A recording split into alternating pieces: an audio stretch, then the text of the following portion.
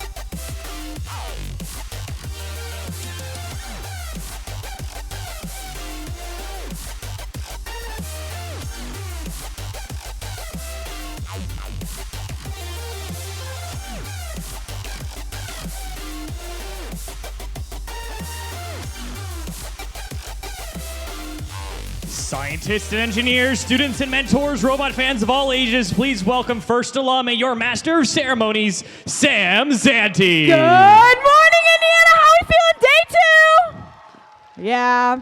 Welcome back to the 2025 First Indiana State Championship. What a great day of qualification matches we had yesterday. Teams, thank you for all your gracious professionalism on and off the field. And thanks for being such great role models with your creativity, excitement, determination, and sportsmanship. Keep it up today as the competition intensifies. Regardless of how today plays out, whether you win or come up a little short, remember that today and this season are all part of a much longer journey. First isn't really about the competition. It's about preparing for the future and building a community of leaders preparing for you to tackle the world's biggest challenges. What an incredible venue we've had this weekend. We are so grateful to the Center Grove Community School Corporation for their support of First Indiana Robotics. Please give a warm welcome to Center Grove School Board member Jane Dunnigan-Smith. Don't worry about it. Okay. Don't worry about it. Thank you so much for all your support.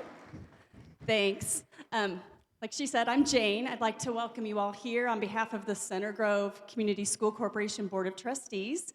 I hope you're finding that our facility here is a great one for hosting the state championship this year. Give it up for Center Grove High School. Thank you.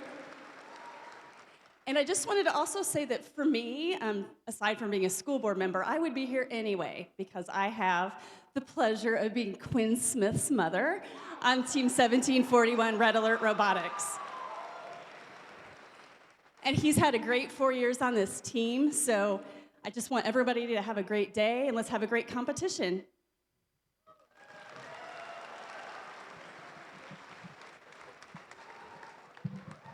We also want to highlight our statewide partners here in Indiana who make our events possible. A big thank you to Stratasys, Vincennes University, Cara, eImagine, Arconic, and Aptiv.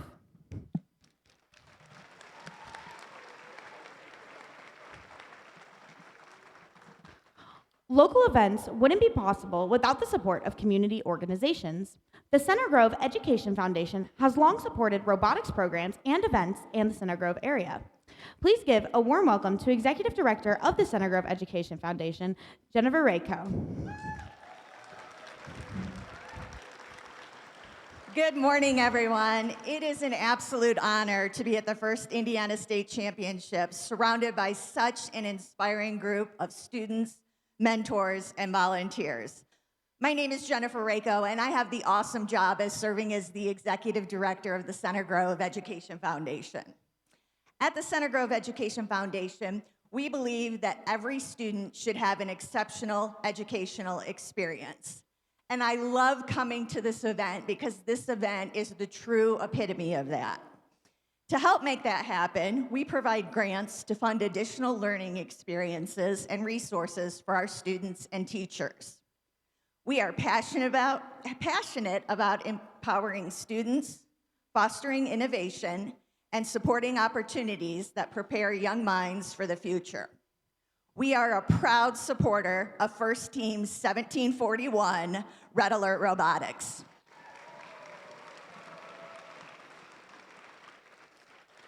First is not just about building robots. It's about building problem solvers, creative thinkers, and leaders who will drive the future of technology and innovation. Today, as you compete, collaborate, and push the boundaries, remember what's possible. Remember the skills that you're developing: perseverance, critical thinking, and teamwork that will take you far beyond the competition field. As we kick off the championship, I encourage you all to compete with integrity, collaborate with kindness, and most importantly, have fun. The future is in your hands, and if today is any indication, the future is bright. Best of luck to all of our teams, and let's make this an unforgettable event.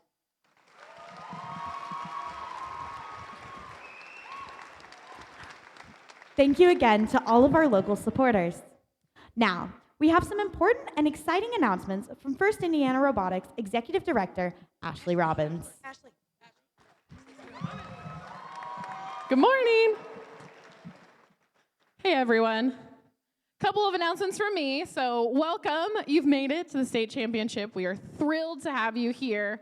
A couple of quick things I wanted to share with you. So first, I don't know if you guys know, but weather has been a little crazy lately. So we know that this has affected several of our teams. So I wanted to open by saying, we see you. We know that several of our teams have been affected by the damage. Thank you for being here, for still being present, for making this a priority. And if there's anything we as the FinFam can do, we support you. So reach out to each other, be good to each other, ask how we can help support, and let us know what we can do for you. Next, I wanted to announce something exciting we've got coming up in the off season. We'll be hosting the second annual Riverboat Rumble in Louisville on Saturday, July 19th. So if you're looking for something to do this summer, pencil that in. We'd love to have you there. We had great turnout last year. We're hoping to make it even bigger in Louisville this year. Next, we spend a lot of time thanking our volunteers, right? We know that this can't happen without them. We have hundreds of people across the state of Indiana that donate their time. But there's a handful of unsung heroes that I really wanted to take a minute to thank. So last weekend, I celebrated 2 years as your executive director. And the people that help, thank you, the people that help make that easier for me are the staff. We have 15 to 20, I'll acknowledge them more, don't worry. We have about 20 events every year that we're in charge of hosting, and we rely on volunteers to make those happen. But what you don't see is the other 300 plus days a year that they're supporting you. So Chris Osborne, Dan Leathers, Trisha Thompson, and Lori Langley make up the staff. And I just want you to know that they are constantly, every day, doing things to make these programs better for you. And I just really appreciate all the work that they're doing and that they've done. All 4 of them should be here today. So if you see them, Trisha's going to be running the FLL Spring Fling. Lori's here supporting our volunteers. Chris is working with teams. And Dan's the behind-the-scenes guy that makes these events happen with our local hosts. So if you see them, thank them. They put a lot of time into this work. Dan's also in an axolotl costume. So if you can see those 2 guys back there, they do so much. And so just really wanted to acknowledge that. Next is that I've been hosting Walkin' and Talkin' with Ashley all throughout these events this year. I'll be doing that again today between 10:30 and noon. I'll be in this hallway between the pit and the field. So please come find me. Let's talk and hang out.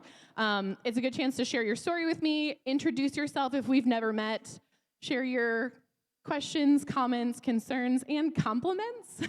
Anything that you want to share about your experience with First, I'd love to hear it. So come find me 10:30 to noon in that hallway between fields and pits. I'll be walking and talking. So next, I want to invite out your 3rd place choral contest winner and my special assistant, Emma.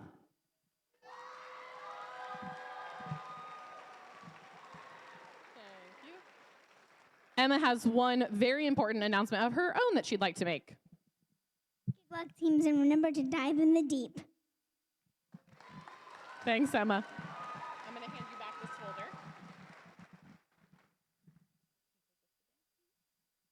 Thanks, Emma. All right, it's time to present a couple of well-deserved awards. If I could have the Finn Board of Directors please join me on the field.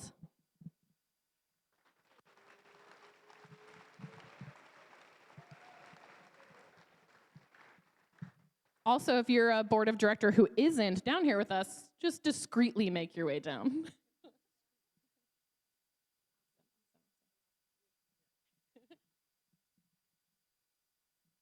So we've got a couple awards we'd like to give away on behalf of the board. So our first award is the First Indiana Robotics President's Award. This award celebrates an organization or person who shares the belief that our future is built better together. The award was created in 2017 as a way to recognize someone who's provided overwhelming support to the First Indiana Robotics community. Those who have received this award in the past are pillars of our local robotics communities and help Finn prepare young people for life. The First Indiana Robotics Board of Directors and staff comes together to select a person or organization that meets this criteria. This honoree discovered the first program only a couple years ago.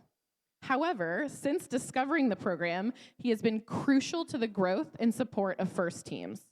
He has paid registration fees, provided stipends to teachers, and even bought a field and leased space for that field for teams to come and practice and support each other. His efforts in such a short period of time have led to more students in the Fort Wayne area gaining access to FIRST. Please join me in congratulating the winner of this year's First President's Award, Doug Horner, CEO of Medical Informatics Engineering.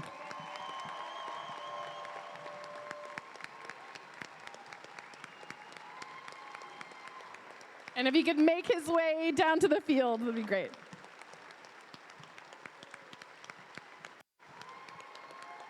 We'll give this him and then try to do a photo. Hi! Award?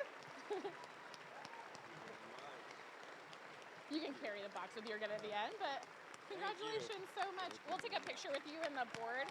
Can we slide in? So much. We appreciate all Thank you for all the things you guys do. you guys are amazing. Of course. I'm his wife, Kim. Oh, Well, hello, wife, Kim. Thank you so much for being here. Nice to meet you. Maybe we should just do a photo with you and me and Doug. Is it easy to get everyone in there, or should we just do Whatever it? you want. Okay. We'll do whatever you want. Yeah. Yeah. Oh, sorry. Oh, they're coming in. All right, squeeze in.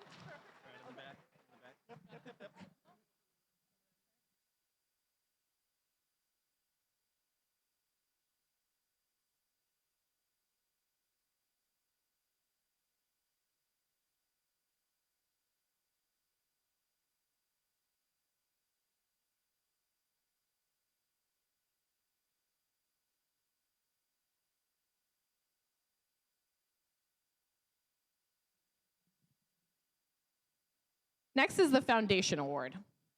The First Indiana Robotics Foundation Award is given to an individual or group that has been instrumental in shaping the foundation needed to fulfill our mission and bring FIRST to more students in Indiana.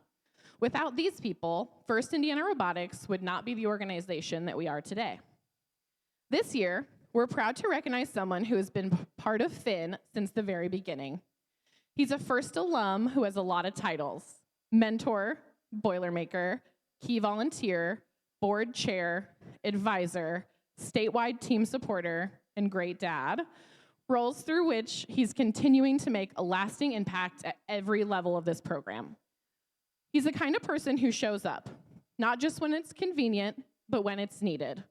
His knowledge of Finn runs deep because he's lived it. He's helped build it. Through his passion and generosity, he has inspired so many of us to do the same. A man who would literally give you the shirt off of his back, whether that shirt is blue, black and white, or yellow. Please join me in congratulating someone whose commitment to First Indiana Robotics has shaped our past and will continue to influence our future, Logan Byers.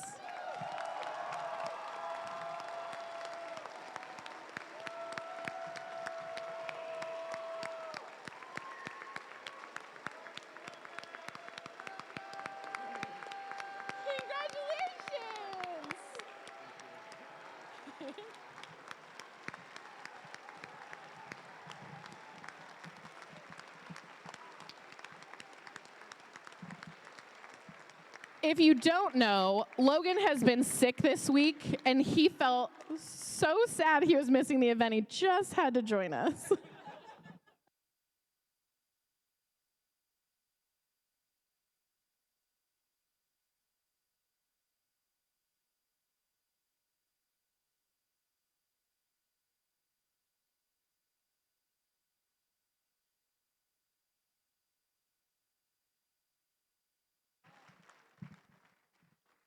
Our final award today is the first Volunteer of the Year award. This is presented to an individual who's shown exceptional commitment to the FIRST program, going above and beyond to support teams, volunteers, and the entire community, ensuring a positive experience for everyone involved.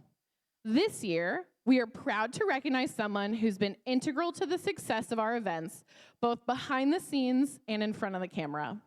As the AV director for First Indiana Robotics, this individual's belief in being a good steward of their craft shines through in everything they do. Their meticulous preparation helps ensure that our events run seamlessly. And thanks to this person, we are able to have cool things like the broadcast desk at this event. When things don't go as planned, and let's face it, they often don't, we know who to turn to. They are the calm presence and the shoulder shrug that we count on. We know everything will be okay because Brad is just a radio call away. Please join me in congratulating this year's first Volunteer of the Year, Brad Thompson.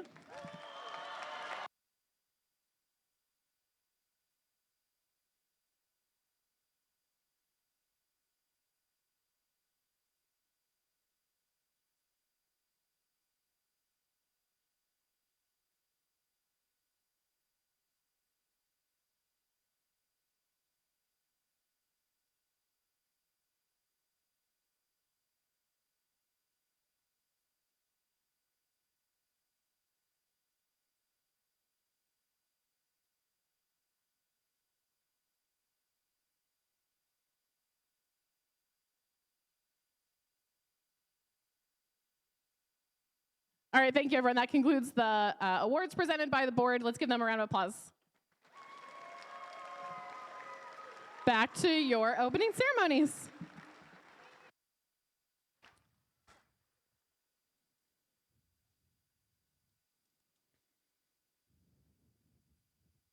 Congratulations to all of our well-deserved award winners this morning. Thank you for all you guys do for us.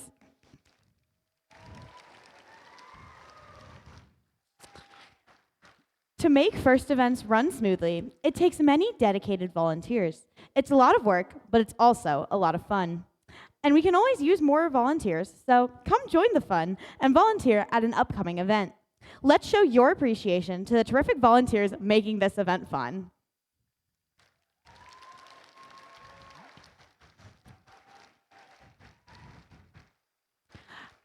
And most of those volunteers are FIRST alumni. It was fantastic to see all of the FIRST alumni here at our alumni mixer this weekend. Thank you for a fun night of fellowship and continuing to support FIRST in all the ways you do. Please welcome back the judges. Hopefully you've all had the chance to meet and impress them. Good morning, judges.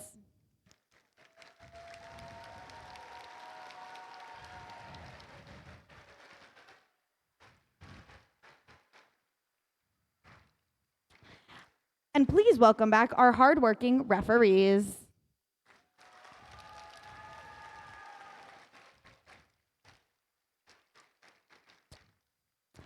And please show your appreciation for another talented group of volunteers, your robot inspectors, led by lead robot inspector John Barnett.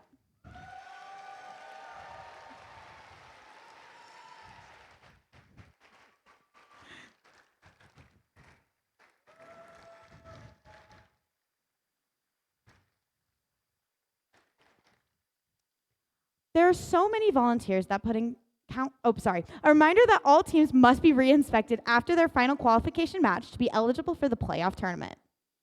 There are so many volunteers that put in countless hours of work and planning before and during the event. Please show your appreciation for your field volunteers, which includes your CSA, resetters, cuers, scorekeepers, and FTAAs, led by FTAAs and FIRST alumni Liz Smith and Daniel Bravo, and field supervisor and FIRST alum Ryan Blue.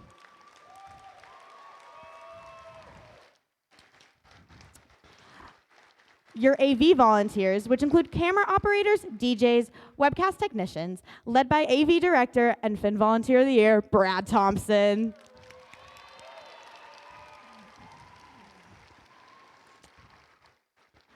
Your pit volunteers, which includes pit admin, spare parts, and safety attendants, and your awesome pit admin supervisor, Madison Schnurple.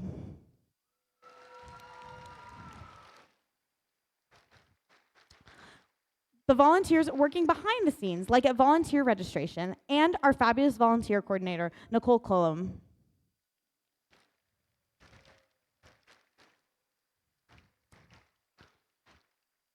So with that, here's today's schedule. This morning, we'll finish up the qualification matches and then go into alliance selection where the top 8 teams will each pick 2 partners. These 8 alliances will then move on to our playoff matches. Right before lunch, we will invite high school seniors to the field for a quick picture, so that'll be right after alliance selection. After a lunch break, we'll begin the playoff rounds and present awards between the rounds of matches. Then, we'll end the competition with a final closing and awards ceremony. It's going to be an exciting day. And remember, safety first. Before we power up the robots, please welcome 1741 students and alumni, Lily Andrews, Brenna Porritt, and Suniti Pula. Please stand for the national anthem.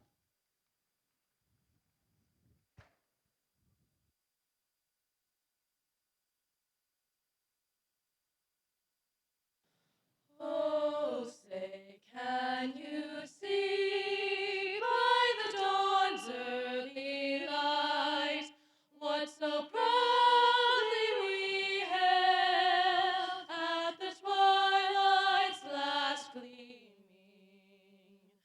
whose broad stripes and bright stars through the perilous fight o'er the ramparts we watched were so gallantly streaming, and the rocket's red glare, the bombs bursting in air, gave proof through the night that our flag was still there. Oh, say does that star-spangled banner yet wave o'er the land of the free and the home of the brave.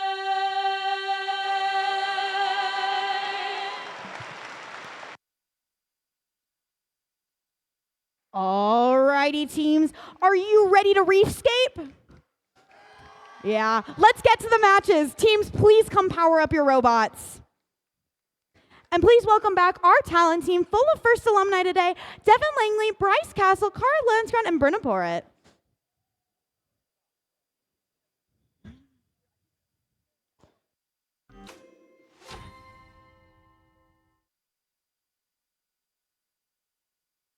And we are,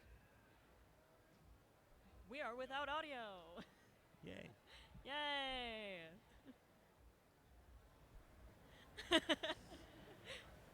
That's okay. We'll figure it out. Okay, so they say they were good. Just be ready.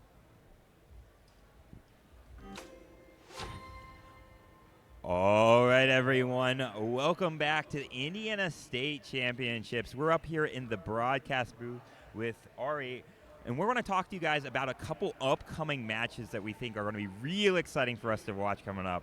Let's first talk about match 59. And this is one of the matches that's predicted to say today to have one of the maximum high scores with an alliance of 328, 1741, and 7457.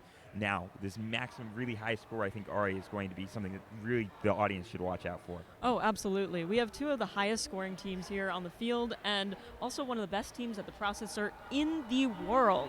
We have 7457, super duper. They are the #1 seed right now. They are going to be at least 10 ranking points ahead of the next team. They are the team to watch in this match. 1741, nothing to sneeze at either. They're going to be putting up Coral at an incredible rate, and 328 going to be hitting that processor for 6 points each. So this is a match definitely to watch out for. Exactly. Now, the one thing that's really interesting about this match is to see if we actually see any defense from the other side. Well, whether or not they actually believe they can win it with this strategy, this defense could be really critical in showing off the capabilities of teams wanting to join an alliance and play some defense later on. Absolutely. 10-3-32, they're on the opposing alliance. They actually won the Mishawaka District week 1 this year as the defense robot. So they'll be showing off their skills there as the Red Alliance tries to come back from this powerhouse alliance, see what they can do, maybe shut down the processor. Maybe they'll be defending Super Duper and Red Alert. We'll see what happens, but definitely a match to watch coming up soon. Awesome, cool. With that, we're going to send it back down to the field. Thank you, Ari. All right, everybody, are we ready for our first qualification match of the morning? Yeah, let's go ahead and meet our Red Alliance, starting off with the team hoping to fly to victory. It's Team 1501. For each team from Huntington, Indiana, it's Rave Widers, And Team Thrust.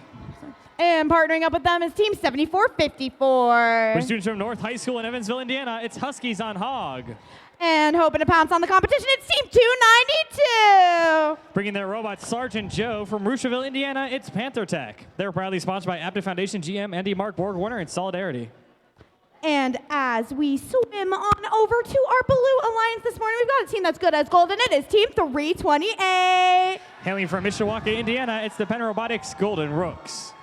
And hoping to square up with the competition today, it's Team 3494. A family community team from Bloomington, Indiana, it's the Quadrangles. And rounding out this out-of-this-world alliance, it is Team 5188. That's Area 5188 Classified Robotics. Proudly sponsored by Rose Holman, Vigo County, Duke Energy, Colors Incorporated, and IBM.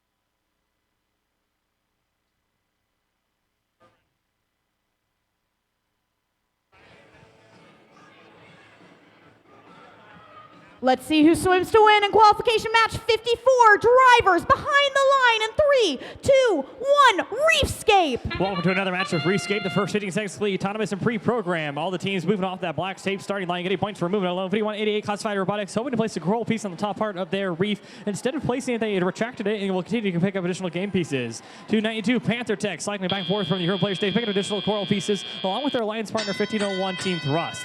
The remaining 2 minutes, 56 seconds, all teleoperate. Human players pick up the controllers and drive the robots their team built over the last 13 weeks.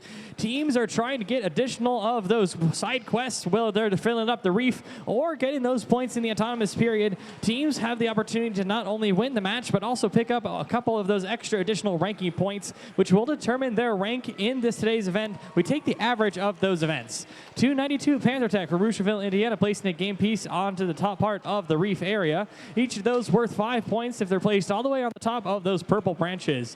Blue Alliance is 328. The Golden Rooks has been our algae monster this weekend, successfully delivering more algae than any other team, potentially outside of Tribe Tech Robotics, which is not in this match.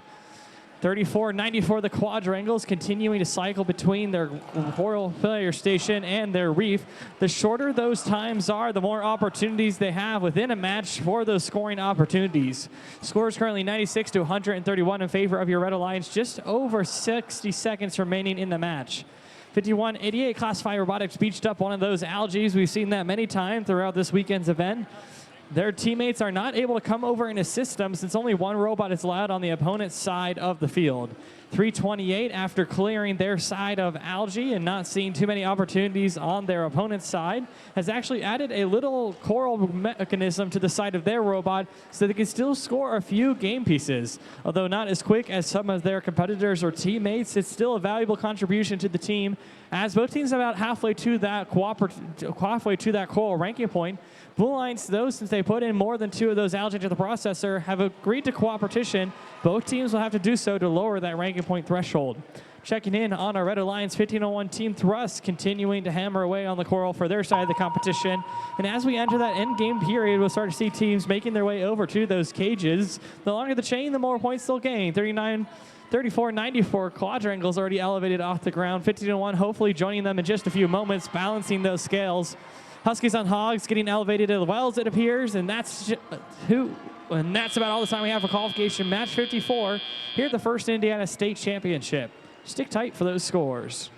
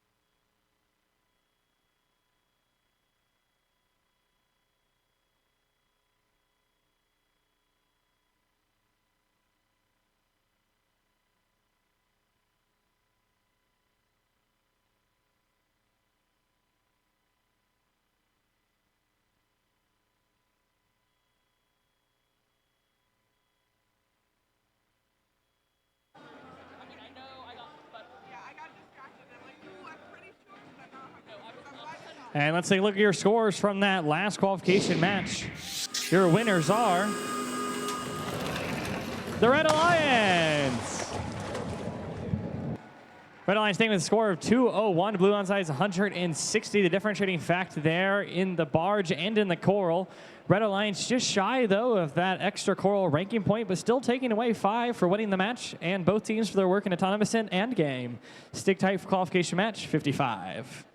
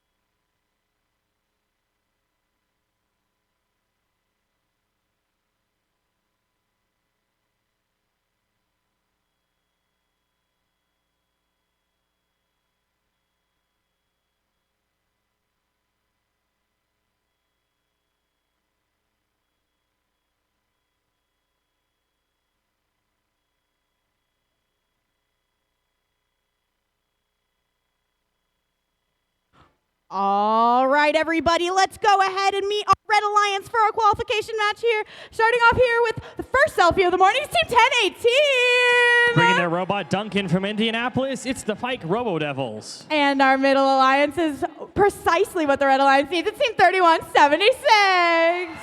Bringing students from Brownsburg High School, it's Purple Precision. And rounding out our Red Alliance, ready to take a bite out of the competition, it's Team 10492. With students from Benjamin Bossy High School in Evansville, Indiana, it's Bossy Bite Force.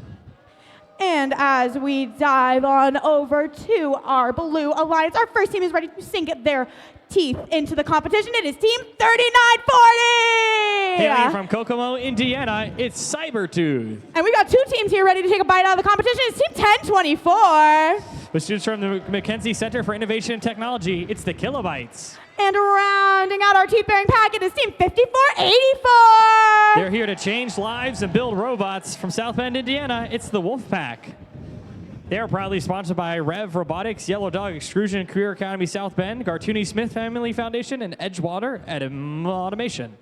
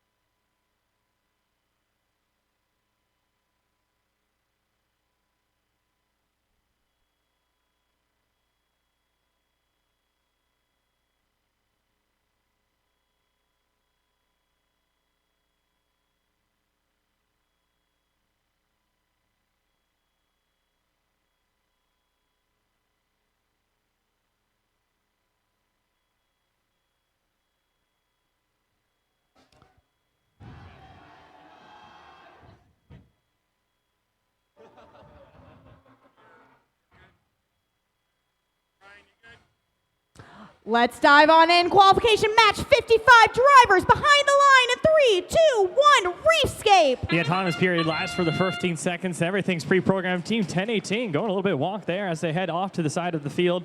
All their alliance partners continuing to operate as necessary, along with the Blue Alliance, scoring a game piece on the top part of their reef and all crossing that black tape line. So they should successfully get that autonomous ranking point. The remaining 2 minutes, 50 seconds is all teleoperated. Human players pick up controllers and drive the robots that their team built over the past 13 weeks. 31-76 Purple Precision, Brownsburg, Indiana team, successfully placing coral on the top part of their reef for 5 points. Those purple branches contain levels 2, 3, and 4, with the black trough being level 1, worth 2 points during the teleoperated period.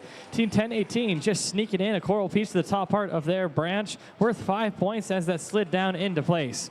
Score is currently 52-43 in favor of your Blue Lions, only 9-point difference there, but plenty of opponents available in the match as they continue to place coral pieces around the field of play.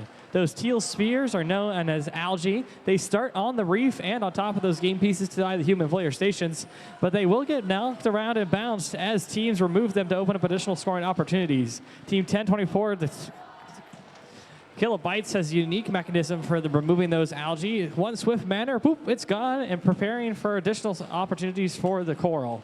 As we continue to watch this match, about 70 seconds remaining, Team 10-4-92, Bossy Bite Force, looking to pick up those coral pieces. Their simple design will carry them pretty far as it's very reliable. A simple ramp mechanism, they capture that piece down towards the top and then successfully deliver it to the bottom part of the trough for 2 points for their alliance. Scores 104-93, widening that gap in favor of the Blue Alliance. Just under 50 seconds remaining in the match. There's still plenty of points available in the end game period, especially if they can get elevated off the ground.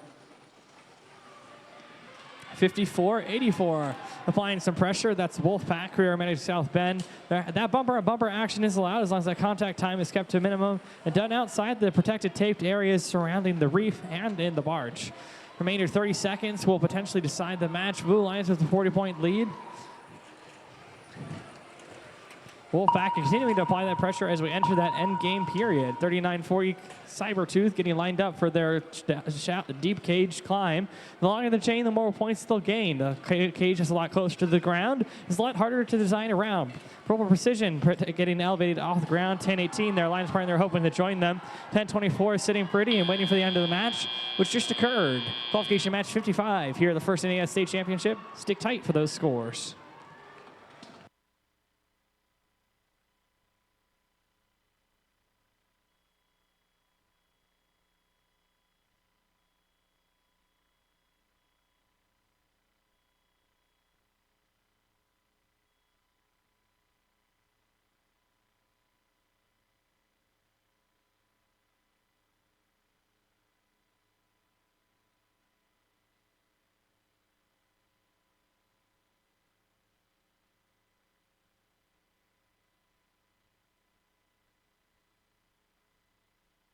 And let's take a peek at those scores for your last qualification match. The results are the Blue Lions.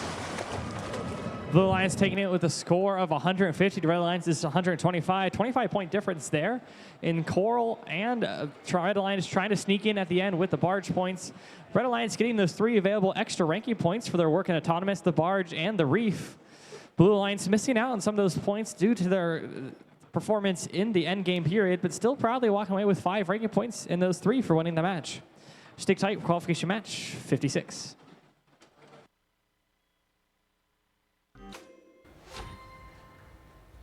Howdy, everyone. We are back up here at the broadcast desk, and we've got another big match for you guys coming up here shortly. We want to talk about match number 68 this morning. Now, match 68 currently being competed with 3 of the top teams, Eric, right now, ranked 1, 2, and 3.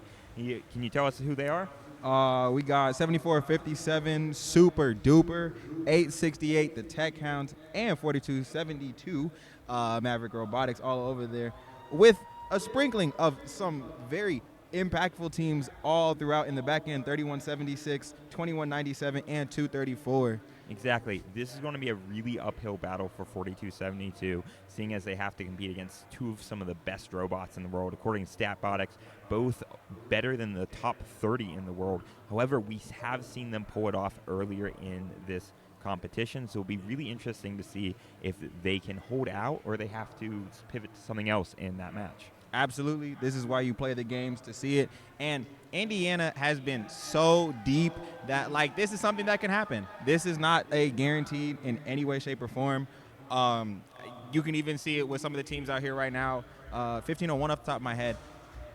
Multiple time winner, I think 3 this year, and they're in the lower bracket just because of how, you know, the schedule gods can give it to you. Agreed, yeah. So definitely make sure you guys watch out for match 68. And let's send it back down to the field.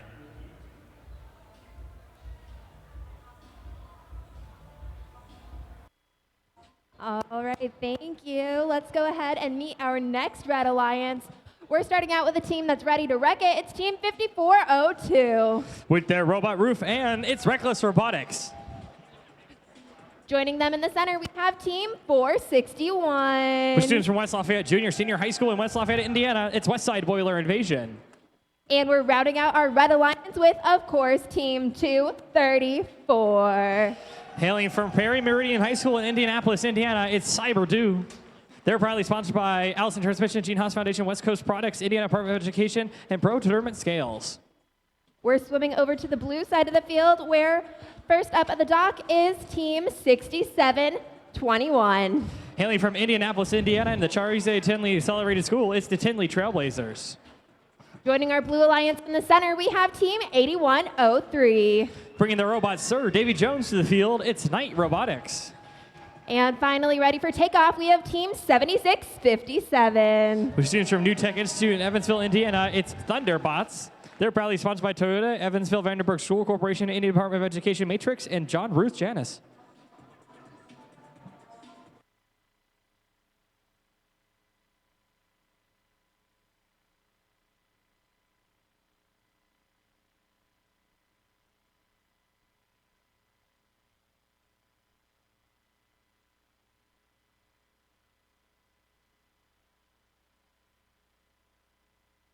We have a thumbs up from our FTA. Drivers behind the line. 3, 2, 1, go.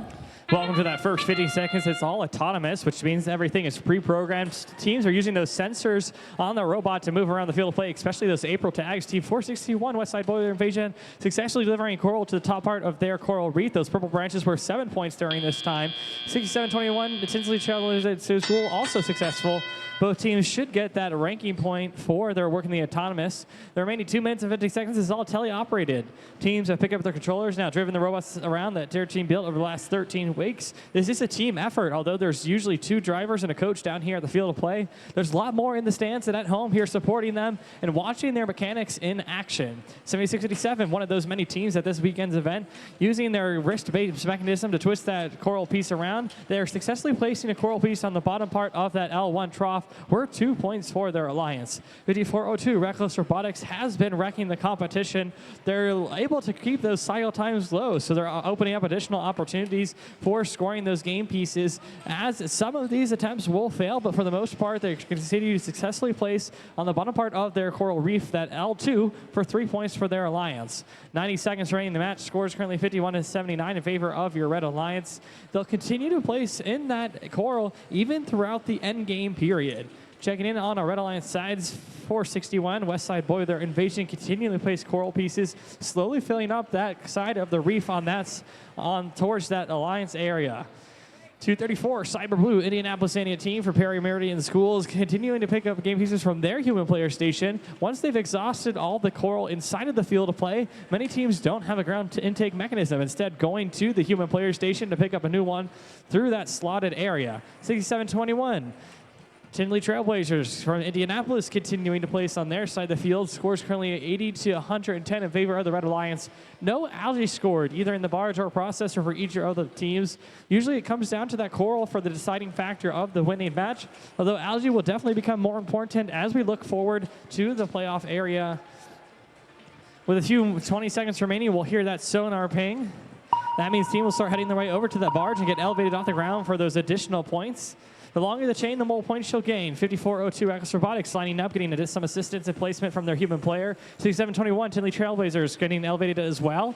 The longer the chain, the more points she'll gain, just like we saw earlier. So the chain that's a lot closer to the ground is a lot harder to design around. And that's all the time we had for qualification match 56. Stick tight to see those scores here at the first Indiana State Championship.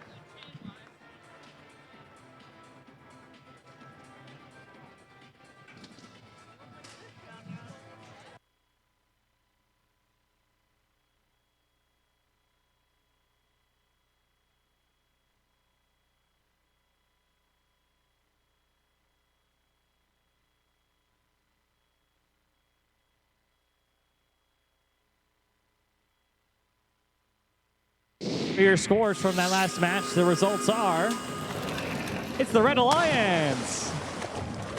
Red Alliance with the score of 157. The Blue Alliance is 112. Most of these teams cresting that 100 mark, getting all 6 of those available ranking points and actually distributing all 9 that are available. So the Red Alliance walking away happily with that narwhal match, a unicorn of the sea, for their work in qualification match 56. Stick tight for 57.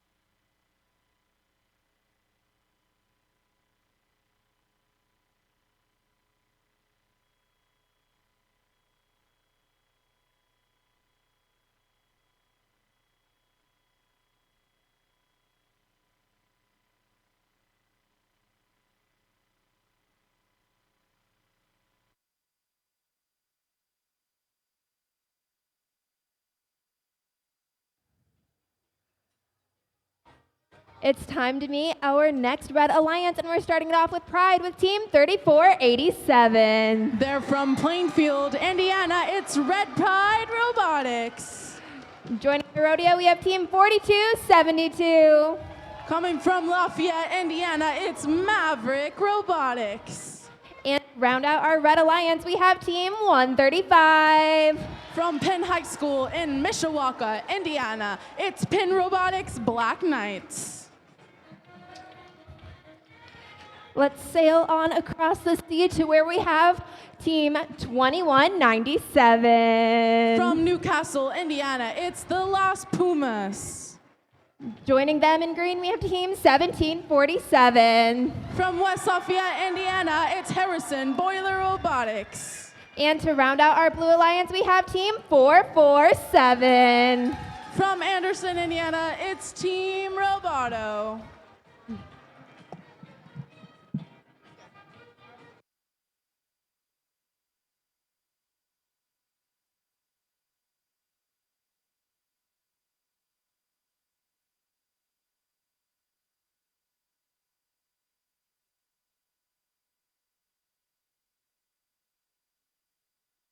Drivers behind the line. 3, 2, 1, go. All right, we are seeing movement from these robots very early in the morning today. They are off in their autonomous period. They're scoring some game elements with those pre-programmed instructions that teams have been working on for the past several months. It looks like over on the Red Alliance, we started the teleoperated period with 4 Coral on L4, 1 on L1. Over on the Blue Alliance, we also started with a coral on L4 and L2. Right now, I see a lot of algae movement from the Blue Alliance. 1747 is taking off some of that algae from the reef along with Team Roboto for the Blue Alliance. Roboto is working on their second algae in that processor. The Red Alliance already has one of those algae in their processor. Red Alliance just needs one more algae to get that cooperation bonus. That bonus will allow a ranking point to happen from only 3 levels filled versus the 4 filled for that ranking point.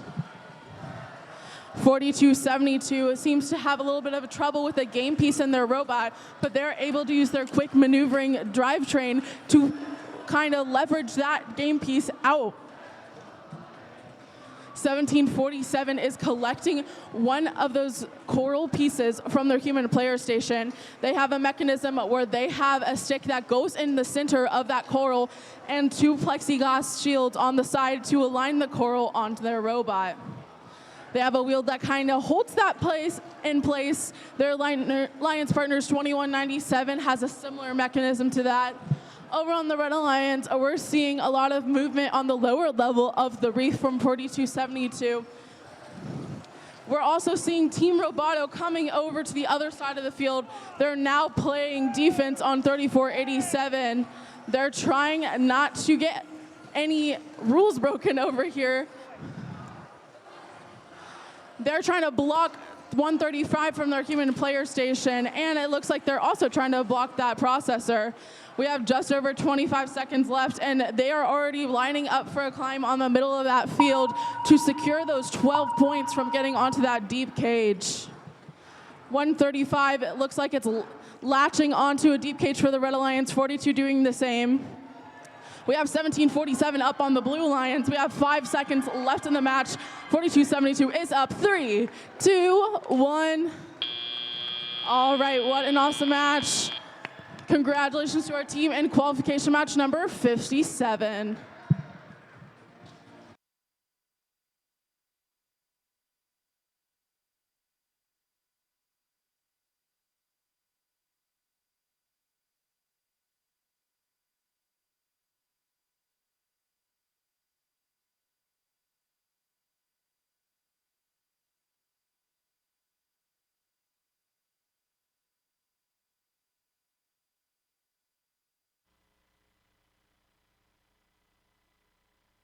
All right, our scores are in for that last match. Congratulations to the Red Alliance. They won with a score of 178 to 123. They got 103 points in those coral pieces. They were able to stack up 6 ranking points. That's the maximum allowed in this year's game. They also got that cooperation bonus, allowing them to get that coral ranking point. Congratulations to that Red Alliance.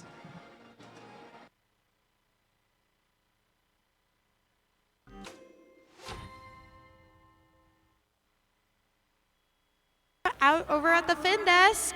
Eric, we're going to go ahead and preview match 76. Do you want to go ahead and say what's going on there? Match 76, another one of those highlight matches to look out for. I believe, if I'm correct, that is a chance for the 6th spot to get into top 5. That would be 1741. Our hostess with the mostest challenge. What? Accepted. My bad, I did that wrong. Red alert. And a slew of other great teams, 76-17, 54-02 over on their alliance. On the opposite alliance, who's over there? I think it is 42-72, 50-10, and is that 34-94 are quadrangles? I see a whole bunch of quadrangles over there too. So yes. But no. Yeah, go ahead. No, I think it's going to be a tough matchup. 1741 to get to that top 5, that would be key to their success at this event. But they are against our number 2 ranked team right now, Maverick Robotics, and so they're going to have to really pull through in that match with their alliance to get up to that 5. Absolutely. Thankfully, they look like they got some good help. 76-17 finalists over at Lafayette, if I'm correct. And 5402 has been on a great run. I think this is the best robot they've put out. And they put out some great robots, mind you. Yeah, so that's the match 76. Let's go ahead and send it back to the field. All right. That was good.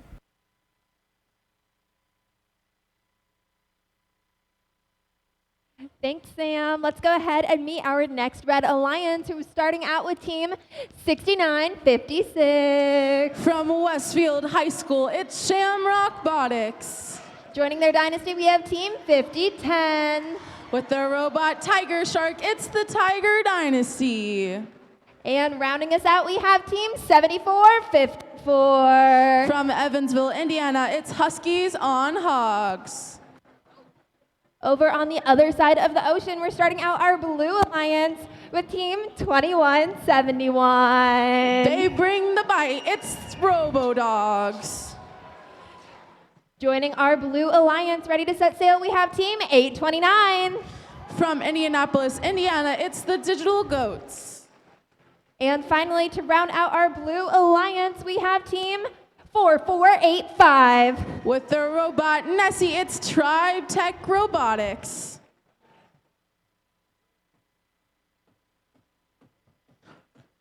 One last minute reminder, we have a safety meeting in the pit, right inside of the pits going on right now. Please make sure you have a team representative there. Again, that is happening right now and right inside of the pits.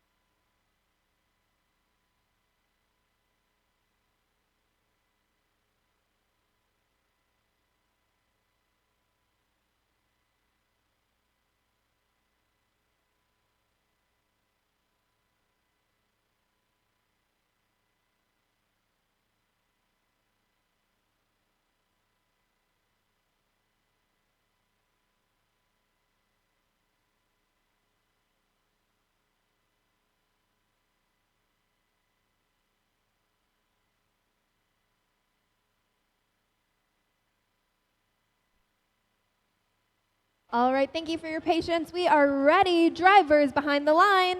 3, 2, 1, go. All right, after a long-awaited delay, we do have all of our robots moving on our field. That is what we like to see. We already have 2 coral up on L4 for the Red Alliance and 2 for the Blue Alliance. 829 has a 3rd from their human player station. As we go into our tele-operated period, we're going to rush to get those algae off of that reef so Alliance partners can score on those different levels of the reef. 4485, a strategy that we see common from them with the robot Nessie. They are going to take algae off of that reef and put it into the net over that barge. 829 doing quick cycles back and forth between their reef and their human player station. They're battling 6956 a little bit here. 6956 is going to try and get those coral pieces away from 829, but 829 is a robot that we have seen throughout these different matches this season that is very hard to play defense on because of their ground intake. Any coral that rolls over to them, they're able to pick up, and that team is not allowed to touch them or bump them in any way once H29 is in contact with that blue tape around the reef. 5010 is working on getting those cycles in for the Red Alliance as well. They're going back and forth between their human player station. Looks like they're kind of working around the reef. They have all of L4 filled up for the Red Alliance. Each of those coral on that 4th level earns the team 5 points. 4485 has now resorted to going to the other side of the field and grabbing algae. They're trying to find any algae, as many algae as possible to get into that net. Each one of those earns the team 4 points. Right now, we have just over 20 seconds left. It is 129 Blue Alliance, 97 Red Alliance. Teams are now going to make their way to the middle of that field, hang on those cages. 6956 is already up, it looks like. 10 seconds left. Who else can join them in a short amount of time? It looks like the Red Alliance is trying to. 3, 2, 1. All right, 829 ended up off the ground for the Blue Alliance. Let's give a round of applause for our teams in qualification match number 58.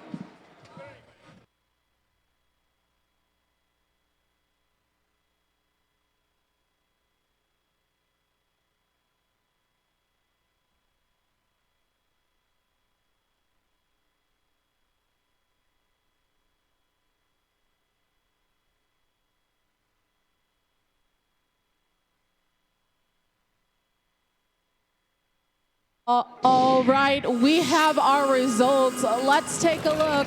Congratulations to the Blue Alliance. They won with a score of 149 points to 111. The algae play seen by 4485 really pulled through for the Blue Alliance. That's what set them apart from the Red Alliance, those 40 points in algae on the net. The Blue Alliance earned 5 ranking points for that match, moving up 4485 in the ranks, keeping 829 and 2171 in their positions.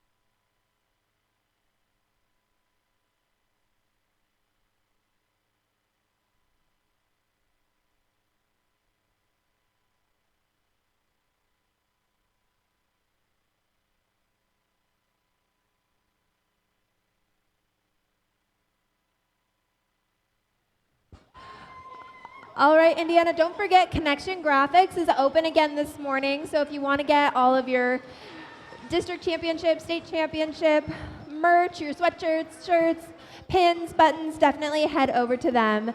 But without further ado, let's start off and meet our Red Alliance. We're starting off with a team that's all suited up. It's Team 45. With their robot, Big Tuna, it's Technocats. Joining them in the center, we have Team 10332. From Fort Wayne, Indiana, in their rookie season, it's the Chargers. And we're joining them with Team 5484. From Career Academy, South Bend, it's the Wolfpack.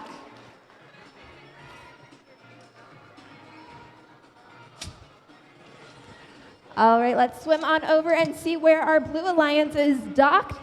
We're starting off with Team 328. From Mishawaka, Indiana, it's Penn Robotics Golden Rooks. Joining them in the center, we have our host team, Team 1741. They're celebrating their 20th season. It's Red Alert. And finally, to round out this Super Alliance, we have Team 7457. From Indianapolis, Indiana, at Purdue Polytechnic High School, it's Super Duper Robotics.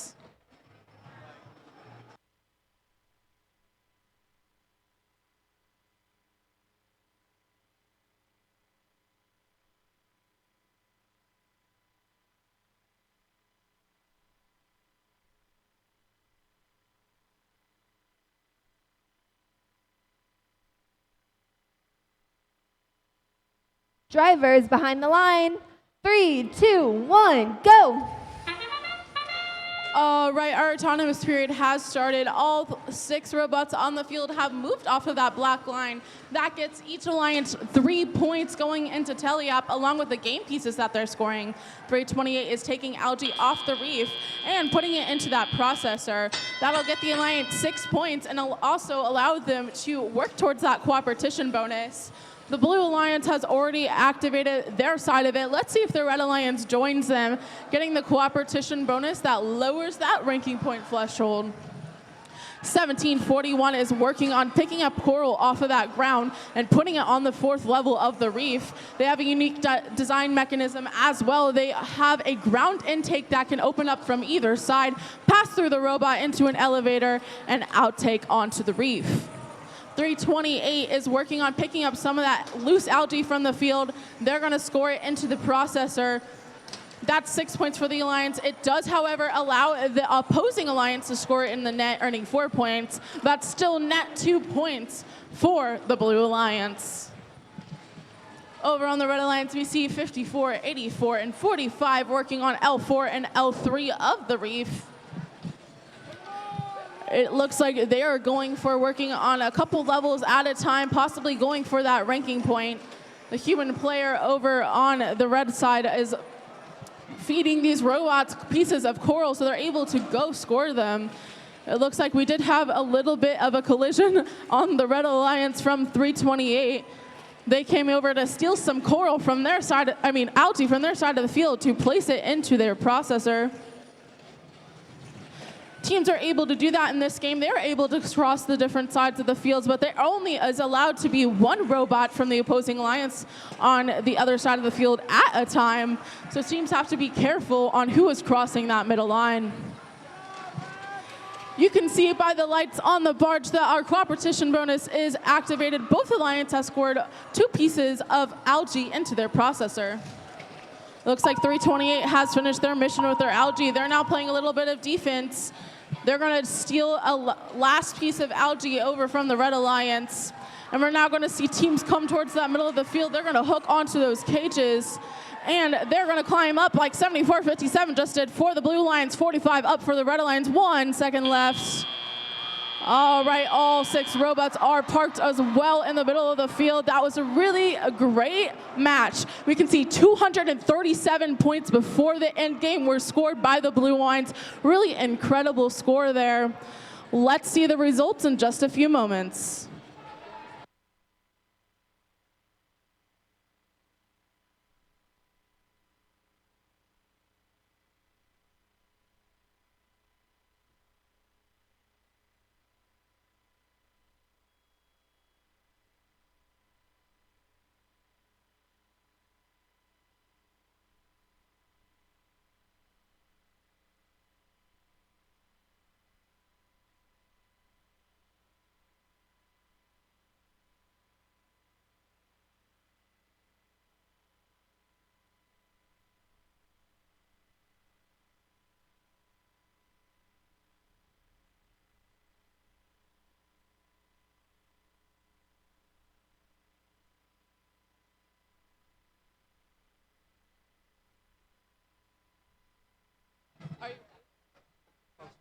All right, I heard that we have a new high score of the event. Congratulations to the Blue Alliance. They won with a high score of today's event of 259 points. That is such an incredible score. I cannot wait for playoffs to see matches like this occur. All three of those teams on the blue ones got 6 ranking points from that match. That secures a first place position after this match for 74-57, keeps 17-41 in the 6th place, and moves up 328 in the ranks. They got 162 points from Coral. Really incredible work for the Blue Lions. Congratulations.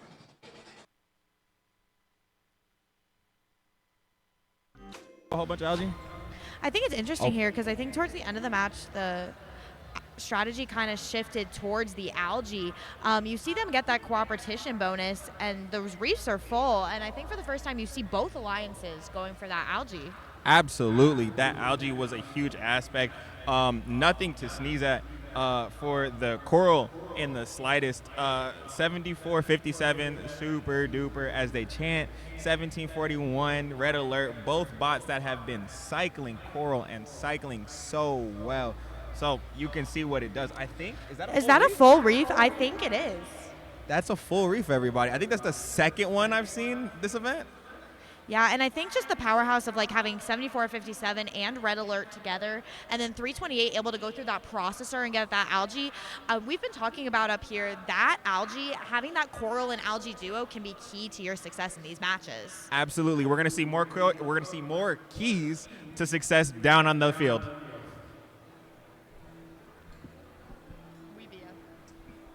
All right, thank you so much, Broadcast Desk. Let's go ahead and meet our next Red Alliance. We're starting out with Team 1018. From Pike High School in Indianapolis, it's the Pike Robo Devils.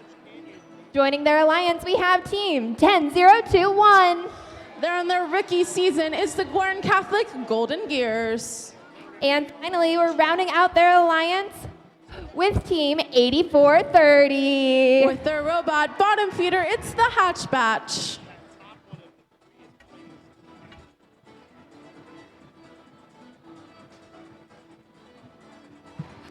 All right, let's sail across the seas over to where the Blue Alliance is docked. We're starting off this ship with Team 8103. With the robot Sir Davy Jones, it's Knight Robotics. Joining them in the center, we have Team 292. From Rocheville, Indiana, it's Panther Tech.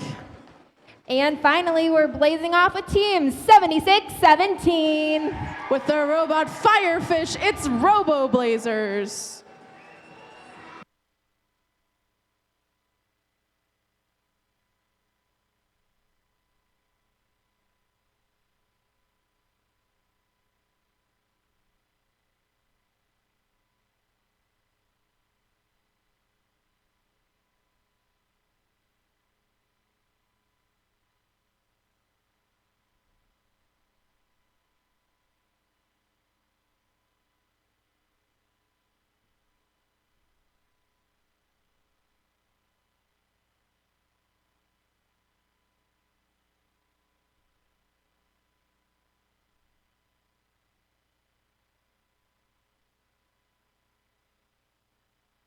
Drivers behind the line. 3, 2, 1, go. All right, we're seeing movement on the field already in this autonomous period. Those pre-programmed instructions allow the teams to move the robots without picking up those controllers. We see 7617 picking up a coral from their human player station, placing it on L4 of the reef for the Blue Lions as well. It looks like we have 121 spinning loose a piece of coral inside their robot, so they're able to pick up another piece from their human player station. It looks like 121 and 1018 are working on filling up the coral portion of the reef. They are placing it on L4. That's what they're going for, lining up for that top peg of the reef and placing a coral onto it. That, my friends, is 5 points for every coral placed on the 4th level of the reef. It looks like 1018 has transitioned over to the Blue Lions. They are playing a little bit of defense. They're trying to block that human player station. That is a common strategy that we have seen in the games here. Teams make it their priority to prohibit the other alliance from scoring on their reef with the game pieces. A lot of teams do not have ground intake, so it is definitely a big contributor to being able to pick pieces up from that human player station. They can kind of knock them loose, take them out of that position, and it's one of the only ways you can play defense in this game other than blocking the processor. Again, you're not allowed to touch teams when they're within that area outside of the reef enclosed by the blue or red tape. Over on the Red Alliance, we are seeing 121 and making it back and forth from that reef. They're filling up L4. 8430 is also grabbing some pieces from that human player station. It looks like they're now transitioning to picking up some of that algae. 121, they're rookies this year, but they have no problem scoring on L4. They line up their robot pretty precisely and score a coral on that within a couple of seconds. That sound means we have under 20 seconds left in the match. We're going to see teams zooming over to those cages. They're going to try and line up and hook themselves on, trying not to touch that chain as they climb up, or it won't count. There's 5 seconds left in the match, and 10:18 is up for the Red Alliance. 2, 1. All right, that was a great match. Please give a round of applause for qualification match number 60.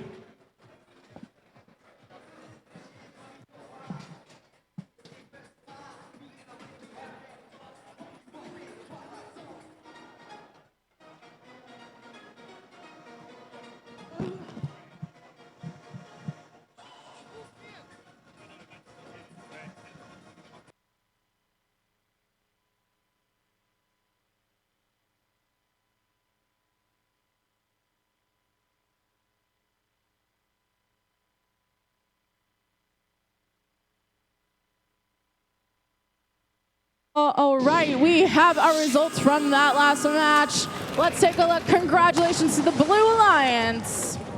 They won with a score of 92-81. 77 points in coral. They got 9 points in teleup as well from leaving that line. That gives the Alliance 5 ranking points from the coral scores and the leaving the line, placing 1 in teleup. That moves all 3 of those teams up in the ranks. Congratulations to the Blue Alliance.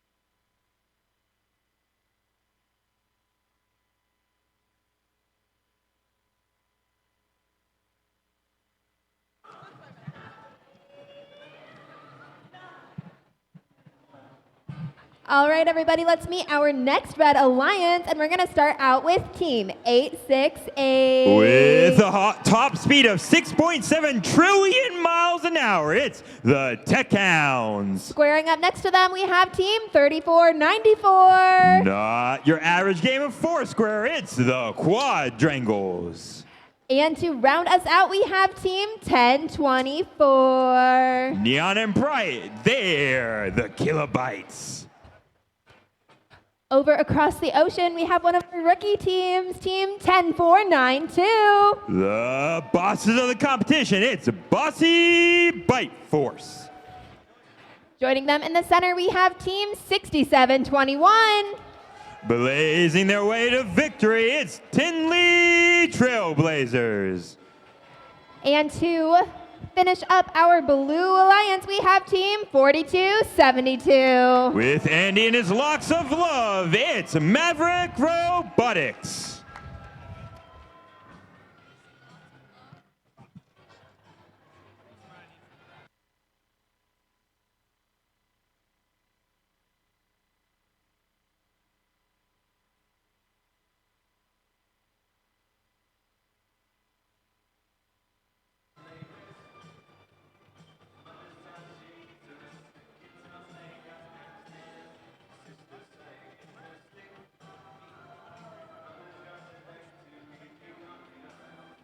Give a thumbs up from our FTA drivers behind the line. 3, 2, 1, go! Immediately kicking off the autonomous mode, I want you to take a look over on the Red Alliance side, 34-94 with a very interesting auto they've been trying to run this competition. Also, 868 going to try and go for their 4-piece, successfully getting 3 game pieces up now. They're going for that last second 4th, able to almost get there, not quite though.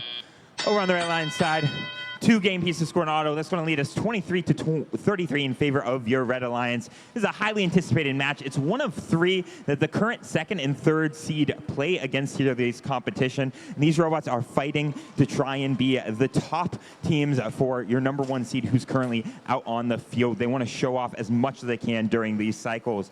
Over on the Red Alliance right now, 868 placing another coral up high, looking to score up in the air along with on the barge because they really feel like they need these additional points. This is slightly different than a normal strategy, but they want to make sure that they can clinch this match the best they can. They also know their alliance partners, 34-94, an excellent bot at scoring coral on the actual reef, but they can't do L4s, so they're going to need to make up for some of the scoring that's right there. 97-60 in favor of your Red Alliance right now. Over on the Blue Alliance side, Bossy Bite Force 10-4-9-2, currently grabbing a coral from the feeder station. With that every bot style design, they're going to work on scoring that coral low. They were one of the last picks of the winning alliance last week, and they're looking to do the same this week, showing that they can be a great alliance contributor. 42-72, placing another game piece low in that L1 trough. This is something they've been practicing for the last couple of weeks, the ability to score in multiple different places on the reef, which is new additions from their last competition. 141-92 in favor of your Red Alliance. 45 seconds left in this match, and the Red Alliance taking a decisive lead right now. So teams now focusing mainly on making sure they can score their rank points. Both teams already having the Coral RP ready, and now we're going to see the first barge alley scored by 42-72 up in the top right there. 868 is going to fall with a barge as well. We're going to see some teams now start to make their way over to the cages because this sound, 20 seconds, mean it's time to climb, and both of these lines want to make sure they get these rank points. It's not all about the win here. It's about making sure they can continue to rank high and beat out their other competitors. 8 seconds left in this match. We've got some teams 6-7 up, 34-94 up, 868 is up, 42-72 trying to get in position, can't quite get there.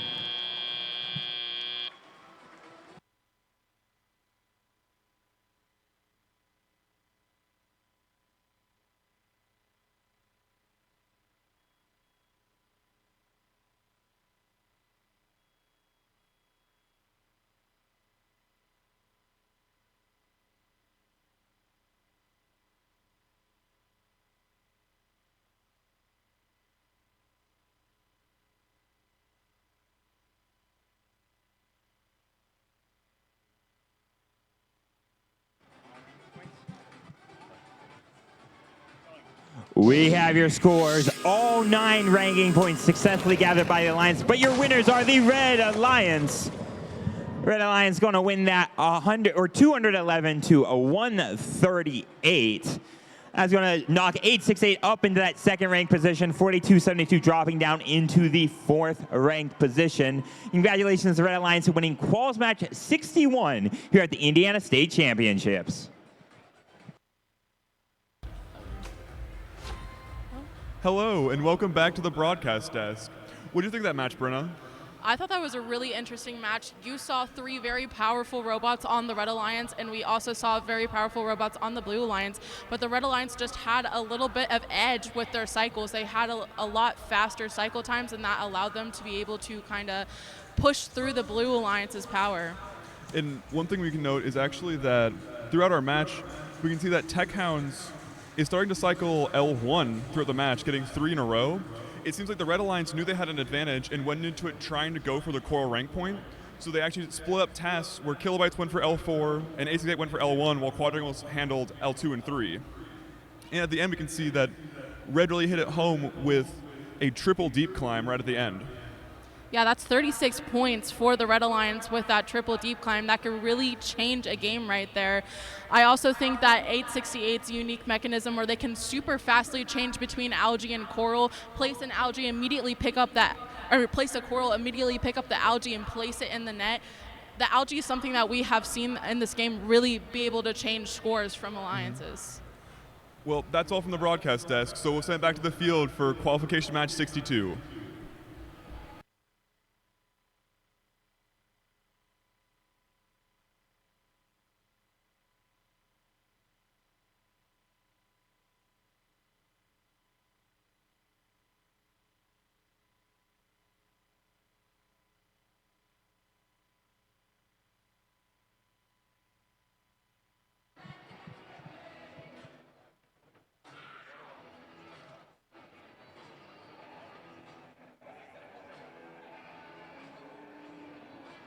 Okay, Indiana, let's meet our next alliance. And starting off on our Red Alliance with pride, we have Team 3487. Fulfilling that prophecy, it's the Red Pride Robotics.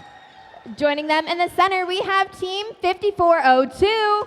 They're wrecking it, it's Reckless Robotics. And we're going to round out this alliance with Team 447. From Anderson, Indiana, it's Team Roboto.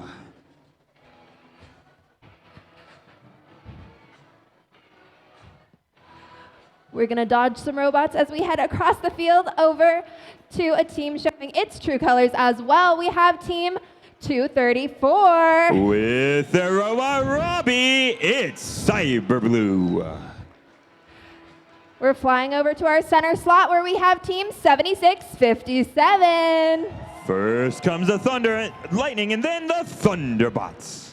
And we're going to finish up our Blue Alliance last but certainly not least, Team 135. They're planning to jump over all the competition. It's Penn Robotics Black Knights.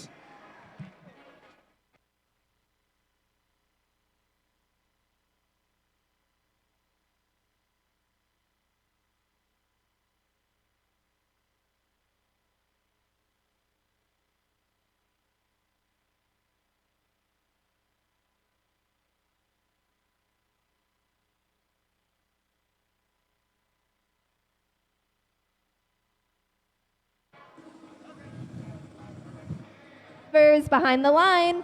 3, 2, 1, go. We have the thumb up, and with that, 6 robots off the line making their way across the field. We've got a successful score of 2 coral by the Red Alliance, 447. Now looking to place an algae up high, successfully able to do so. Another 4 points for that. 234 scoring high, and a third score from 135.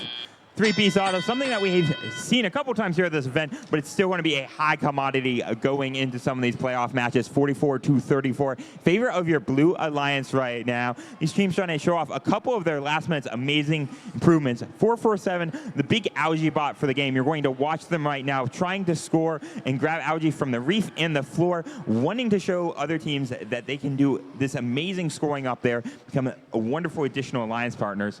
57-54, a very close match right now with a total of 1 minute and 43 seconds left in this game. A little bit of collisions over here on the Blue Alliance side, but that's something that we're going to see continue to happen as teams are attempting to do this triple offense strategy that we've been seeing in this competition right now. A successful score from 234. Over on their side of the field, let to just run around and place some awesome coral along their side of the field. Red Alliance starting to take the lead, though. 12 points up right now as we see continual scoring.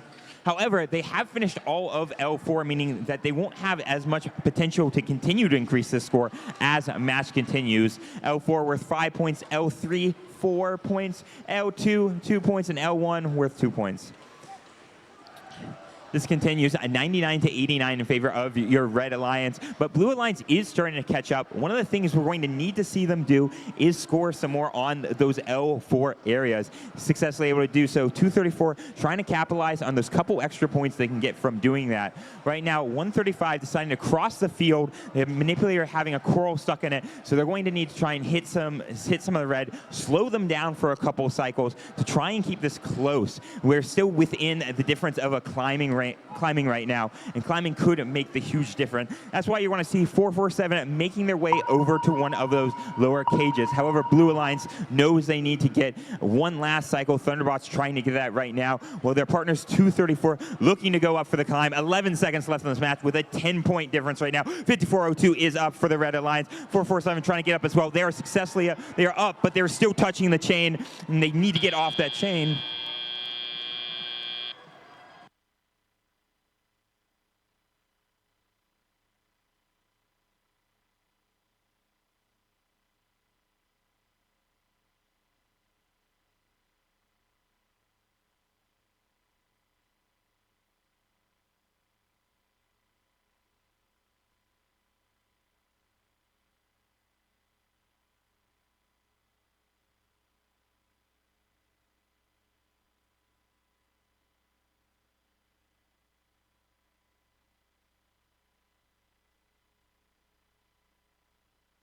We have your scores for that match. Your winners, it's going to be the Red Alliance. Red Alliance going to win that 141 to Blue's 135. Let's take a look at the difference. Notice the Blue Alliance up by 5 coral pieces. However, the Red Alliance, those 12 algae going to help push them ahead for 5 big ranking points, allowing 5402 to hold on to the 8th position and 234 to drop into 6th position. Congratulations to the Red Alliance winning Quals Match 62 here at the Indiana State Championships.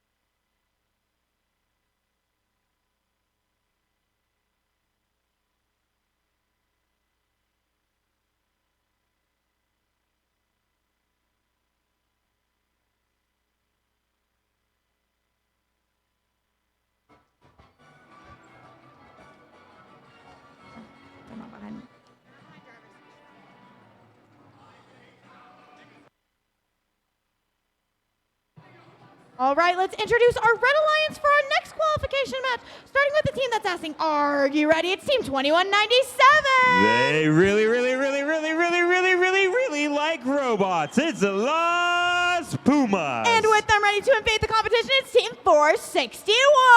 From West Lafayette, Indiana, it's Westside Boiler Invasion. And hoping to help the Red Alliance fly to victory here, it's Team 1501. With their robot Wave Rider, it's Team Thrust. And And let's wade our way on over to our blue side of the field, ready to take a bite out of the competition is Team 3940. We love Arm. It's Cybertooth. And hoping to cause some pandemonium in this match, it's Team 1747. They got their start in a math closet. It's Harrison Boiler Robotics. And hoping to take this alliance out of this world, it is Team 4926. From Columbus, Indiana, it's Galactech.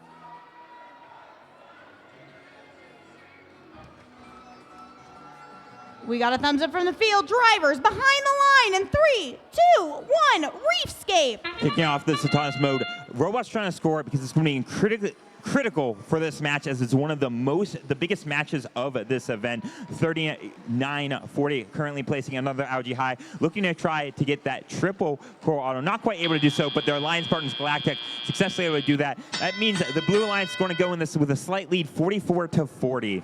As I mentioned earlier, this is a huge match because 39-40 really wants to try and take the 3rd or 4th position of this competition, and they're up against some really tough teams. 1501, known for some of their Algae manipulator stuff that they're currently scoring. They have won all 3 competitions that they have attended to this weekend. Also, 461, well, they haven't had as much luck this season. This competition, they have been on fire. One of the amazing things about that robot is the constant iteration we have seen from those students to make that robot better. However, one of their friends, 1747, plan to hit some people around right now. They're playing some epic, massive defense right now, making absolute havoc of 1501 and the Red Alliance, and that's showing off because Blue is starting to gain more of a lead, 74-34. Over on the Blue Alliance side of the field, 49-26 and 39-40 right now, continuing to cycle high. And the great thing about having only 2 robots on your side of the field, it's clean. You can stick to your side of the field. You don't have to worry about it. And you're going to see lots of scoring, much like 39-40, placing a game piece on that 3rd L3, as well as 49-26. Whereas on the Blue Alliance side, we're getting some chaos because all of these robots are trying to score, and you're getting a lot of bullying happening from the Blue Alliance, which completely legal, but it can change and swing these matches so much. 115-104 right now. Both of these teams are trying to score more. 1501 going for another Algae. This Algae is something that can make a big difference because it's an automatic 4 points, and it's something that's going to be very hard for 1747 to defend against. Another thing you get is what's called a super cycle, the ability for the robot to quickly place a game piece of coral onto the reef, grabbing one of those Algae balls and taking it across the field. 132-139. Red Alliance now pulling ahead now. They're 10 points ahead, but that's still within climb distance, and we're only 10 points away right now. 49-26, looking to try and go for that climb. They're going to successfully take off, but they're going to need to stay up for 3 seconds after that match. 1747 going to try and climb, one of the more consistent climbers of the event. We've got every team going in for some last-second climbs right now. Currently about a 16-point difference.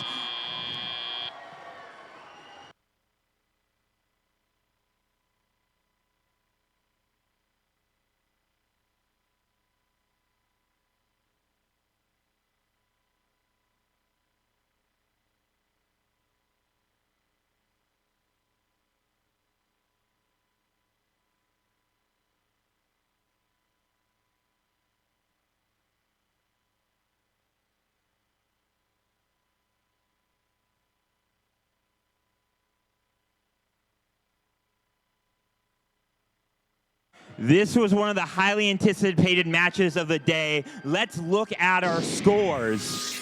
Your winners for this match, it's the Red Alliance. Red Alliance going to take that 185 to Blues 169. They're going to get 5 big rank points out of that, allowing 461 to stay in that 7th ranked position, dropping 3940 down to 6th ranked position. Congratulations to the Red Alliance for winning that quals match. Let's send it up to our broadcast desk to talk about what they just saw. Thank you, Carl. I am Brenna, and I'm here with Cooper at the broadcast desk. We just watched an insane match there.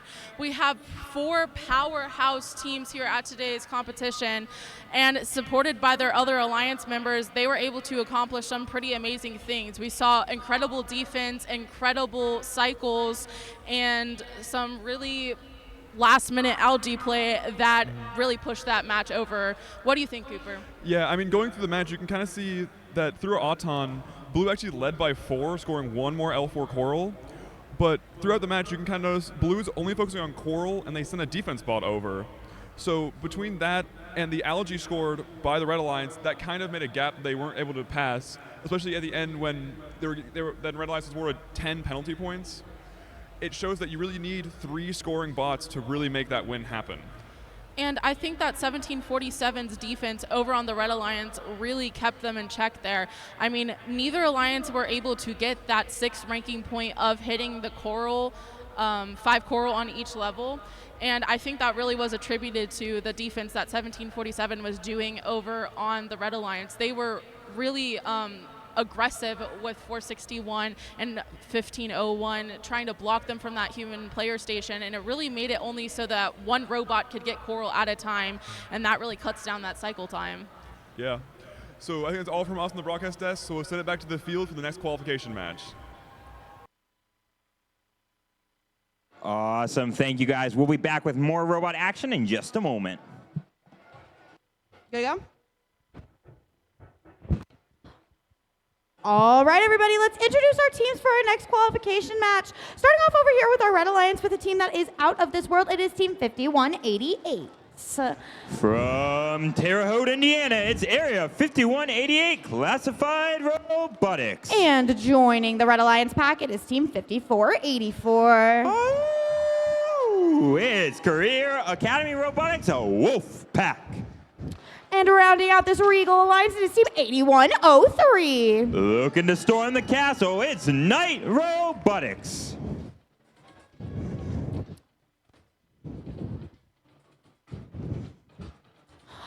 All right, over here on our Blue Alliance, I'm starting off with a team that's seen a lot of purple. It's 3176. From Brownsburg, Indiana, it's Purple Precision. And joining them with some luck on their alliance is Team 6956. From Westfield, Indiana, it's Shamrock Botics. And hoping to bear their cat claws in this match is Team 45. With the robot Big Tuna, it's the Technocats.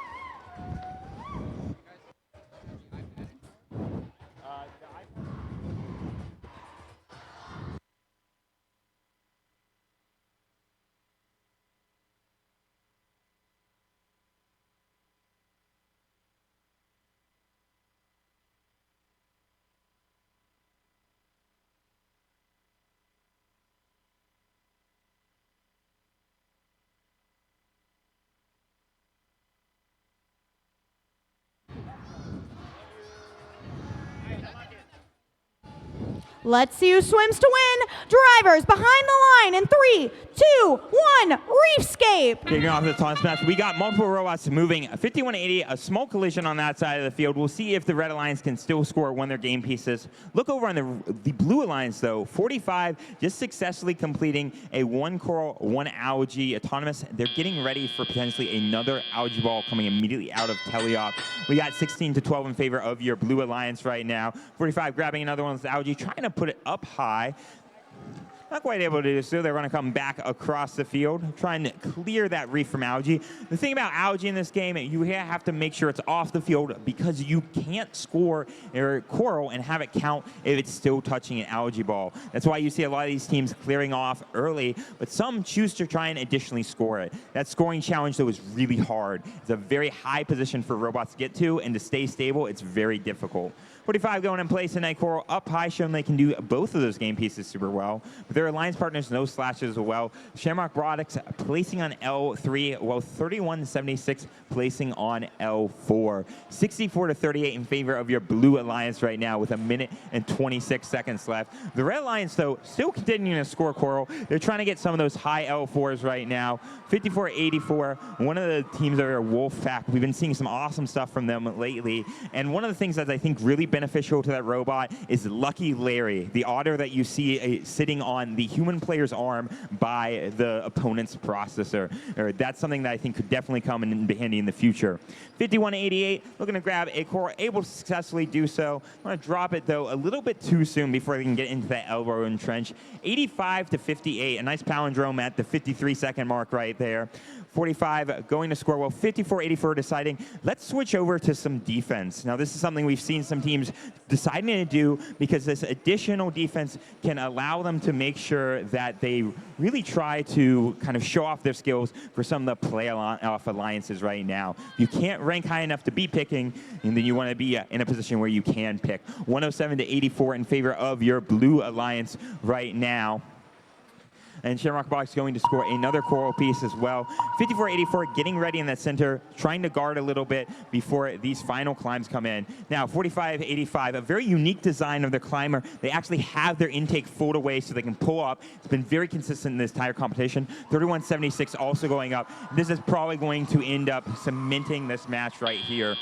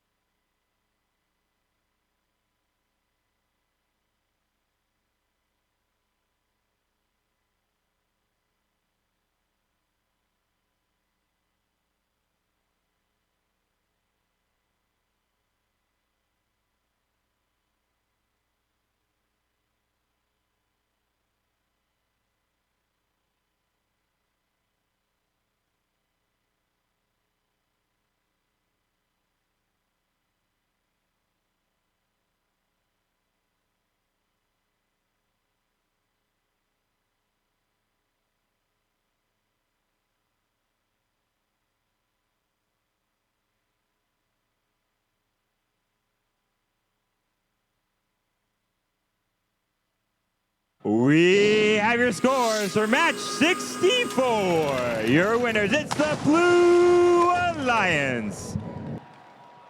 Blue Alliance winning that 145 to 100. Congratulations, Blue Alliance winning with 5 rank points for quals match, a 64.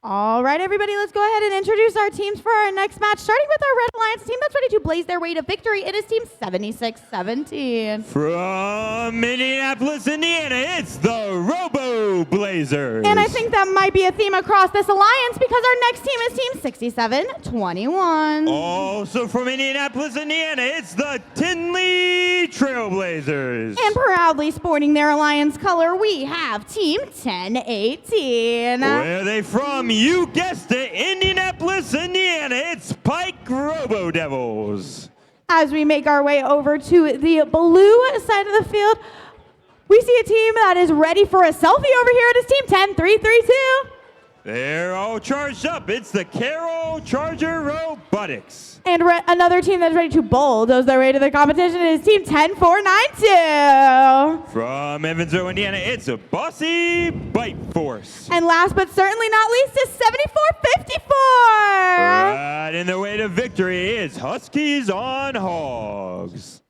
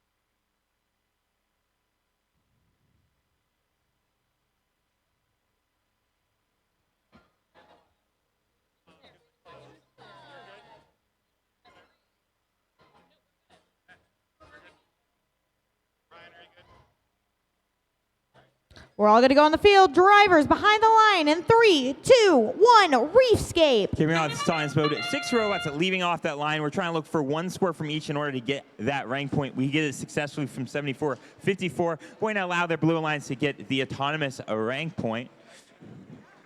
Over on the red alliance side, not quite able to do that themselves, though. Perfectly fine, though. Teams still have an opportunity for 5 additional rank points, 3 for each one of the, or for a win, 1 for both the climbs and the core RP at the end of the match. These rank points affecting the total score of these robots, or the total placement of these robots at the end of quals, where teams get to pick their alliance partners. Right now, teams wanting to really show off some amazing things they can do. Speaking of amazing things, 74-57 just scored a coral up high on the reef. And what's something I want you to watch of that team right now is their ability to have that double arm that raises it up. What's really cool is the fact that they can keep the coral perfectly perpendicular to the ground as they come up and over, which gets a really nice alignment for the robot when placing L4 coral high. 45-38 in favor of your red alliance right now. 67-21 scoring high. That's going to be your Tinley Trailblazers. Is, well, 76-17 currently playing an L3. 10-18 going to have to deal with the Carroll Chargers, 103-32, doing a couple of very quick ramming successions. That's within the legal realm of these robots, but it makes for some chaos the drivers maybe aren't always used to here on the field. 59 seconds left, and it's 73-54. Red Alliance just slightly up right now. It could still come down in the climbs where there's up to 12 points possible. 76-17, one of the stronger teams here that really wants to make sure that they can win this match and get that core RP as they run here. They want to place another coral down low on the L2 branch for 3 more points. 98-59. Red starting to run away with this 40 points difference. Blue Alliance really needing to place just a couple more L4 and then trying to get the climb.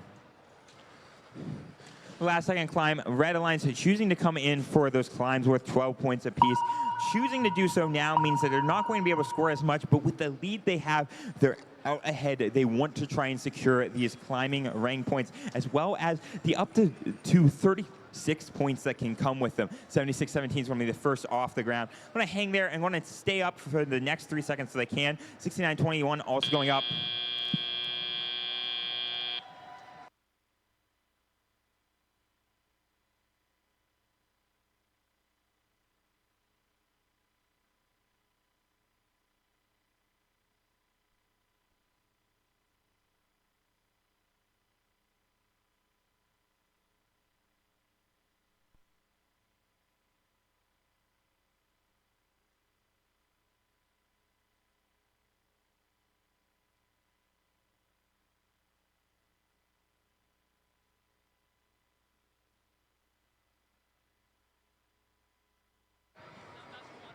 We have your scores for Quals match 65. Your winners, it's the Red Alliance. Red Alliance going to win that 140 to Blues 82. And then take away 4 big rank points with them. Congratulations to the Red Alliance winning Quals match 65 here at the Indiana State Championships. Let's send it up to our broadcast desk to talk a little bit about what they just saw. Hello, everybody. My name is Brenna. I'm here at the broadcast desk here with Eric. We just watched that match. Eric, what did you notice about? Shout out to all the teams going for it. With the red victory, you could kind of see it in how the score went down. A lot of coral cycling.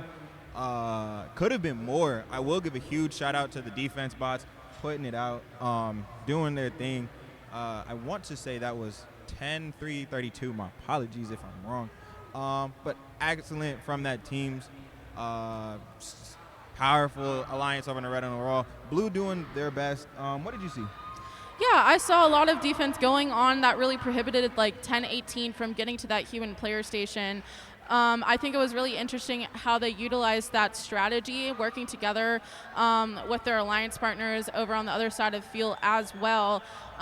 We did really see Red pull through at the end of the match. There was kind of a close up until the last couple of seconds of the match where they really shot up into score in the last 45 seconds, which I think is really interesting. They were just able to kind of get used to the match and heighten up that cycle time for the Coral over on the Red Alliance. But overall, I thought that was pretty calm, chill, and really represented what FRC Robotics is in a match.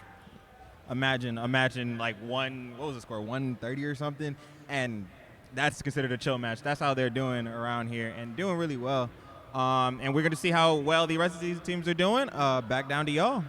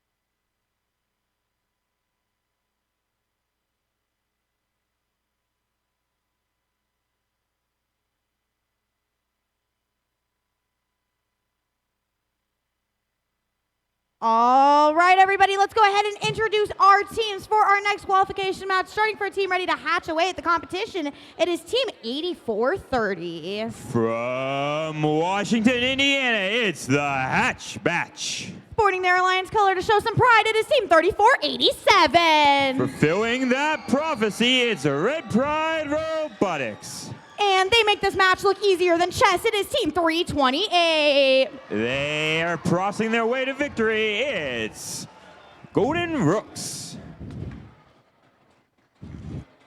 Let's swim on over to our Blue Alliance. Starting over here, and to start off our Blue Alliance tribe, it is Team 4485. The Barcode Battlers, it's Tribe Tech Robotics. And gearing up with them to create a golden alliance, it is Team 10021. Grinding their way to victory, it's Gearing Catholic Golden Gears. And this team likes to say ready and alert. It is Team 1741. From Greenwood, Indiana, and your host team, it's Red Alert.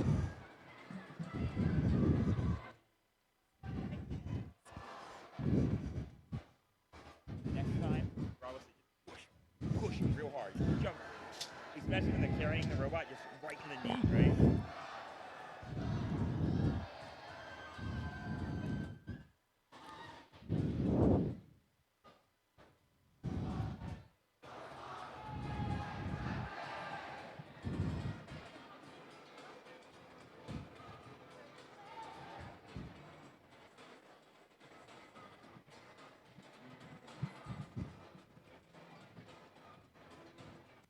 Let's dive on in.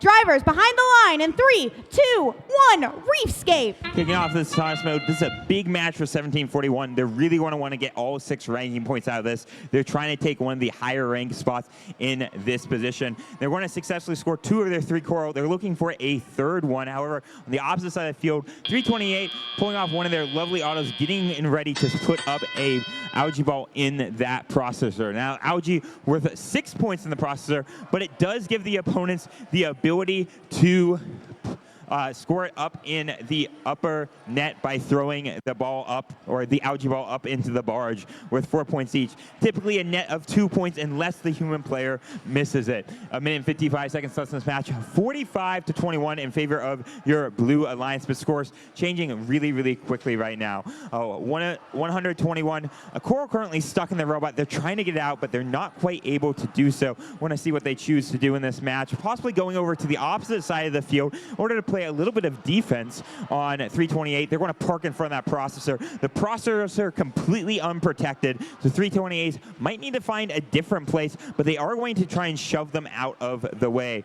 Over on the Blue Alliance, 4485, choosing to place algae up in that processor and fill up that area of the reef. Now, this is going to be something that's really, really hard to deal with. So 328 moves over to the other side of the field. They want to play a little bit of defense on 4485, start hitting into them and prevent that algae from being scored up high. 97-48. We're starting to see some strategies that we might see occur in actual playoff matches right now, with these teams getting a little bit dicey with how they're trying to score. 328 trying to grab another processor ball. They see that Gears have decided to move away from the processor. They try and take an opportunity, but they're stuck up on an algae ball. 45 seconds left in this match. 114-53. And we're going to see if the Red Alliance can get their alliance partners off the algae ball. 3487 trying to get up, push them out of the way, spinning that algae ball out of their robot. 33 seconds left in this match. 328 frantically trying to get off, using that claw, wanting to get back, but Blue Alliance running away. 4485 currently gathering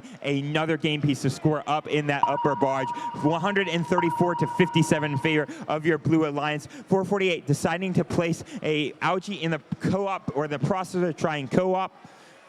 We'll see if they place one more there. 9 seconds left in this match. With 4 seconds left, we're going to see if we can get some last second slimes. It does not look like teams are going to do this.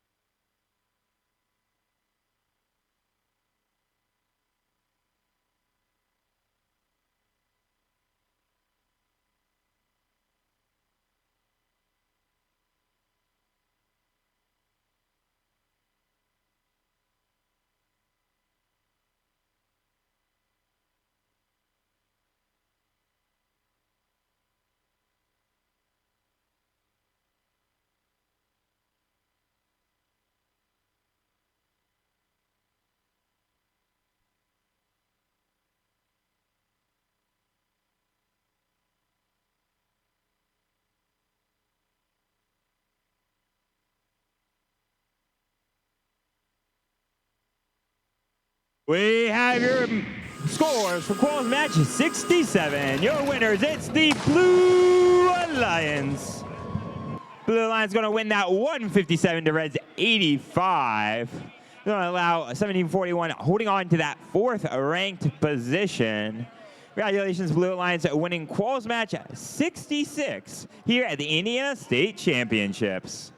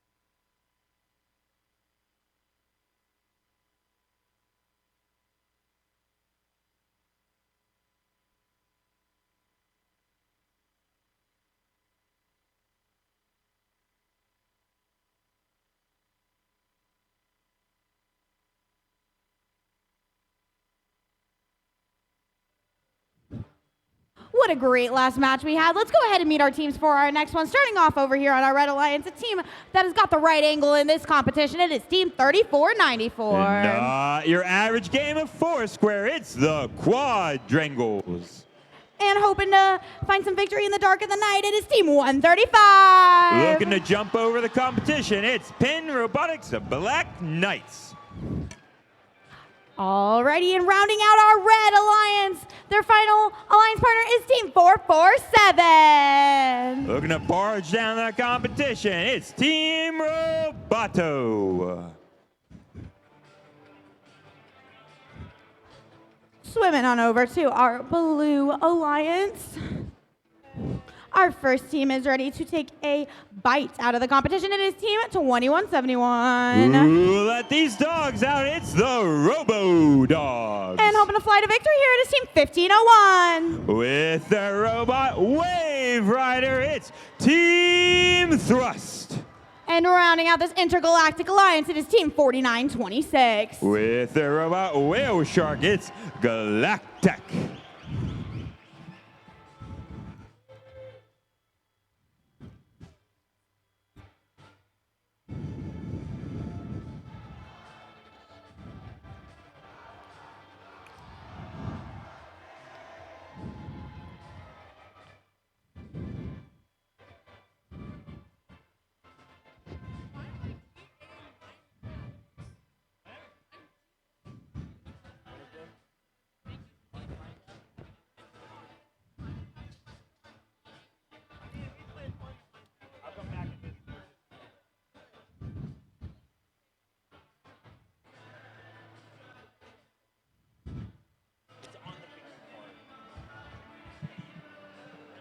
Good to go on the field. Drivers behind the line in 3, 2, 1. Reefscape.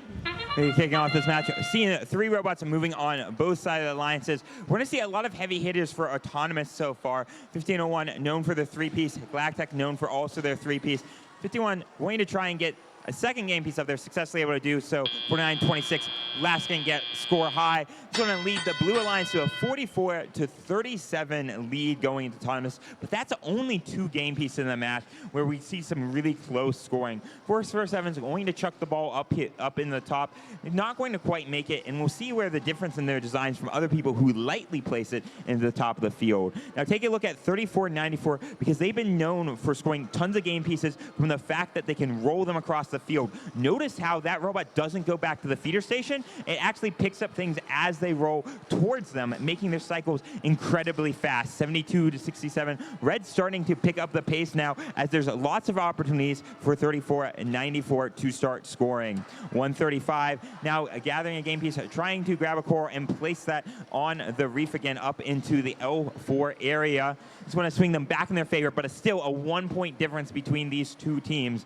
Blue Alliance on the opposite side, completely having filled up their L4, means that they're starting to have to focus on smaller scoring locations. But 49-26 has been an absolute scoring machine. You'll notice that giant green part at the end of their robot, a fully 3D printed intake that they made for the second competition that has dramatically increased their performance. 110-104, a slight lead gain by the Blue Alliance, and this is back and back as these teams continue to try and score. Red Alliance scoring another high with 135. 447 looking to try and place another algae. If they can do it successfully, another 4 points. They're able to score that as well. 4 more points for the Blue Alliance. 121-124. A 3-point difference between these teams. And this is going to be super, super critical because we want to see everyone wants these rank points to move on to the next state. 135-134. Red is now taking the lead back over from the Blue Alliance with 26 seconds, and it will come to some last-second climbs.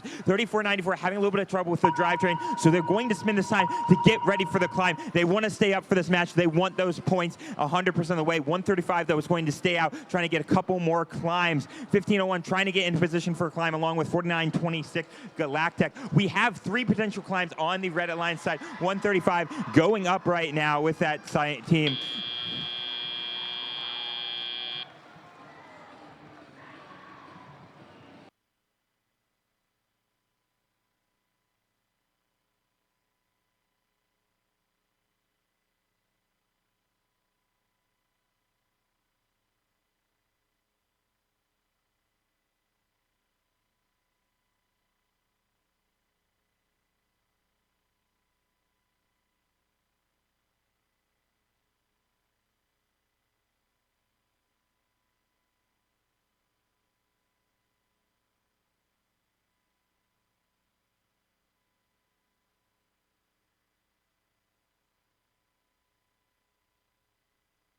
We have our scores for that incredibly close match. Let's take a look. Your winner is the Red Alliance.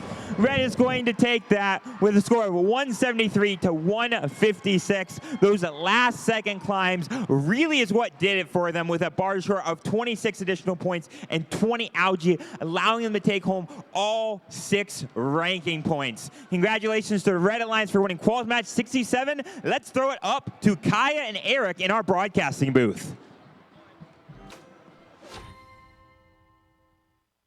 And we are back. Another amazing match, match 67, 173 to 156. Just a whole bunch of action going on. Kaya, tell me what you saw.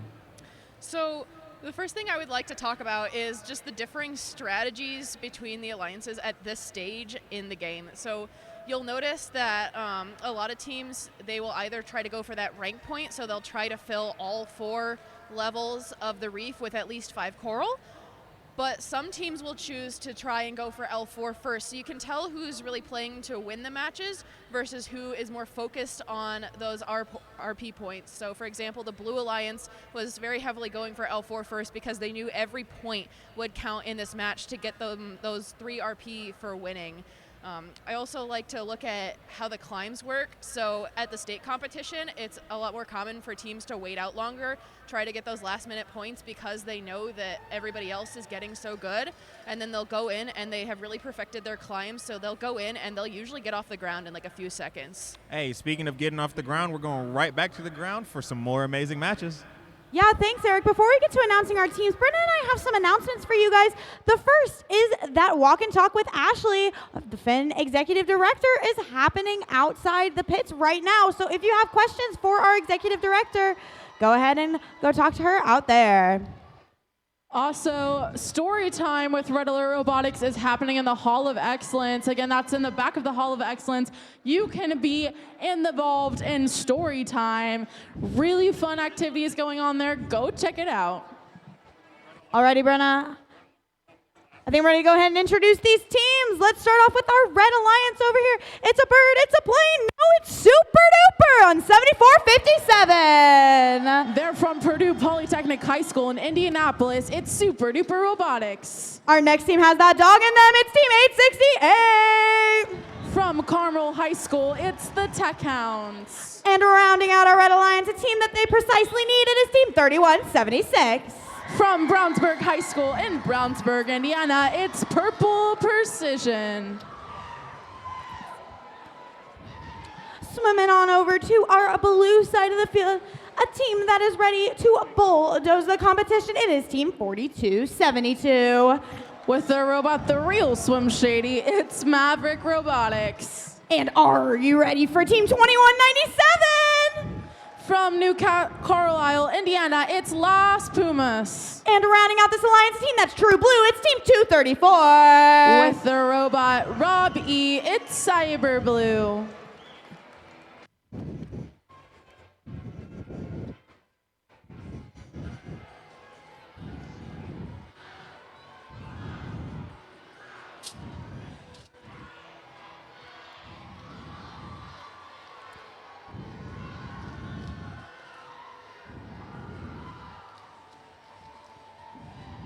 All right, let's get this highly anticipated match going. Drivers behind the line in 3, 2, 1, rescape. All right, we see movements from all of our robots on the field. 7457 is making back and forth from that human player station. They're on their 3rd coral. Can they get a 4th and just the autonomous period? They do. That's a big boost for the Red Alliance, 65 to 37 entering teleop. That's almost double the amount of points that the Red Alliance has, but that's okay. The Blue Alliance has 2 minutes and 15 seconds to make up that gap. Let's see what their strategies are. We see 4272, a very fast robot going in, taking off some algae and placing coral onto that reef. It looks like they're going for the strategy of filling up L4 first. Their alliance partners 2197 and 234 are also working with them to get as many coral onto that reef. We don't see a lot happening with the algae here, but we do see that the Blue Alliance has 2 algae already into that net. That's 8 points that the Blue Alliance earned. The Red Alliance is right behind them, though, with 4 algae in the net. 7457 is rapidly filling up the level 2 of that reef. They're working from top to bottom, going horizontally. This is a strategy that we have seen several times here at the competition. It allows alliances to efficiently work together and not get in each other's way. All the algae are off that reef. They're preparing to have a very full reef. This match is very exciting. We have 2 powerhouse teams, 7457, 868, very high up in the ranks, and 3176, also high up. They were in 3rd place at that Lafayette competition. They were on the 3rd place alliance. They also have a very strong robot. Let's see how many points and if you'll get a high score at this event. We're already seeing 178 points from the Red Alliance. We have over 30 seconds left in the match. Over on the Blue Alliance, we have 2 very strong robots as well, 234 5th place and 4272. They are up there as well. They are placing those coral onto the reef. They have the algae as well. They're going to make a smooth transition from taking it off the reef, making more space and putting it onto that net. 4272 and 3176 are already latching onto those cages. They're climbing up in tandem there. 868 is going to join for the Red Alliance. Super Duper is up. There's 7 seconds left in the match. 234 is up. We see a triple climb for the Red Alliance. 3, 2, 1. What an amazing match that we see there. That is going to be a pretty high score right there. Congratulations to both alliances. Great work from all of the teams on the field in qualification match number 68.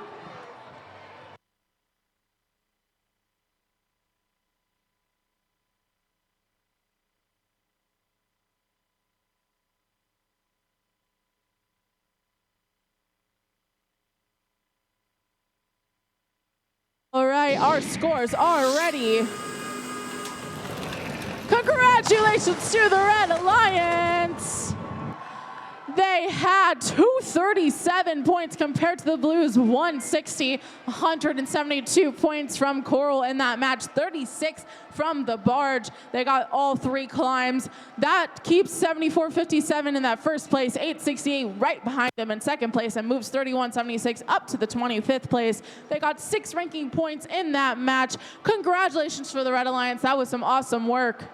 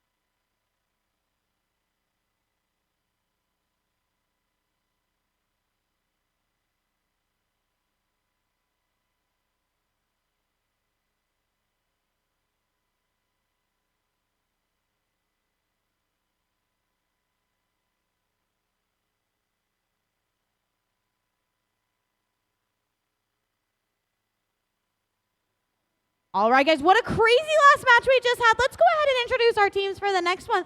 Starting over here on the Red Alliance team that's ready to cause some pandemonium at 1747.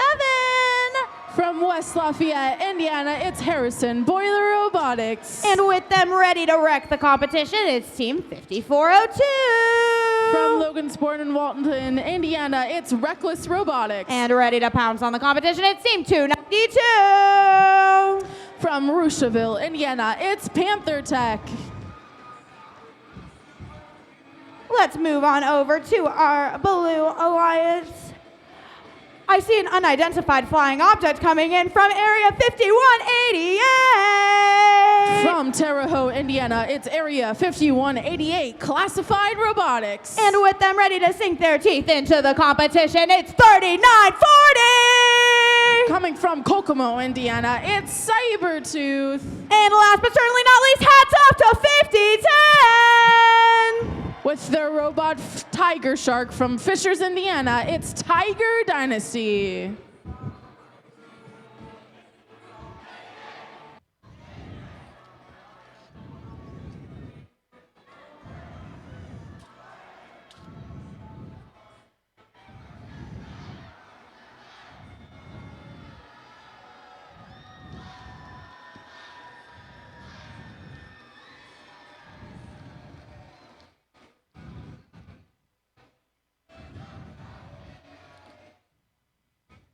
All right, we're ready to go this match. Drivers behind the line in 3, 2, 1, Reefscape.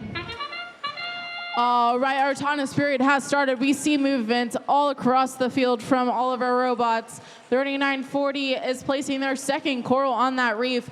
Both alliances have at least one coral on that reef and have moved off of that black line that you can see on the field. That's one ranking point already for all the teams on the field.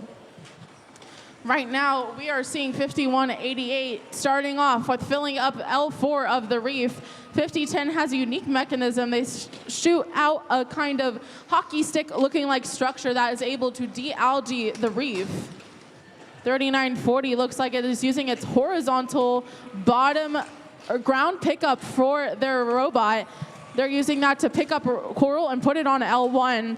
L1, in my opinion, has been something that is very hard to fill in this game. It rolls out of the trough very easily, but their system allows them to very easily line up and place it, ensuring that they're able to rack up enough coral on each level to get that ranking point. Over on the Red Alliance, we see movement from 5402. They're trying to fill up L4 as well. Each one of those coral up there are 5 points for the Alliance. 292 is joining them. They only have one empty slot if they're able to precisely put that last L4 coral on. They are successful, and 5402, their alliance partner, is going to join them. They're going to fill up the other levels.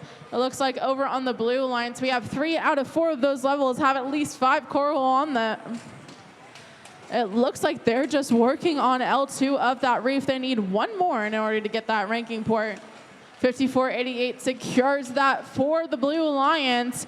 Right now it is 113 to 81, 40 points or 40 seconds left in the match. 3940 is filling up their second to last slot open for the L4. Over on the Red Alliance, we see 2 of the robots working on the clock to try and fill up that reef as much as possible. Unfortunately, one of their alliance partners is not connecting on the field, so they're trying to make up for that in the points. Right now, teams are making their way to the middle of the field. 5402 is latched on, raised itself off the field. 292 is going to join him. 3940 is already up. We have 2 seconds left. 1. All right, we see 2 robots up on blue, 1 on red, and 1 parked on red. Congratulations to all those teams in qualification match number 69.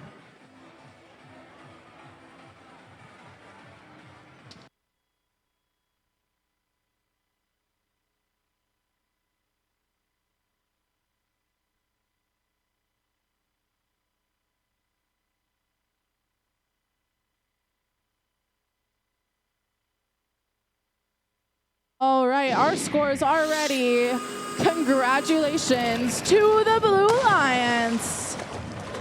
They won with a score of 147 to 112. They were able to get 124 24 points in coral and 6 ranking points from that match. That moves all of those teams up, including 39-40 into the 5th place position. Congratulations to the Blue Alliance. We're going to head over to our broadcast desk for some awesome post-match analysis. Take it away. And we are back. Match qualification 69. Blue taking it 147 to 111, 112, my bad. Doing absolutely wonderful. Kaya, tell me what you saw. So, me being a mentor on my own team, I really like to look at the way robots work. So I was looking at some of the Blue Alliance robots, and there's a couple things I would like to point out.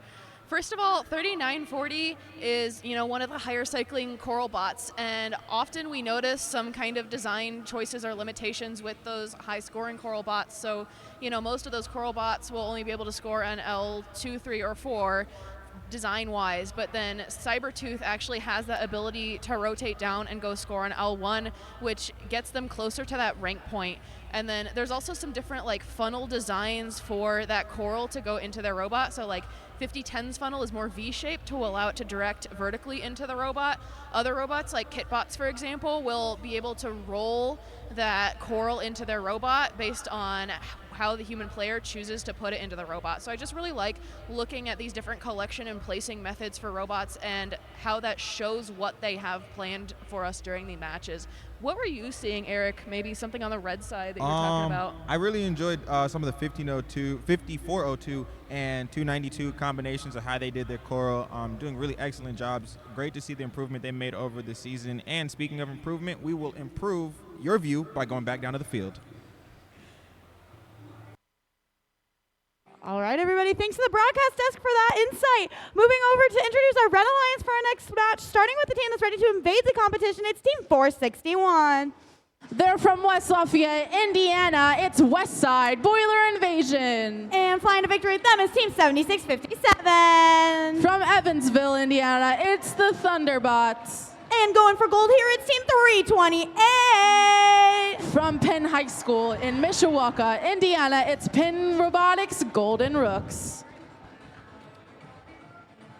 And as we move on over to our blue side of the field, I see a team who's celebrating their birthday this weekend. It's Team 829.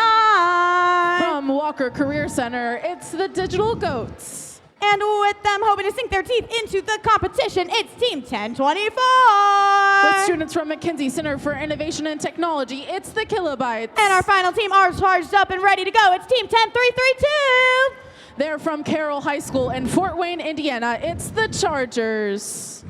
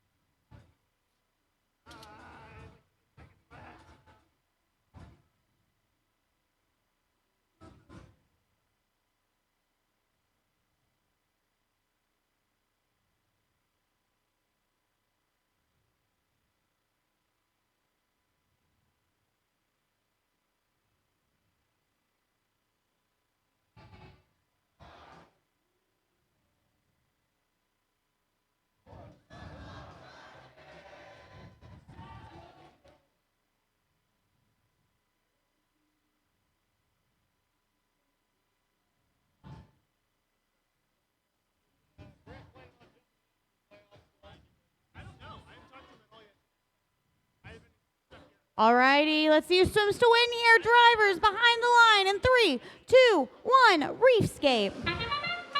All right, all teams have moved off of that line. Each team that does, that's 3 points for the alliances. 9 points on each side going into teleop.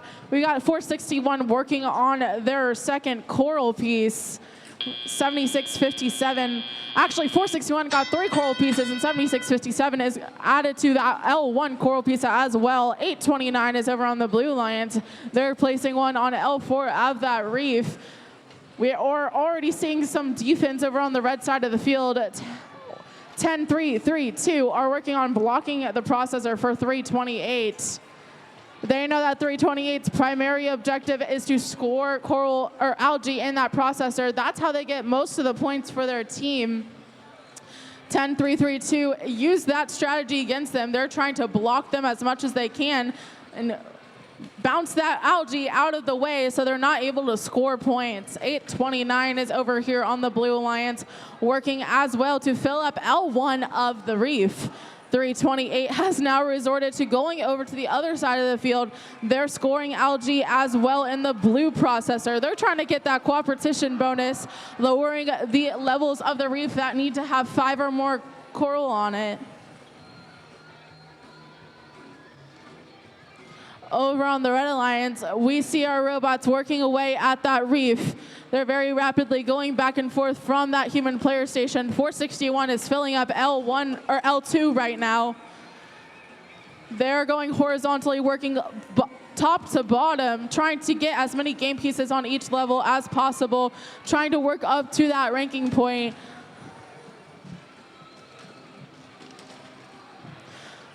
Right now we have 40 seconds left in the match. It is 127 for red, 90 for blue. Let's see if blue can close that gap a bit going into the last 30 seconds.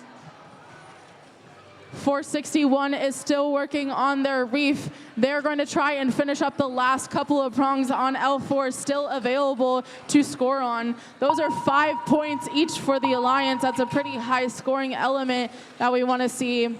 They are now going to go for the climb. They're going to latch onto that deep cage. Each team that latches onto the deep cage and elevates off the field is 12 points for the Alliance. It also works toward the ranking point of needing 14 points. We ended up with 2 blue robots up, and it looks like we have 2 parked robots on the Red Alliance. Congratulations to the teams in qualification match number 70.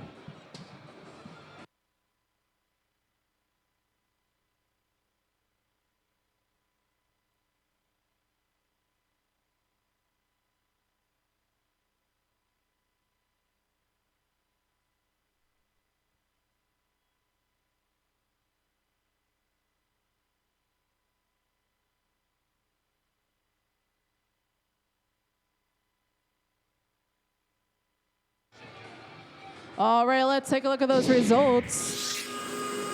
Congratulations to the Red Alliance. They won with a score of 153 to 128. The Red Alliance got 5 ranking points for that match. They got 100 points in coral and 38 in algae. That moves all of those teams up in the ranks. 461 and now in the 6th place position. We only have 6 matches left in the day. Those rankings are crucial going into the line section. Congratulations to the Red Alliance.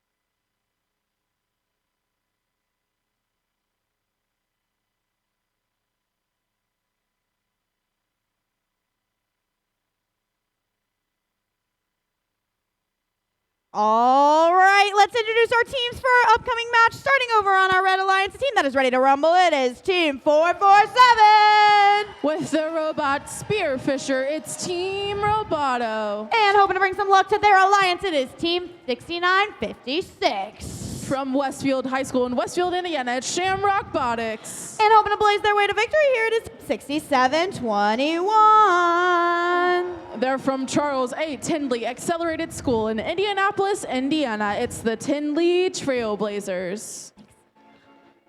And as we make our way over to the Blue Alliance, we see a team that is gearing up for a great match. It is Team 10021. From Noblesville, Indiana, it's Guerin Catholic Golden Gears. And with them hoping to show some pride for their alliance, it is Team 3487. From Plainfield, Indiana, it is Red Pride Robotics. And a team hoping to take a bite out of the competition, it is Team 10492. From Benjamin Bossy High School in Evansville, Indiana, it's Bossy Bite Force.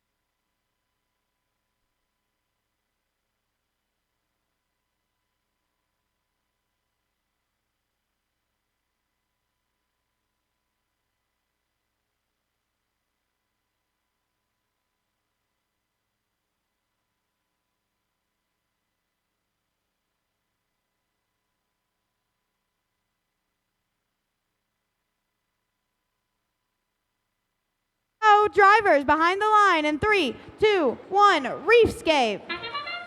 All right, all our teams are off of that line. 102-1 already has an L4 placement onto that reef of coral. Looks like 447 using that unique strategy of placing an algae into the net. 67-21 also placed 2 coral over on the Red Alliance. They're going back to their human player station to promptly collect another. They moved those algae and coral that pre-start on the field over to get out of their way. It looks like we're seeing 10-4-9-2 come over on the Red Alliance. They're looking to play some defense over here. 69-56 is going to look to fill up that reef for the Red Alliance. They score a coral on L4. Each coral on L4 is 5 points. L3 is 4 points. L2 is 3 points. And L1 is 2 points. 102-1 is working its way around that reef. They're filling up the top level. It's really interesting to see team strategy here at the state championship of whether or not they want to work from top to bottom or around the reef. It really shows if they're going for just winning the match or are they going for the ranking point of filling up the levels. Looks like the Red Alliance has at least 2 of those algae in the processor. I believe that is their 3rd. That allows them to go for that cooperation bonus. The Blue Alliance has 1 scored as well. Right now we have 50 seconds left in the match. It is 92-94, very close match right now. Any alliance can take the win. Let's see how the last 45 seconds play out. 102-1 is just continuing to work around on L4. Looks like they're going for points over the ranking point. 34-87 is filling up that net on the barge. They have placed a lot of algae up there. That's what their primary focus has been this match. Each one of the algae in that net has earned the alliance 4 points. Now teams are going to make their way over to the middle of the field. 67-21 latched onto that cage, and they're pulling themselves up. Their line sprinters 447 are working on it as well. There's 5 seconds left in the match. 3, 2, 1. All right, and we got 2 last-minute perks, 1 from red, 1 for blue. Awesome job to those teams in qualification match number 71.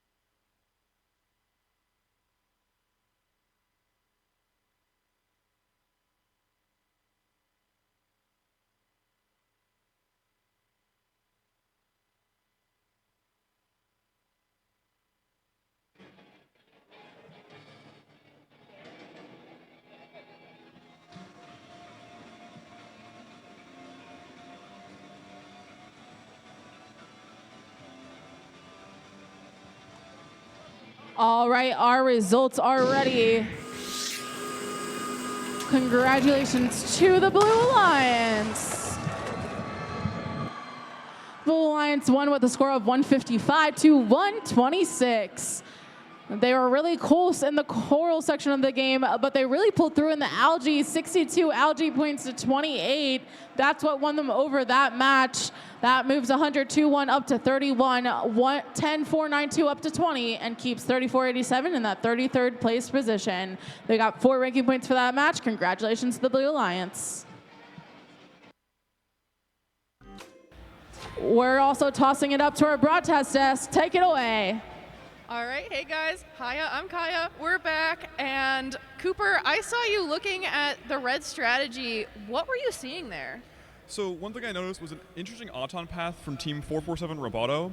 So a lot of teams, they'll start with this edge bot here, kind of going towards this side of the reef, going towards the human player station, and then the other bot on the edge doing the same, which means that that middle bot is in an odd position. They can score 1 coral, but they can't really do anything else because there's no coral to get.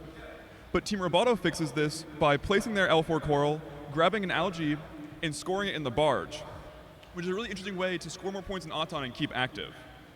I also noticed that throughout the match, Team Roboto scored 2 in their processor and scored a few up into their barge, but then you can see here, Team Roboto is actually starting to score in the opponent's processor.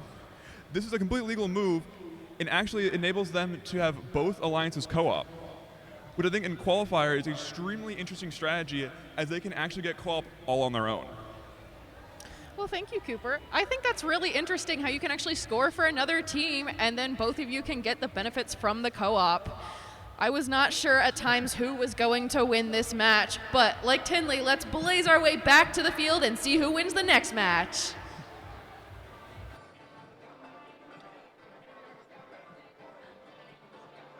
Okay, thank you, Kaya. We're ready to meet our next Red Alliance down here on the field. We're starting off with Team 8103. From Kendallville, Indiana, it's Night Robotics. We're moving along the galaxy to Team 4926. From Columbus, Indiana, Galactech. And we're going to finish up this Super Alliance with Team 7457. From Indianapolis, Indiana, Super Duper Robotics. We're going to dive on across the ocean to where we have Team 868. From Carl, Indiana, the Robohounds. Joining them in the center, they're revving their engines, it's Team 7454. From Evansville, Indiana, Husky on Hogs. And finally, ready to sail the 7 seas with their alliance, it's Team 2197. From Crown Point, Indiana, the Robodogs.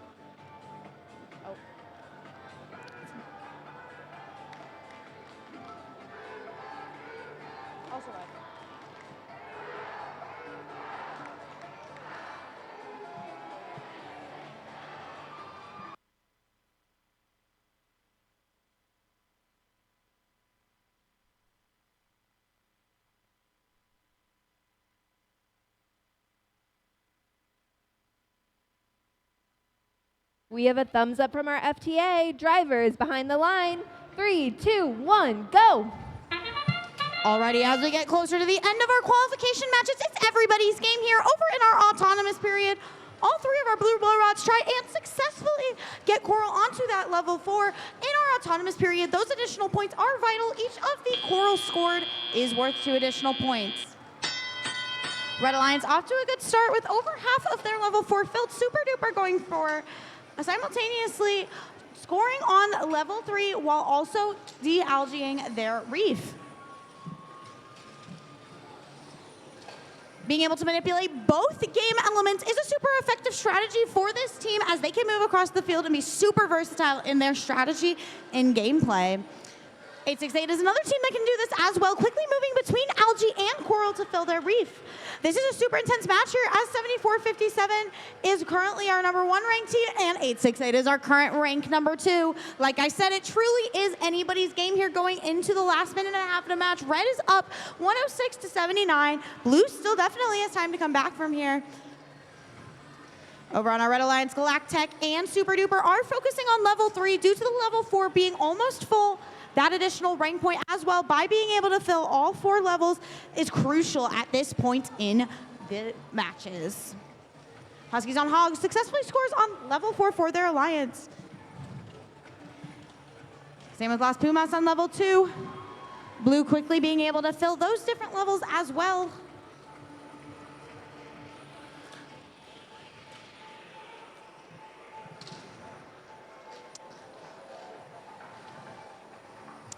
Over on their Blue Alliance, we see 868 focusing on moving between levels. Both them and Huskies on Hogs have really interesting mechanisms that allow them to focus on choosing in between the levels.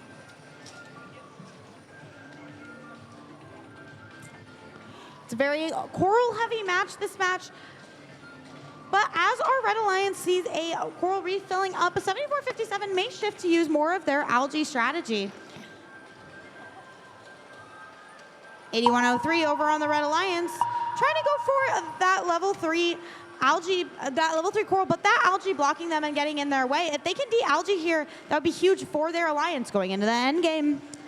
We see robots rowing into their cages. The lower the cage, the more you gain. Both Huskies on Hogs. We have 2 robots climb for each alliance. Let's see how things shake out in final scores.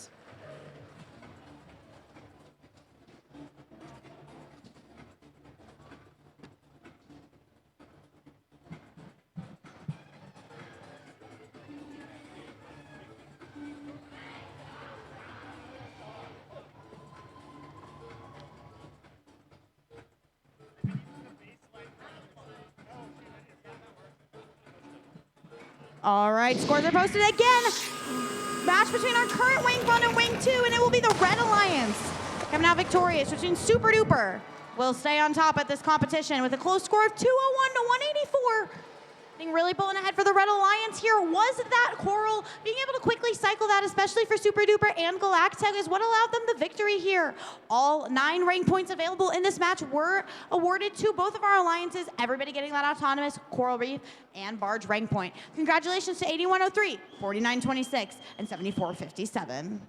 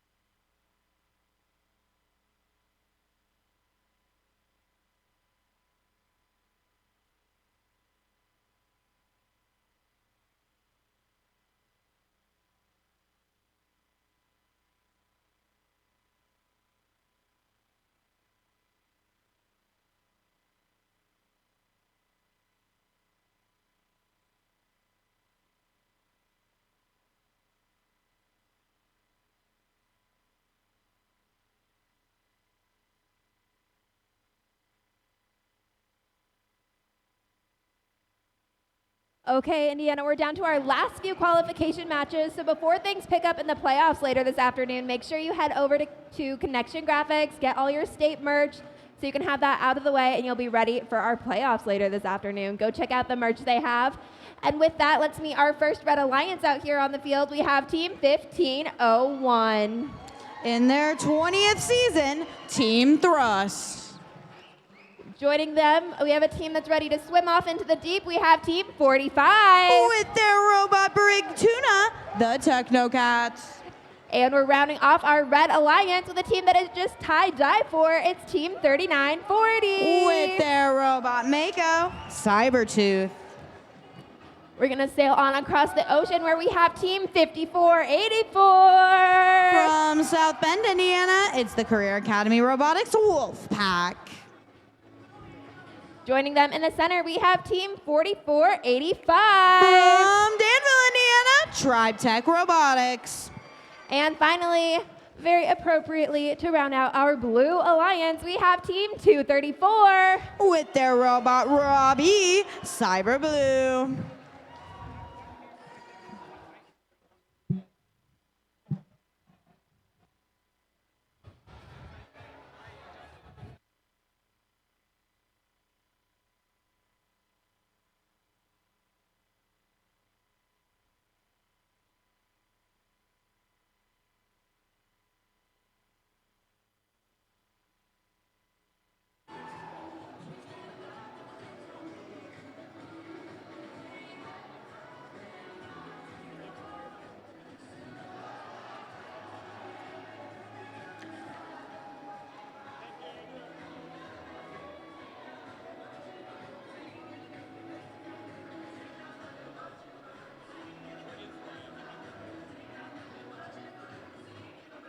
Let's dive into qualification match 73. Drivers behind the line.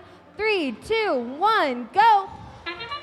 And our robots are off. Super intense match here. Over on our Red Alliance, all three of our robots have successfully scored on a level 4 coral, 3940 and 1501 getting their second and potentially third coral for their alliance. 45 also successfully scores an algae. I believe they're one of the only autonomous routines in the event to do that. Moving into our tally-out period, we've got a score of Red Alliance 67 to Blue Alliance 20. It can still be anybody's game here. There's still 2 minutes left in the match. Look over here on the Blue Alliance, 234. Currently up at, I believe, around rank 5 in our event, rank 6. They are seeing, maybe having some difficulty here, but their precise coral shooting mechanism allows them to hit all levels equally and have allowed them to be successful at the event this weekend. Similar over here for 3940 and 1501, focusing on that coral for their alliance, while 45 gets that algae for them. We've seen a lot this weekend, the strategy of having 2 coral bots and 1 algae bot being key to a lot of match success, and those algae points being key to victory in a lot of those cases. Score of 141 to 63. Red Alliance still in the lead here. Blue can still come back though. Over on our Blue Alliance, we see 4485 doing their signature algae, using their signature algae mechanism to be able to score into the barge, focusing on that cooperation point. Unfortunately, that first algae does not make it into the processor for the human player.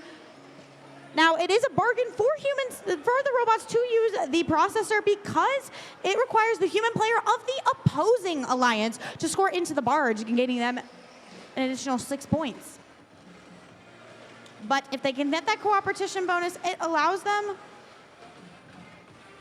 to take 1 level off of the coral reef rank point.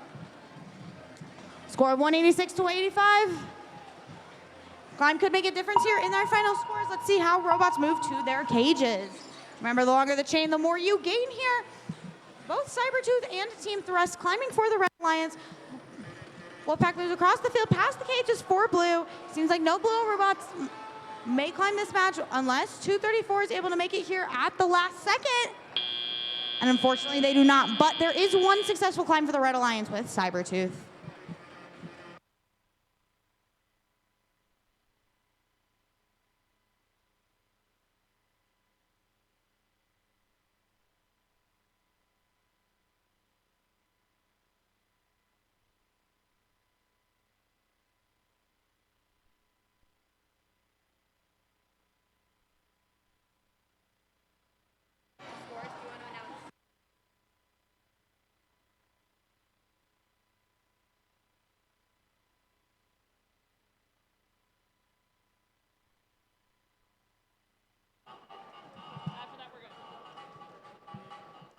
All right, scores are ready.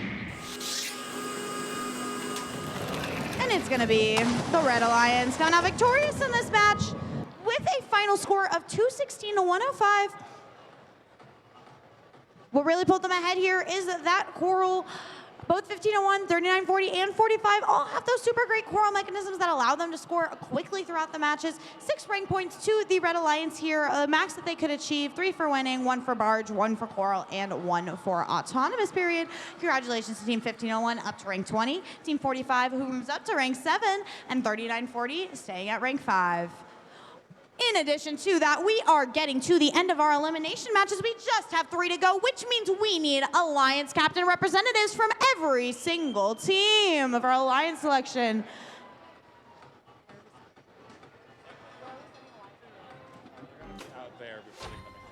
Alliance captains are going to be over by the southeast part of the field over there. So where it says southeast, please send your Alliance captains to that area ASAP. Reminder, we need them at the end of qualification matches.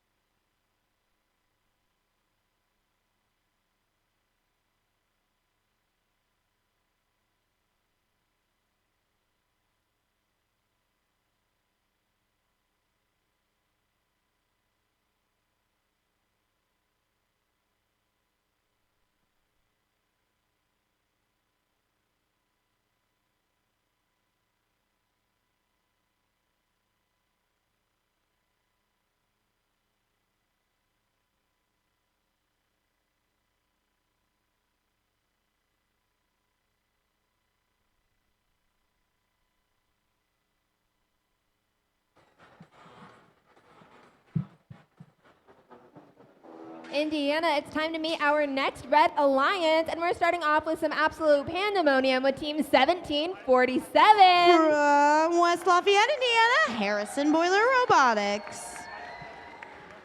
All suited up and ready to go out of this world, we're joining them with Team 5188. From Terre Haute, Indiana, it's Area 5188 Classified Robotics. And to round them out precisely, we have Team 3176. From Brownsburg, Indiana, Purple Precision. We're going to swim across the deep under the barge and go over to where we have Team 2171. From Crown Point, Indiana, the Robodogs. We're going to fly over to our center slot where we have Team 7657. From Evansville, Indiana, the Thunderbots. And we're rounding us out with a team ready to take a bite out of the competition. We have Team 1024. With their robot striker, the Kilobytes.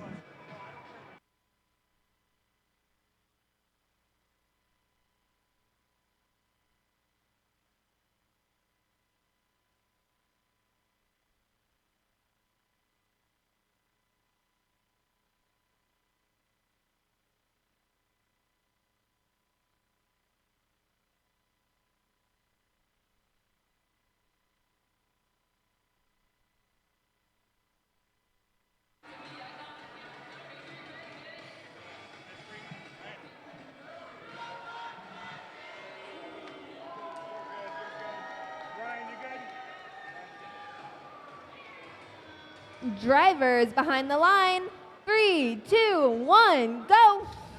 Alrighty, and our robots are off here. Over on our Red Alliance, we see all of our robots attempting to get that level for Coral. Unfortunately, only 5188 is successful here, but they do get a second for their Alliance. Alrighty, and over on our Blue Alliance, we see a autonomous score ending of 26 to 20. Red Alliance up by 6 points. But there's obviously still a lot of time for comeback here. The Thunderbots focusing on de-algaing their reef here. Each of these scored in the processor.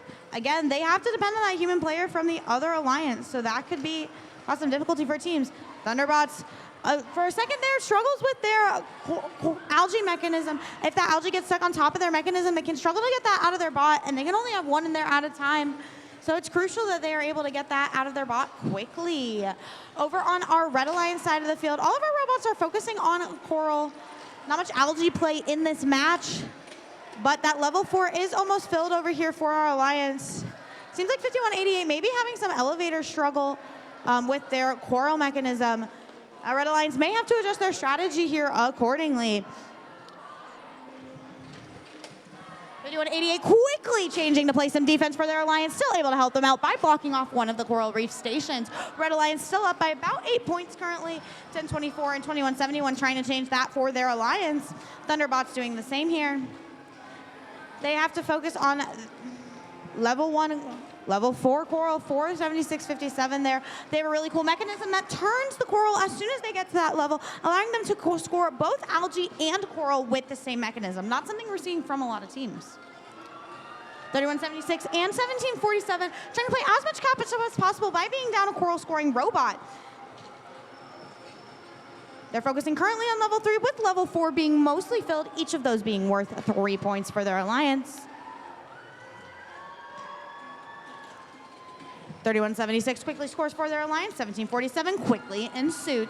10-24 with almost 20 seconds left in the match has moved officially to their cage, hoping to get an additional 12 points for their Alliance by climbing here.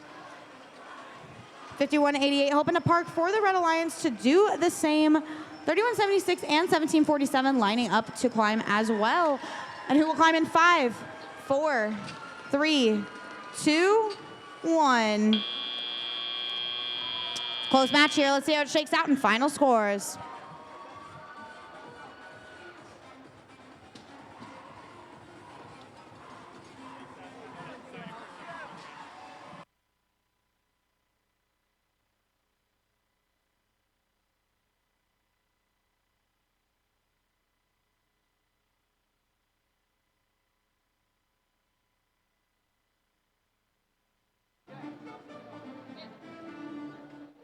Scores are posted. And in this match, it's going to be the Red Alliance with a victory. Final score of 120-99. As we saw, pretty close going to the end of the match. Really, the thing doing it here was that barge scoring. And with that, congratulations, 17-47, 51-88, and 31-76. Let's go over to the broadcast desk. Hi guys, so we're back with the broadcast desk, and that was a pretty close match right up until the end game. Don't you think, Cooper? Yeah, I think it was a good upset of some higher ranked teams, and it showed a lot of teams in the, kind of the middle of the pack trying to prove that they're good enough for an Alliance and show to Alliance captains that they should be picked. I totally agree with you. I saw a lot of different driving strategies as we get deeper into this, and we're so close to Alliance selections right now. Teams are going to be trying to run faster to show what they can do. One of the things I've seen is that driving faster, this is kind of a game with tall robots, so there is a trade-off where teams try to put their elevators up sooner and sooner after they collect that coral, but the trade-off is that they could wobble or tip over while driving if they get hit or if they smack into the reef. So drivers really have to be careful at this stage in the game if they're going to try and go fast and show their capabilities. Mm-hmm. And I also noticed Rose getting beached on algae, not in this match, but in a few previous. So I think that's all from the desk here, so we'll send it back to the field for our next qualification match.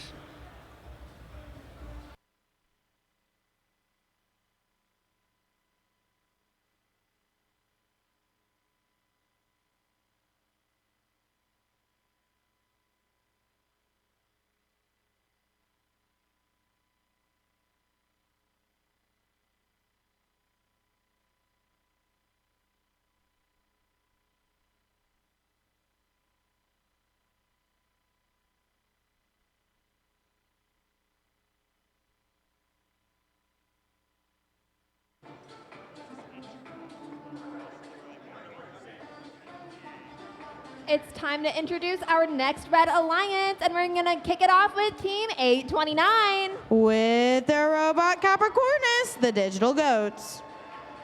In the center here on the Red Alliance, we have Team 292. And their robot Sergeant Joe, Panther Tech. And we're going to round out red with Team 8430. From Washington, Indiana, the Hatch Batch. We're going to glide across the water and go over to our Blue Alliance, where we have Team 461. From West Lafayette, Indiana, West Side Boiler Invasion. We're joining them with Team 1018. From Indianapolis, Indiana, the Pike Robo Devils. And finally, rounding out our Blue Alliance, ready to take the ocean, we're going with Team 135. With their robot, the Black Knight, Penn Robotics Black Knights.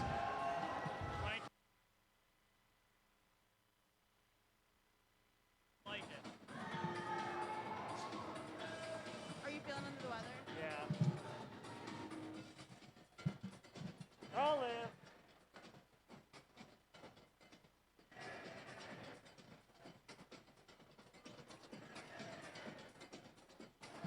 Yep.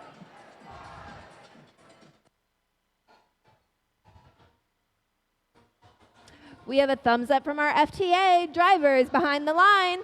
3, 2, 1, go. First 50 seconds completely pre-programmed Thomas. 461 West Side Boiler Invasion quickly delivering game piece to the top part of the reef for 7 points for their Alliance team. 10-18 just shy of that game piece. All three of those teams leaving their starting taped off area, getting those points for their Thomas ranking point. Red Alliance still not to be outdone. Clerks completing game piece to the top part of their reef as well. 2 of those each worth 7 points for their Alliance. The remainder 2 minutes 50 seconds all until they operate. Human players picking up controllers, driving the robots around that their team built over the last 13 weeks. That one of those teams 10-18, Pike Road Devils from Indianapolis, Indiana, needs to precisely pick up that game piece from their human player coral reef station and then deliver it somewhere on the reef to score those points for their Alliance. 84-30 is one of the Hatch Batch Robotics. There's 2 of those teams, but only one of them made it here to the state championship. Correctly removing one of those teal spheres known as reeds from their reef area, known as algae. There's plenty of points available for that game piece in the field of play, but a lot of teams with designing the robot to focus on that coral and then score it around in the reef. Limited amount of algae around the field of play. Those start in the reef and then need to be removed. 84-30, Hatchback success delivering one of those algae to their processor. Worth 6 points for their Alliance. However, that algae then passes into the opponent's hands for attempt to be scored in the top part of the barge. 829 Digital Goats, another one of the Indianapolis teams, uniquely has that wrist-changing mechanisms. Allows them to pick up the coral in one orientation and then put it in a different orientation when they're scoring on the reef. Super helpful for scoring on that L1 level. That's worth 2 points for their Alliance. Scores currently 104-92 in favor of your Blue Alliance. A minute remaining in the match. Blue Alliance usurping that two algae required in the process for 4 cooperation. Blue Alliance, however, will need to join them in order to lower that ranking point threshold. They've just done so. We see that handshake icon on both sides of the screen. So we can see that that coral ranking point threshold is now for 3 of those levels. Most teams focusing in on levels 2, 3, and 4, bypassing L1 in that black trough since it's worth the least amount of points.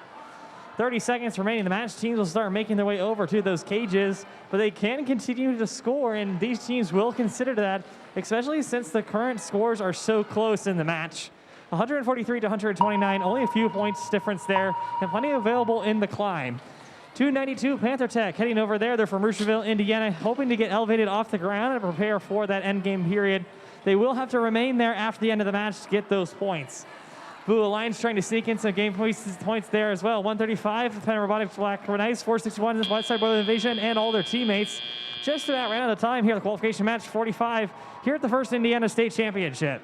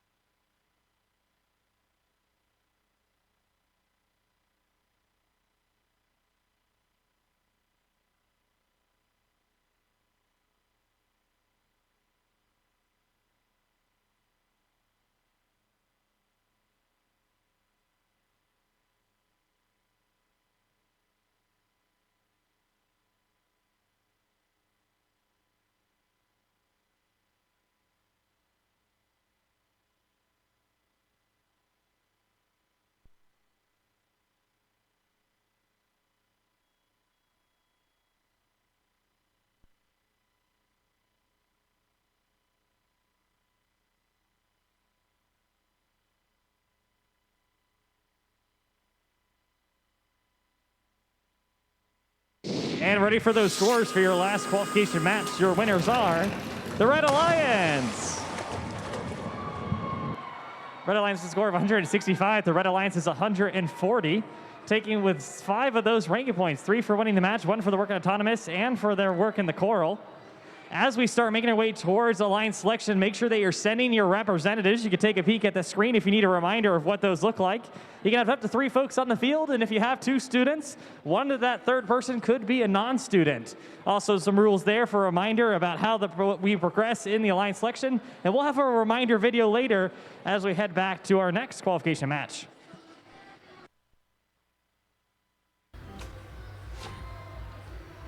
Hi, this is Brenna here at the broadcast desk. I'm here with Carl, and we are going to preview our upcoming match. It's going to be a very important match for going into Alliance selection. So what are your thoughts about it, Carl? Well, what's something amazing about this upcoming match, 76, the last of the day, is it's between 42-72 and 17-41, 2 teams that are currently fighting right now for that third-ranked spot. Both of them have 55 rank points, and so the winner of this team not only will go take that third-ranked spot, but it will just completely change how this competition goes for every single alliance here. Let's send it down to the field to introduce our teams.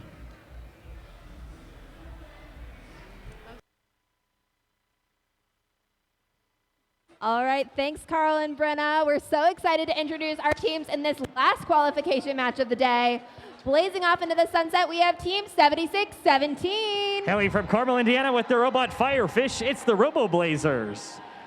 Joining them in the center here for our last match, we have our host team, 1741. With students hailing from all the way in Center Grove High School, it's Red Alert. And finally, ready to dive in with them, we have Team 5402. With students from Logansport in Walton, Indiana, it's Reckless Robotics.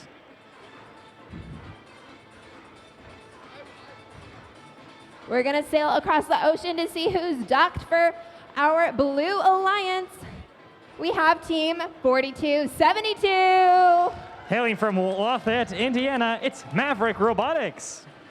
Joining them for this last match of our qualifications, we have Team 3494. A family community team from Bloomington, Indiana, it's the Quadrangles.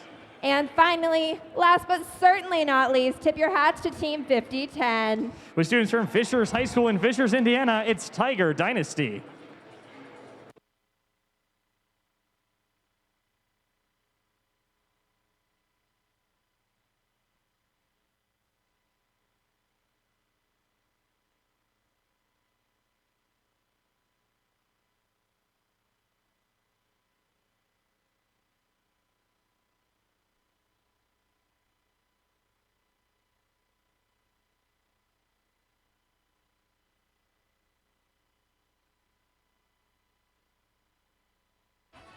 All right, it's time for our last qualification match of the day. It's drivers behind the line. 3, 2, 1, go. The autonomous period, the first 50 seconds, is the only point where you get movement points as all those teams cross that black tape line. They're hoping to score a game piece somewhere in the field of play to get that additional choral autonomous ranking point. Points are worth more during that autonomous time. Everything you just saw was completely pre-programmed. Coming out of that time period, 40-30 in favor of the Blue Alliance. The remainder 2 minutes and 50 seconds is all teleoperated. Human players pick up the controllers and have the robots that their team built over the last 13 weeks. 5402, Reckless Robotics has been a high performer through most of this event, quickly scoring those game pieces. And that's the name of most of these games, is the smaller that cycle time, the time from picking up the game piece to scoring it onto the scoring element, the quicker that duration is, the more opportunities they can fit in a match. A lot of teams having difficulty with the algae in the field of play, as it's easy to get bounced up on top of them. We see that with 5010, and when their teammates are working on getting them unbeached off that area. 1741 just sliding in and getting the same difficulty. It's a lot harder, though, since their teammates aren't able to head over to the far side of that alliance to help them get unstuck. 4272 Maverick Robotics, their robot has continued to score lots of game pieces throughout this entire match and the event today and yesterday. Scores currently 106-71 in favor of your Blue Alliance. One of those algae scored potentially directly into the processor, or excuse me, directly into the barge. So we haven't seen that processor icon handshake up here on the screen yet. 5010 Tiger Dynasty featuring a Quest 2 on the robot, apparently for vision. They'll use that throughout the field of play, looking at those QR code looking objects known as April tags. helps the teams know their current location in the field of play and use that for robot driver-assisted maneuvering. 50 seconds remaining in the match, 76-17. The Robo Blazers swiftly heading between the Coral player human station, picking up additional of those Coral PVC game pieces, and then delivering them onto the Coral Reef, trying to get additional points for their alliance. Not to be outdone, though, 34-94, realizing that there's only 35 seconds remaining in the match, trying to pick up a couple additional game pieces, trying to extend their lead. Blue Alliance already cresting that 4 out of 4 for that Coral ranking point. Red Alliance a little bit behind, but they know that there's plenty of points available in the end game period. Just heard that sonar ping, meaning teams start making their way over to those hung cages. The longer the chain, the more points they'll gain. 54-02, Reckless Robotics elevate off the ground. 76-17, Robo Blazers joining them as well. Blue Alliance, a little bit difficulty there with all three of the robots. Still 6 seconds, though, for them to figure it out. What's happening here? 34-94, elevate off the ground. 50-10 Tiger Dynasty appears to be elevated. And that's all the time we have for our last qualification match here at the first Indiana State Championship. Stick tight for those scores, and then alliance selection thereafter.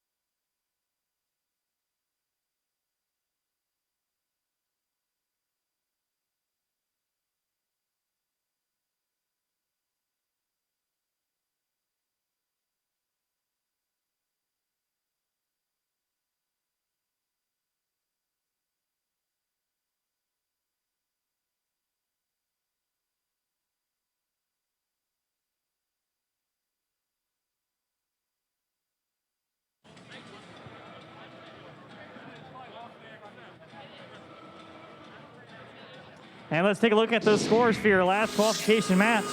Your winners are the Blue Alliance. Blue Alliance with a score of 112, the Red Alliance with 118, nearly 100 points more there, getting all 6 of those available ranking points.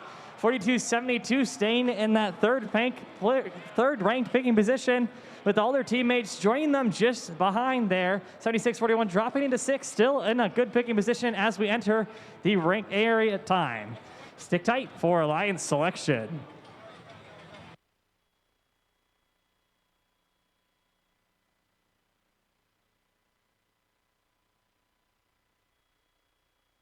Including one adult. Only a student is allowed to pick and accept or decline an invitation. When a team is ready to make their pick, only the Alliance captain will walk to the MC to announce the pick. Teams will have 45 seconds to make their first selection and 90 seconds to make subsequent selections. The time remaining for each pick is shown on the timers on the playing field. The timer starts when the MC finishes asking the team to make their selection and stops when the team makes a valid selection. The timer will continue to run for an invalid selection, such as attempting to pick a team that is not at the event or is already a member of another alliance. Teams making a good faith effort when the clock hits 0 will be allowed to finish their pick. In the event of a decline, the timer is reset. If a team does not make a valid selection before time expires, they are skipped. Skipped teams will be revisited in order after each pick. Skipped teams will be skipped again until after the next pick, if they are not immediately ready to make a valid selection. At the final pick of each round, if a team does not make a valid selection before time expires, they are automatically assigned the highest ranked unpicked team. The number 1 team can select any team at the event to join their alliance. If the selected team declines the invitation, then another team is chosen until one accepts. Declining teams may not be selected by any subsequent alliance. Suppose Alliance 2 selects the 4th ranked team, who declines, and Alliance 2 selects another team, which accepts. It's then Alliance 3's turn to select from the available pool, which does not include the 4th ranked team. This process continues through Alliance 8. Notice that a team who had declined and become unavailable has moved up to become an Alliance captain. At the end of round 1, any remaining team that has declined an invitation is not eligible to participate in the playoffs because they cannot be selected. Between selection rounds, there's a 2-minute break for alliances to confer. After the break, Alliance 8 picks their 3rd team member from the remaining teams. Then Alliance 7 picks, continuing all the way back to the number 1 alliance. Alliance selection is complete when each alliance is composed of 3 teams. The remaining top 8 teams are backups who need to confirm with a lead queuer that they will play if called upon. Note that at the championship event, we had a 3rd selection round with round 2 timing to make 4-team alliances, and there are no backup teams. Good luck, teams.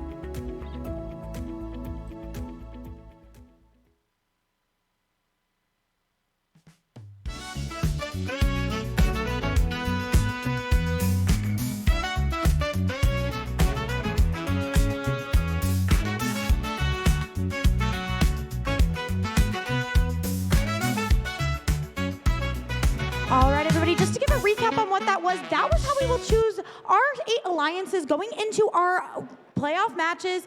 So those are basically the rules. We will reconvene in about 5 minutes with all of our alliance representatives here down on the field. If your team has not already sent a representative, please send one down over to the southeast side of the field over here, pointing over there.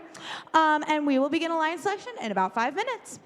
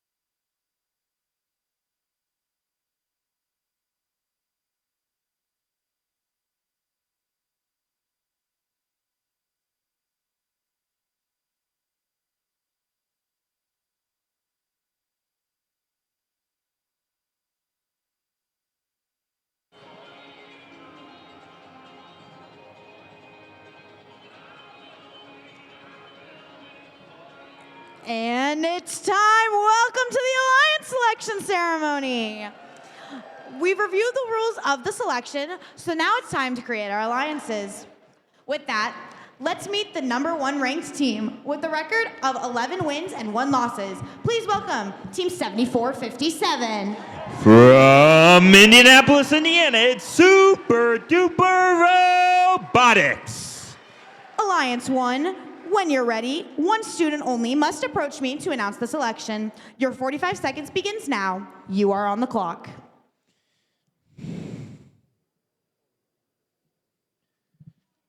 On behalf of Team 7457, we'd be super duper excited to invite 868 to be on our alliance. Team 868, they're from Indianapolis, Indiana. They are the Tech Hounds. Alrighty, 868. On behalf of Team 868, Resultant, Aptive, Martin Marietta, and Team Thrifty, and all of our other wonderful sponsors, we'd love to hound the competition with you. Congratulations to our first seed alliance. Mark will take you to where you're supposed to go. And with that, that means our second seed alliance captain will be Team 4272.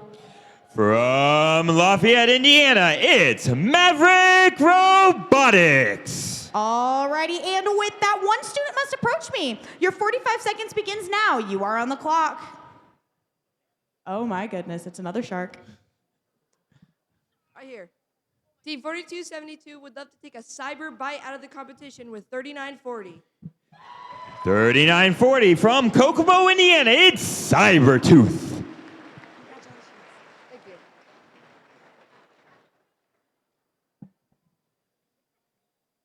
On behalf of Cybertooth 3940, we'd love to join the pool party with you guys. Alrighty, congrats to our alliance too. Mark will tell you where you're supposed to go. And with that, it means our Alliance 3 captain will be Team 461. From West Lafayette, Indiana, it's Westside Boiler Invasion. And with that, one student must approach me. Your 45 seconds begin now. You are on the clock. Team 461 would love to invite Team 1501 to come invade the competition with us. From Huntington, Indiana, they are Team Thrust.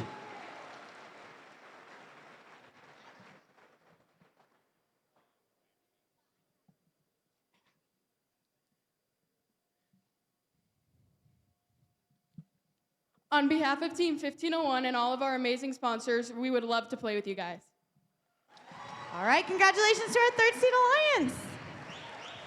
And this means that our fourth seed alliance captain will be Team 1741. From Greenwood, Indiana, it's Red Alert.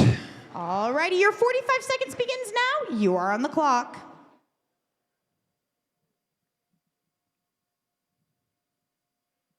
On behalf of Team 1741 Red Alert, we would like to invite Team 3494 to quadrangles. From Bloomington, Indiana, they are the Quadrangles.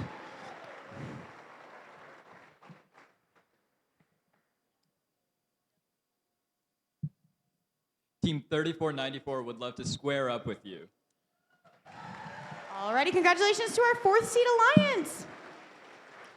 This means that our Alliance 5 captain will be Team 45. With the robot Big Tuna, it's Techno Cats. Your 45 seconds begin now. You are on the clock.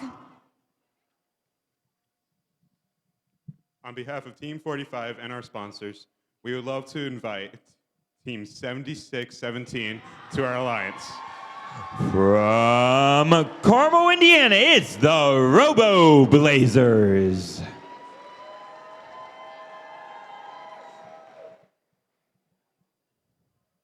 On behalf of Team 7617 and all of our wonderful sponsors, we would love to blaze a trail to victory with you. Alrighty, and Mark will follow you where you're supposed to go. And with that, that means our Alliance 6 captain will be Team 234. From Indianapolis, Indiana, they are Cyber Blue. Alrighty, your 45 seconds begin now. You are on the clock.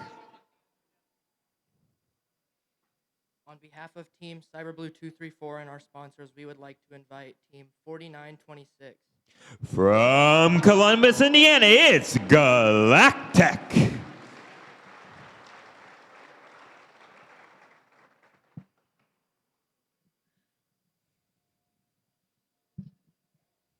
Team 4926 would love to go out of this world with y'all. We accept. All right, congrats to Alliance 6. Mark will show you the way. That means we have moved on to our Alliance 7 captain, which will be Team 5010. From Fishers, Indiana, it's Tiger Dynasty. Alrighty, your 45 seconds begin now. You are on the clock.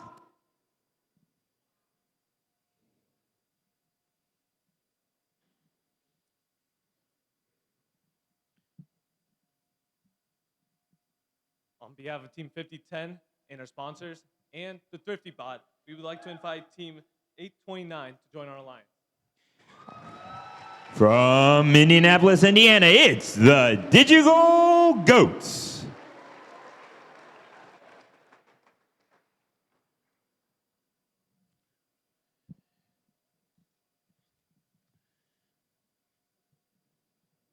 Team 829, Digital Goats, love to climb to the top of you.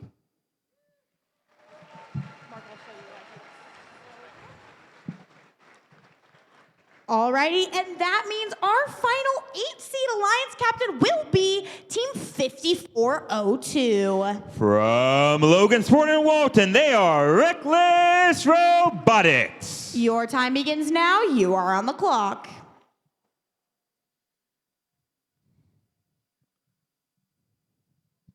On behalf of Team 5402, we would like to invite Team 292 to wreck the competition with us. From Roosevelt, Indiana, it's Panther Tech.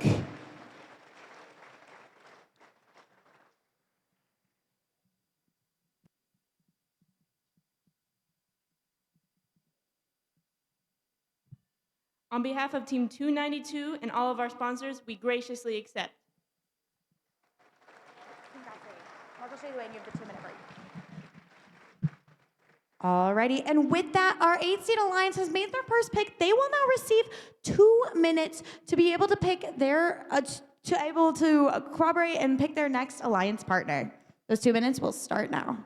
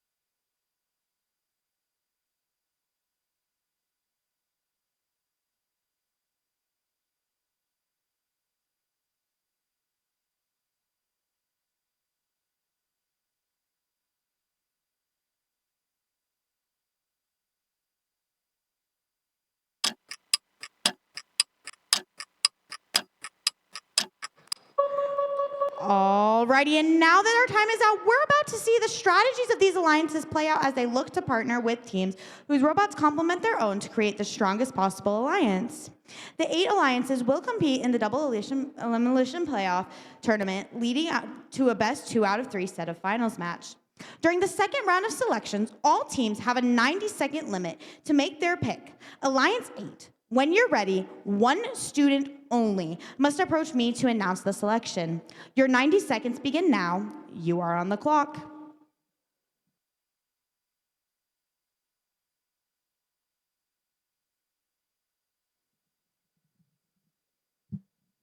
On behalf of Team 5402 and 219, we would like to invite Team 135 to wreck the competition with us. From Mishawaka, Indiana, it's Penn Robotics of Black Knights.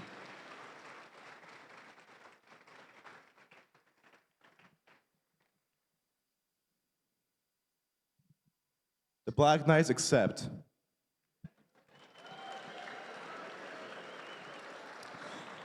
Alrighty, and with that, we move on to our Alliance 7. You guys have 90 seconds to make your pick. You are on the clock.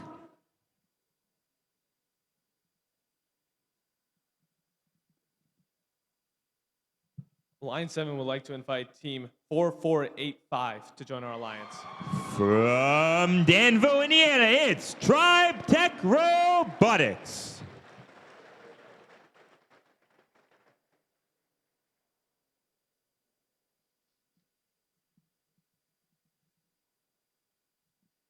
On behalf of Team 4485, we'd be happy to join your tribe.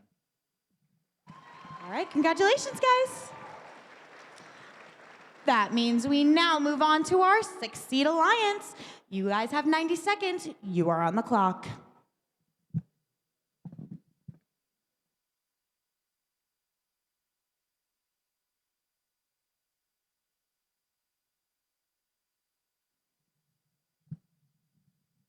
On behalf of Alliance 6, we would like to invite 3176. From Brownsburg, Indiana, they are Purple Precision.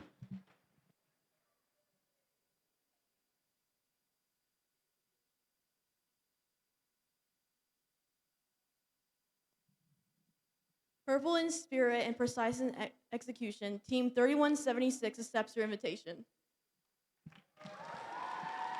Congratulations, guys. Moving on to Alliance 5. You guys have 90 seconds to make your second pick. You are on the clock.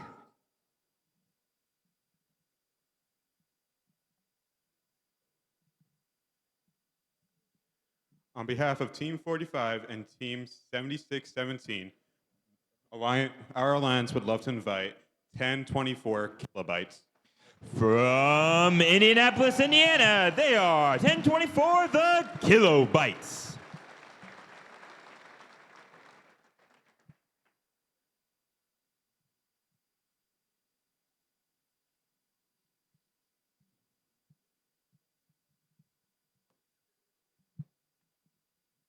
Team 1024 would love to take a bite out of the competition with you.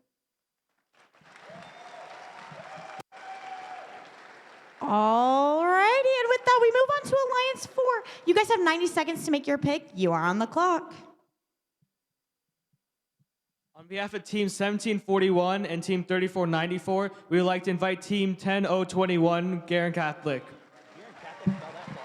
From Noblesville, Indiana, they're the Garrett Catholic Golden Gears. On behalf of our sponsors, Team 10021 gratefully accepts.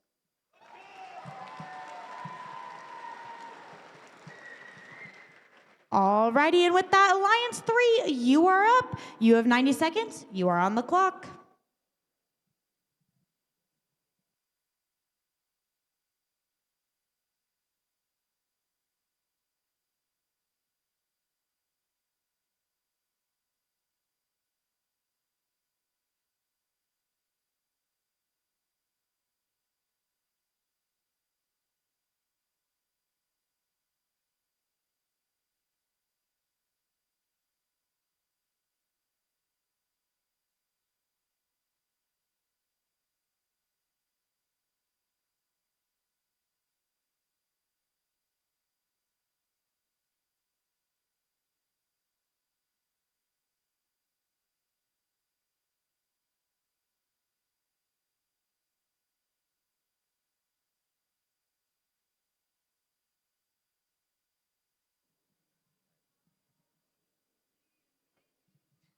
Alrighty, we ready for our pick?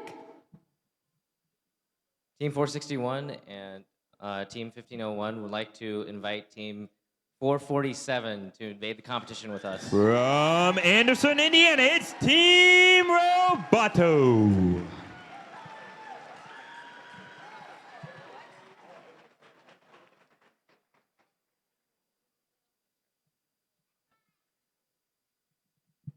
On behalf of Team 447 and all our sponsors, we graciously accept.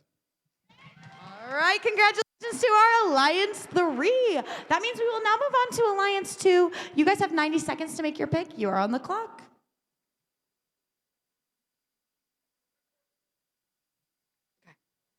Team 4272 and 3940 would love to blaze a trail with 6721 to our pool party. 6721, they are Tinley Trailblazers.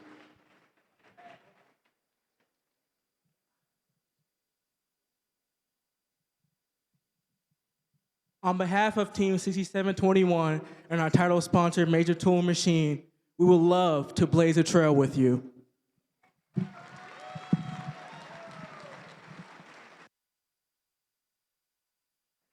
All right, now we have our Alliance 1. Whenever you guys are ready to make your final pick. Oh, sorry. I have a script here.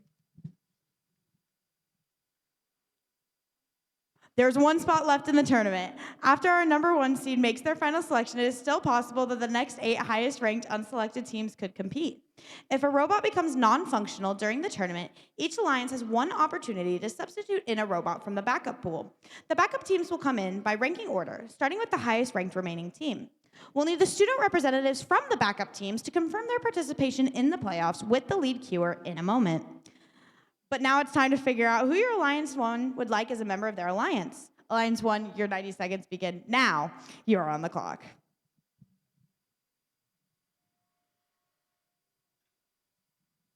On behalf of Team 7457 and 868, we'd love to seal the 7 FRCs with 3487 Red Pride. 3487 from Plainsfield, Indiana, it's Red Pride Robotics.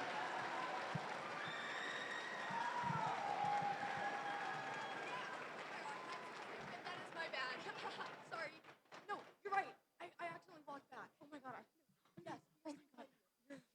On behalf of AMPG and all of our sponsors, Team 3487 and the real Slim Shady would love to stand up to the competition with you. Congratulations. Alrighty, and with that, this looks to be an exciting tournament. Let's have a round of applause for all our teams competing here in our district championship event. Teams gave it their all this weekend, and if you weren't selected for the playoffs, pick an alliance to cheer on. Now, we need all alliance captains to stay here on the field to meet with the head referee to review playoff rules. It is now allowed to swap out the alliance captain if needed. We're going to let the alliances strategize and prepare for the tournament playoff, which will be starting at 2 p.m. We'll be presenting many awards between the playoff rounds, and we'll have closing ceremony immediately following the playoff tournament. We'll see you back here to begin the playoffs, and don't forget to bring your gracious professionalism. Thanks, everyone.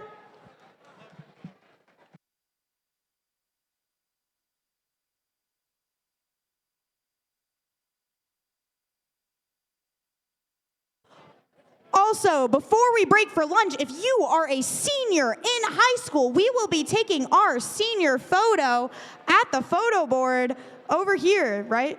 Yeah? Yes.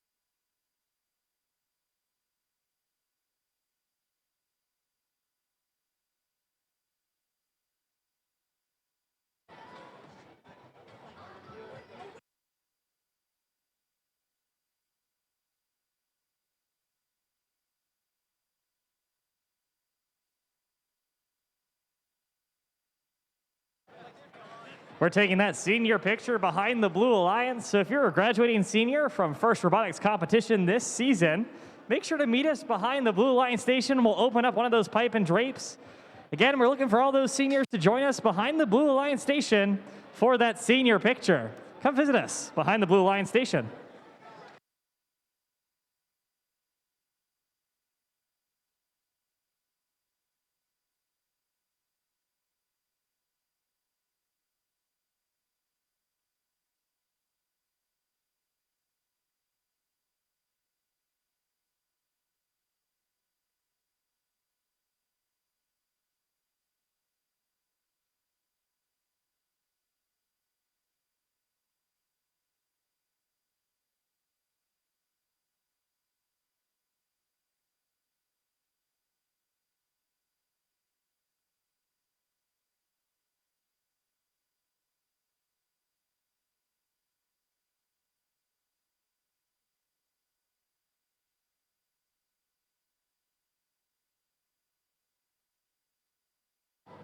We're starting to collect all those high school seniors who will soon be graduating the FRC program. Make sure to join us behind the Blue Alliance station for our senior picture. We'd love to have all the seniors in the room join us for that senior picture, all those who will be graduating from high school in the FRC program in just a few moments or months.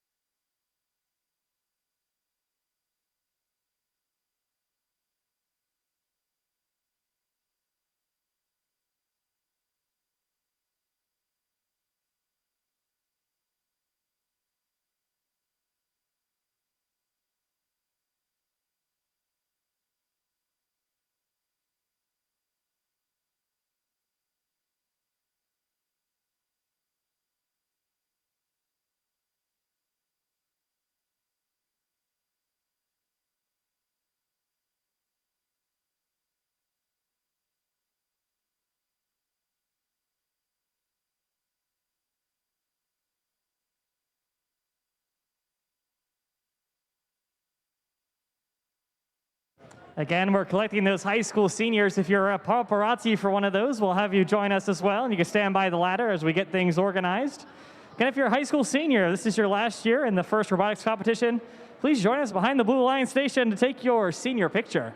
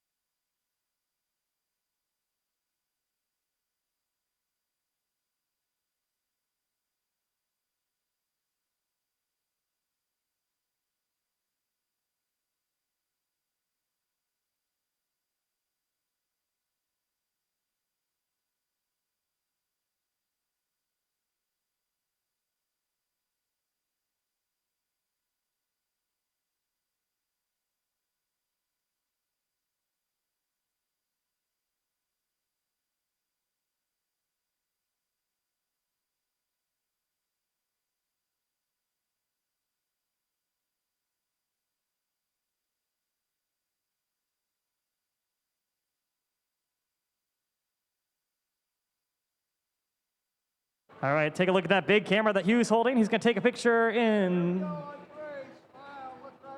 Looking at the camera in 3, 2, 1. Looking at Hugh up here. He's going to take a bunch. Keep smiling. We love First Robotics. He's saying you're not smiling hard enough. Keep looking at Hugh. All right, take a look at your paparazzi. Don't move quite yet. Look at paparazzi down here. Hugh's taking a look at that. Look at your paparazzi, all your lovely family, folks, and friends. All right, you can rest your smile. Stay where you are, though. Everybody got it? Oh, one more paparazzi. All right, you're good to go. Thank you, high school seniors.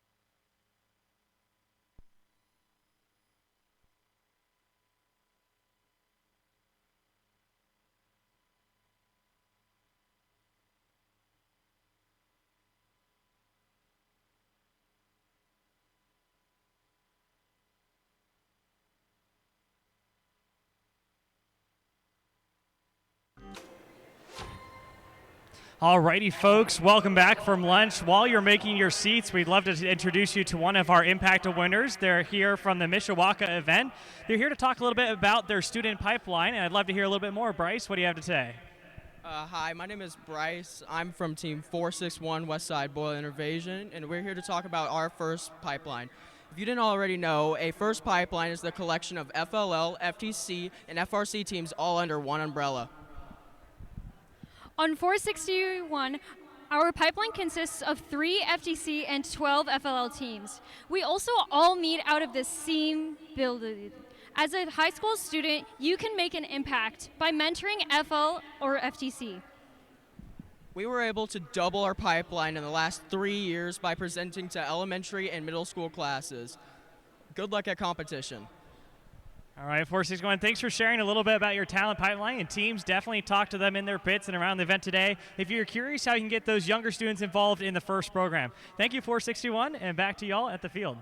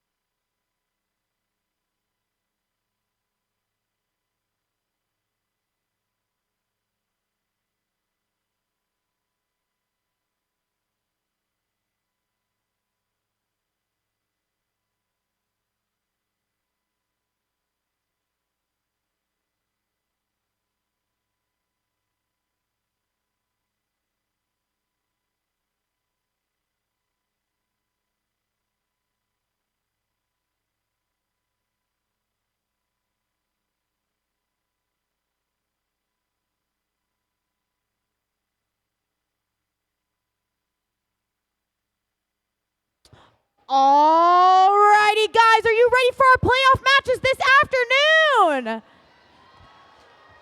Yeah, already. Our first matchup is between our first seed alliance and our 8th seed alliance. Let's go ahead and meet our 1 seed alliance, starting with their alliance captain. It is Team 7457. From Indianapolis, Indiana, with their robot Golden Curl, it's Super Duper Robotics. They're sponsored by Purdue Polytechnic High School, Mundell Associates, Tetri Bots, Haas, and OnShape.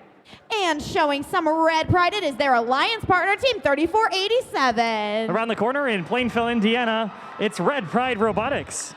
They're proudly sponsored by AMPG, Geodis, MH Equipment, Glenn, and Kuhn Accounting. And hoping to hound a victory here, it is Team 868. They're here to engage, inspire, and event. From Carmel, Indiana, it's the Tech Hounds.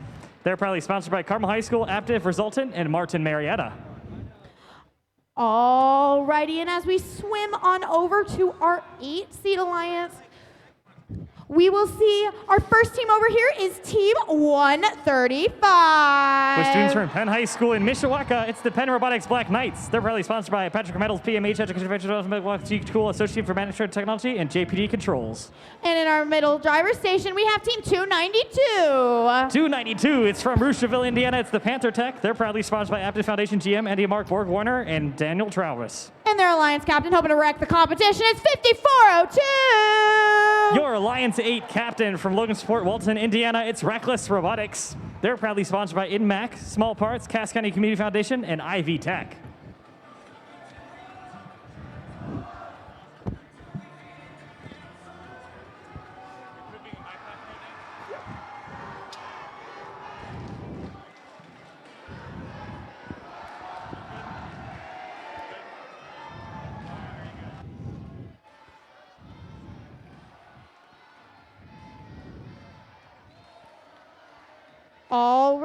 Alrighty, let's begin our district championship playoff matches. Drivers behind the line in 3, 2, 1, Reefscape. Everything is just all you saw. It's just still another game of Reefscape, but teams are focusing on that final winning score. The autonomous period first 50 seconds is completely pre-programmed as per usual.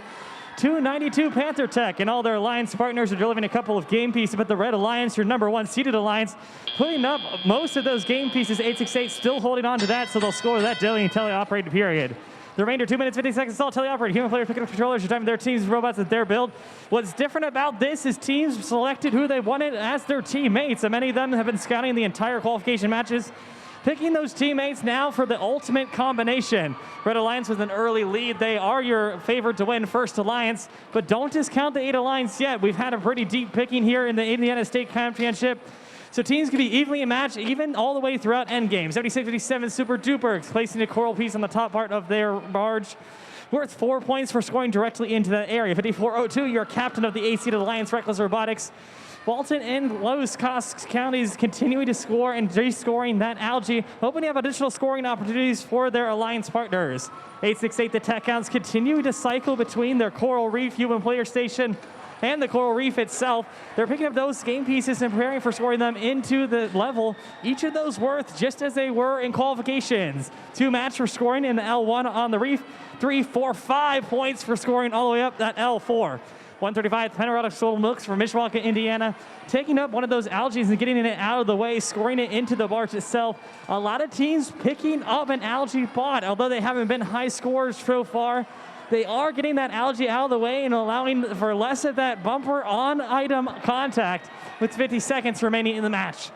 Scores 131 to 213. Your Red Alliance running away. These teams have fought hard to be here, and they will continue to put pressure on their opponents throughout the entire match. 5402 Reckless Robotics now putting some bumper action on the Tech Hounds. That contact is allowed as long as it's kept outside the protected areas and kept to a minimum. 292 Panther Tech continuing to put the game piece pressure, filling up their reefs slowly. Again, we don't care about those ranking points at all, whether it be Coral, the Autonomous, or the end game period, but we just entered that with that sonar ping. Still plenty of points available in the end game. 868 and their partners, Super Duper, releasing that final game piece and going in for a climb. It's looking pretty synchronized. Blue Lions going with all 3 deep cages. It might be the deciding factor here as all 3 Blue Alliances try to get off the road. Oh, Blue the Red Alliances. And that's all we have for playoffs match 1 here at an exciting first Indiana State Championship. Stick tight to see those scores and who will remain in the upper bracket.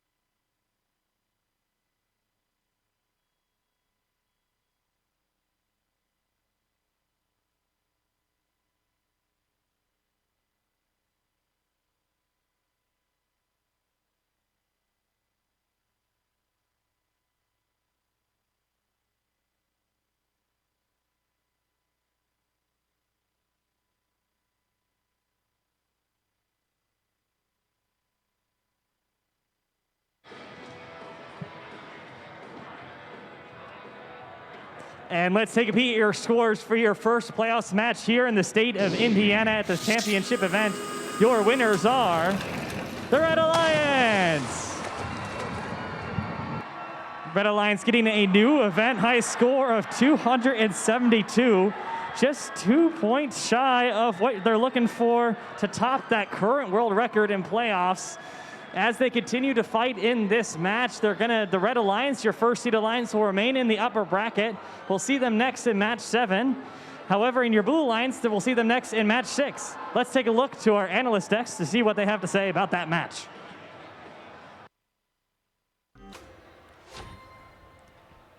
Hiya, I'm Kaya, and if you're just tuning in, welcome to the playoff matches of the first Indiana State Championship. Here with me, I have Carl Lee Lansgren. All right, Carl, I saw you observing some of the strategies that are starting to kind of unfold as we watch these playoff matches. Can you tell me a little bit about them? Yeah, so something that's really, really fascinating about these matches is what we're starting to see, which we haven't seen so far much in Indiana at all, but the fact that at the moment, 3487's not playing defense. And I think that's one of the most interesting things and critical things here is the fact that they are actually scoring algae throughout this match, both in the processor and up in the barge. And it's going to lead to that extremely high score that we saw a 272. Fun fact, if you subtract off the penalties from that match, that means we are only 2 points away from the world high score unpenalized, right? The highest score, 262. After penalties, ours 260, showing Indiana is doing some insane things out here.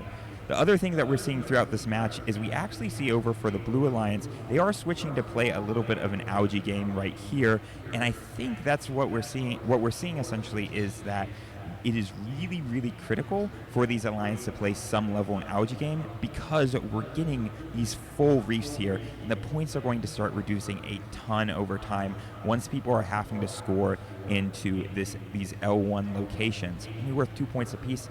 Barge worth 4 points apiece. That's going to really switch these teams because the cycles are going to get really, really close overall. So, yeah, definitely. It was a really, really cool match. I'm super excited to see what these teams have to show up, and we're excited to be here at this amazing state championship. Let's send it back down to the field.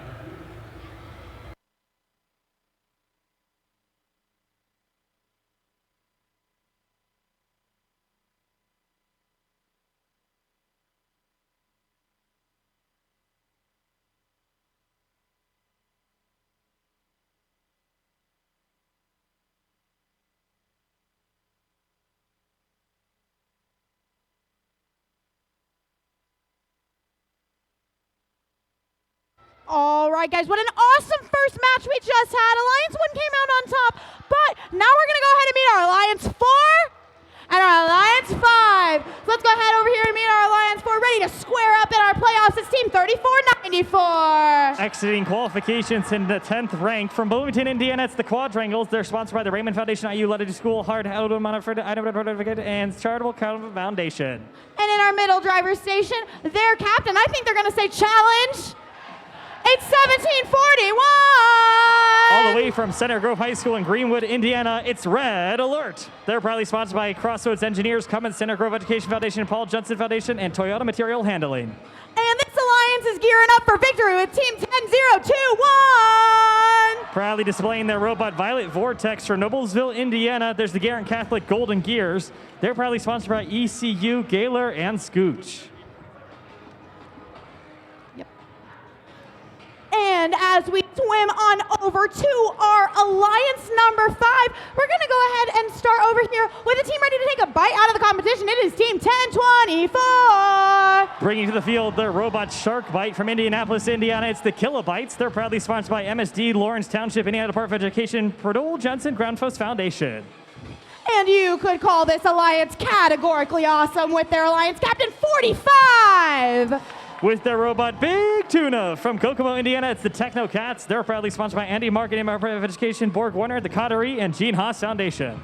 And hoping to blaze to a victory for the Blue Alliance, it is Team 7617. Proudly hailing from Carmel, Indiana, and students from University High School, it's the Robo Blazers. They're proudly sponsored by Micro Commercial Components, Sim System Robotics, Fanfare Tickets, and Haggard Stocking.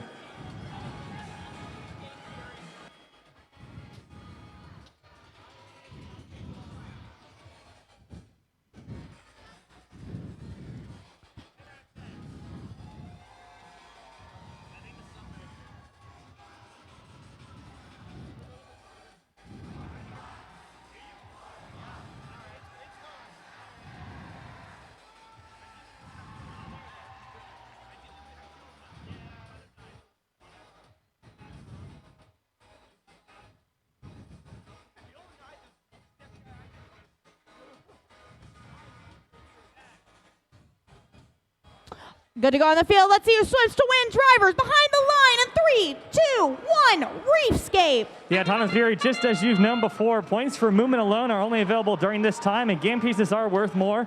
7 points for each of those coral pieces teams can put on the top part of those reef. Red Alliance Team 1101 skipping just Autonomous period. Blue Alliance trying to sneak in a couple quadrangles, descoring one of those algae pieces. Exiting the Autonomous Fury, it scores 52-44 in favor of your Blue Alliance. They have the remainder of the match to decide their fate. We are in the playoffs, so teams don't need to worry about any of those ranking point opportunities, but it's still worth to score both algae and coral since it ultimately comes down to the winner of this match. Team 45, the Technocats with their robot Big Tuna, releasing one of those algae from its perches on the reef, looking to score it in the barge for 4 points for their alliance.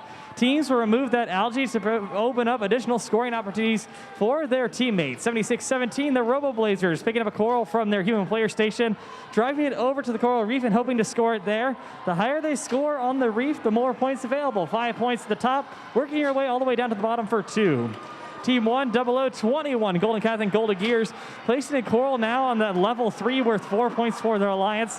If you hear an occasional slamming sound, that's the human player from 1741 Red Alert, hoping to disperse those game pieces onto the ground. The robot uniquely has the ability to pick up game pieces from the ground on either side of the robot, which has helped teams reduce that cycle time. And the shorter that is, the more opportunities you'll put into the field of play. Scores 122-41 in favor of your Red Alliance. This should be pretty tight. Both these matches are just around the corner each other in that picking order. So they have similar strength of teams, but will it be enough to tackle those champions? 50 seconds remaining in the match. Continuing to put pressure on each other's alliances and score independently. None of that bumper-on-bumper action yet as teams focus on those scoring elements, working like clockwork to score those game pieces onto their coral reef. Both teams making good advancements, nearly filling up the reef. Red Alliance still has a couple of those algae balls spare, or algae spheres, so they might be the ones here that ultimately take that point hit. Team 1024, Kilobytes going in for that climb on the deep cage. We've heard that sonar ring reminding those drivers it's time to start to climb. 76-17 Robo Blazers hoping to get elevated off the ground. Quadrangles their opponents joining them. Garrett Catholic Golden Gears, the 1741 going in for a potential park. But will that be enough points to make up the differentiating factor here? 2 of those red robots appear to be off the ground. Garrett Catholic Golden Gears sneaking in hopefully for a final climb there. But that's all the time we have for playoffs match 2 here at the first Indiana State Championship. Stick tight to see how these scores total up.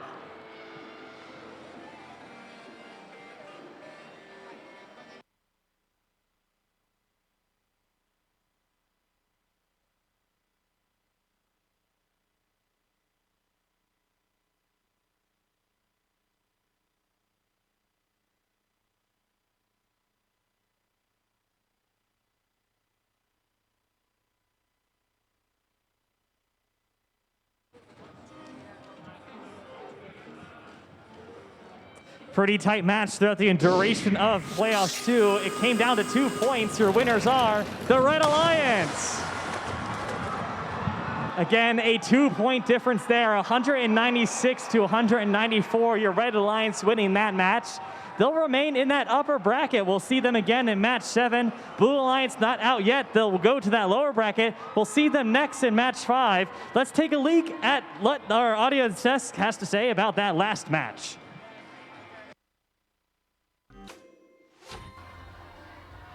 Howdy, howdy, everyone. We're back up here at the broadcast booth, and we want to talk a little bit about that last match. Kaya, could you tell us what teams may stood out for you? You know, all season I have been watching 10-0-21. That's the Guerin Catholic Golden Gears, and it has been amazing to see just how well they have been doing, especially for a rookie team. You know, a lot of people think, oh yeah, you know, they're a rookie team. You know, they're going to have a couple years before they really start to flourish, but as we've seen on the field here, their robot really tells a story of community support and really students with a lot of ingenuity that are supported by really good mentors. So good job, Guerin Catholic Golden Gears. They have really consistent cycling. Their robot is really well built. Carl, what else did you see on the field? Yeah, so looking at this, a couple of things that I think made that 2-point difference. Starting out, look at 3494's really unique auto here. They're going to score on L3s here, but in scoring on it, they're actually going to end up also removing this algae ball, which is critical for allowing these actual scores during auto to count, since the algae touching the coral means they wouldn't have counted otherwise. Along with that, I want to speed forward down to 120. At 120, what do we see here? We're seeing basically tied scores right here. And right around here is when we're actually going to see the Red Alliance start to pick up the pace a little bit and start to gain more of an advantage. Now, another thing that's really fascinating is once they fill everything up, 1741 is going to take a very interesting approach. Because they're not big on scoring L3, or L1, my bad, they're actually going to come over here and start playing defense, which allows them to try and shut down a couple more cycles, but it's so close to the end of the match that there's not a whole lot that's happening because the robots are going to start moving over into the climbing zone areas. However, without that climb, we could see 1741 being really pertinent in trying to shut down and play some last-second defense. We've seen some amazing work from them throughout the event of that. With that, let's send it back down to the field for match number 3.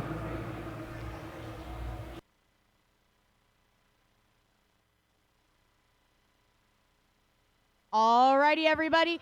So, first things first, before we go ahead and announce these teams, we need a representative from Team 10492 down on the field. See our lead cuer, Mike. Yeah, the 10492. Please send a representative down to the field. Thank you. And with that, we have our next match, which is between Alliance 2 on our red side and Alliance 7 on our blue. Let's go ahead and start over here on our Alliance 2 with their captain, ready to bowl. Does the competition is 4272. Hailing from Lafayette, Indiana, from McCutcheon High School, it's Maverick Robotics. They're proudly sponsored by Caliber Incorporated, Bayer Fum, Inmac, Tipmont, REMC, and Rio Magnet Wire. And with them ready to sink their teeth into the competition, 3940. With students from Northwestern High School in Kokomo, Indiana, with their robot Mako, it's Cybertooth. They're proudly sponsored by Andy Mark Active, Gene House Foundation, and the Boeing Company. And hoping to blaze Alliance 2 to victory at 6721. Hailing from Indianapolis, Indiana, with students from Charlie's A. Accelerated Tinley School, it's the Tinley Trailblazers. They're proudly sponsored by Major Tool and Charlie's A. at Tinley Accelerated School. And as we dive on over to the other side of the field, I see our Alliance 7 is pretty stacked over here. Let's start off with hats off to 5010. Your Alliance 7 captain from Fishers, Indiana, it's Tiger Dynasty. They're proudly sponsored by the Thrifty Bot, Lower Beaver American Legion Post 470, Johnson Controls, and Borg Warner. Somebody could say that 4485 is locked in. Yeah, it's 4485. Breaking to the field, their robot Nessie from Danville, Indiana. It's Tribe Tech Robotics. They're proudly sponsored by Duke Energy and Waste Management. And with the way you're lined up right now, this Alliance is pretty much seeming like the GOAT. It's 829. With students from Rucker Career Center in Indianapolis, it's the Digital Goats. They're proudly sponsored by the Department of Defense STEM, Motorola Solutions, the Gene Haas Foundation, Bayer Fund, and Colors Incorporated.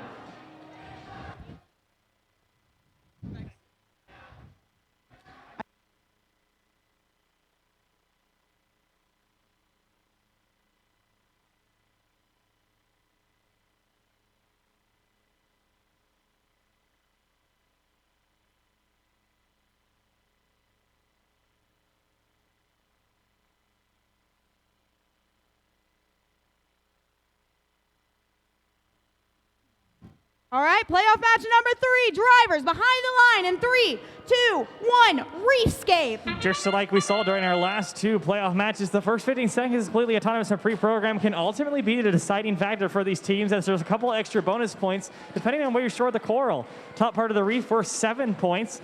829 Digital Go successfully placing one of those game pieces up there. Red Alliance, though, succeeding that of the Blue Alliances so far.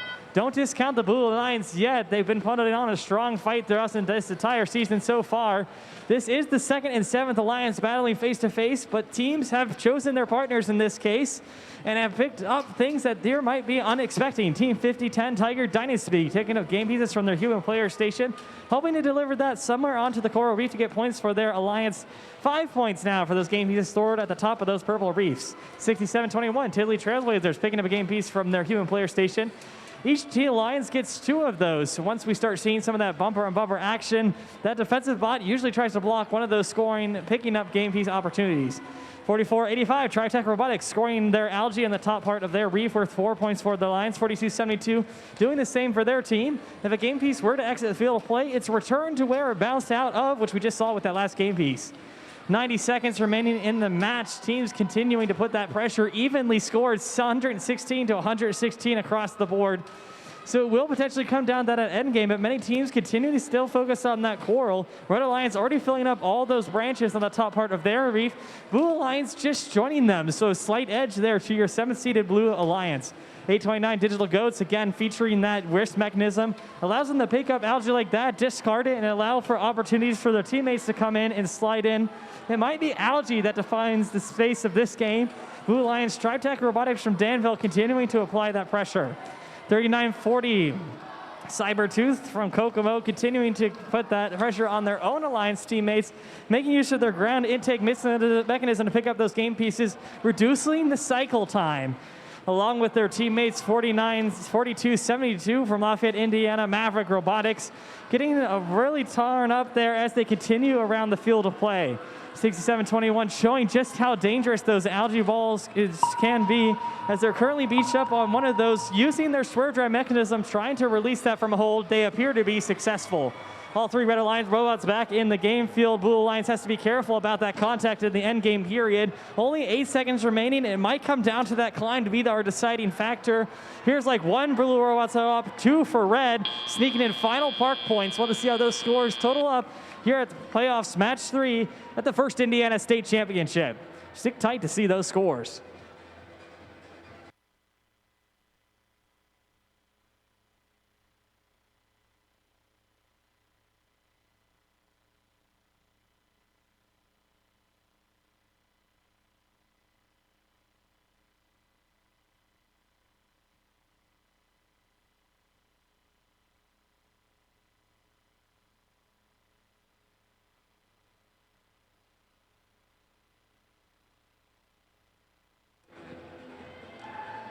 And we're ready for those scores for playoffs match 3.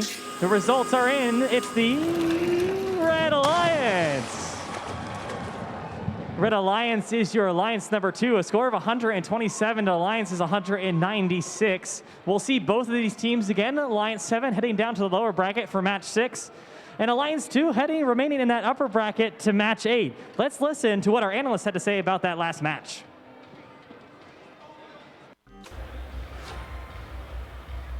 Thank you, Bryce. We have some lovely thoughts from that. Kaya, can you tell me a little bit about the 7th Alliance putting up a score of 196 in that match? Yeah, so if you were to look at the field, you would see that the reef may look like the centerpiece of the field, but more and more we are seeing that algae can really make a huge difference in this game. So we saw 4485 choosing to do a lot of barge cycling, which is the part in the middle of the field where all of that blue algae is stored. A lot of teams will choose to do this to help the coral bot cycle, and because algae will also get their team a lot of points. For example, we saw the Maverick super cycling, but having a strategy that allows for the maximum amount of algae to go into that barge while also trying to fill that reef provides a really good balance, and I think we're going to see the 7th seed do really well in this competition. What are your thoughts, Carl? Yeah, I would agree. The 7th seed is going to kill it with the algae up there. We've been saying all day algae is going to matter. However, I would want to point out something right now.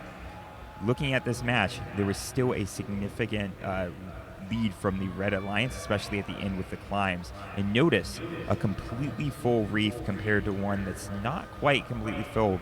So if you want to make sure you have an epic algae game, you have to make sure you get that reef completely filled up and then have the algae, which is tough because the algae needs to be happening at the beginning of the match or throughout the match. And so these teams have to balance their time spent on both of these game objectives, making this really tight balance and dance these teams have to play overall. Right? Awesome. So with that, let's send it back down for our fourth match of playoffs. Alrighty, everybody, it's our last match of round one, which means it's time to meet our Alliance 3 and our Alliance 6. Over on our red side, we have our Alliance 3, starting with their first Alliance partner, Team 447. A family community team from Anderson, Indiana. It's Team Roboto. They're proudly sponsored by DRN Machine, Rock Hill Lawn Care, Madison County Community Foundation, and Sovereign's Charitable Trust. And hoping to fly to victory here with them, it's Team 1501. Bringing to the field their robot Wave Rider from Huntington, Indiana. It's Team Thrust, proudly sponsored by PhD Incorporated, 4-H Beacon Credit Union, and Yamaha Robotics, and Shuttleworth. And hoping to take this match out of this world is their Alliance captain, Team 461. West Lafayette, Indiana's own Westside Boiler Invasion, proudly sponsored by Stratasys, Caterpillar, Arconic, Andy Market, CCDI. And over here we have our Alliance number 6, starting over here with their captain, who's true blue. It's Team 234. Bringing students from Perry Meridian High School in Indianapolis, it's Cyber Blue. They're proudly sponsored by Allison Transmission, Gene Haas Foundation, West Coast Products, Indiana Department of Education, Artronics, and Perry Meridian Falcon Boosters. And in our middle driver's station, precisely what this Alliance needs, it's 3176. Hailing from Brownsburg, Indiana, and the high school there, it's Purple Precision. Sponsored by Carrier Corporation, Fastenal, Corner Score Initials, GML Home Decor, and Capital Group. And hoping to take this match into the stratosphere, it's Team 4926. They're here to ignite, involve, and impact with the robot Whale Shark. It's Galactech. They're proudly sponsored by Klein, King & King, Tracy L. Haddad Foundation, Jim and Jennifer Rumsey, BCSC, and Cummins Incorporated.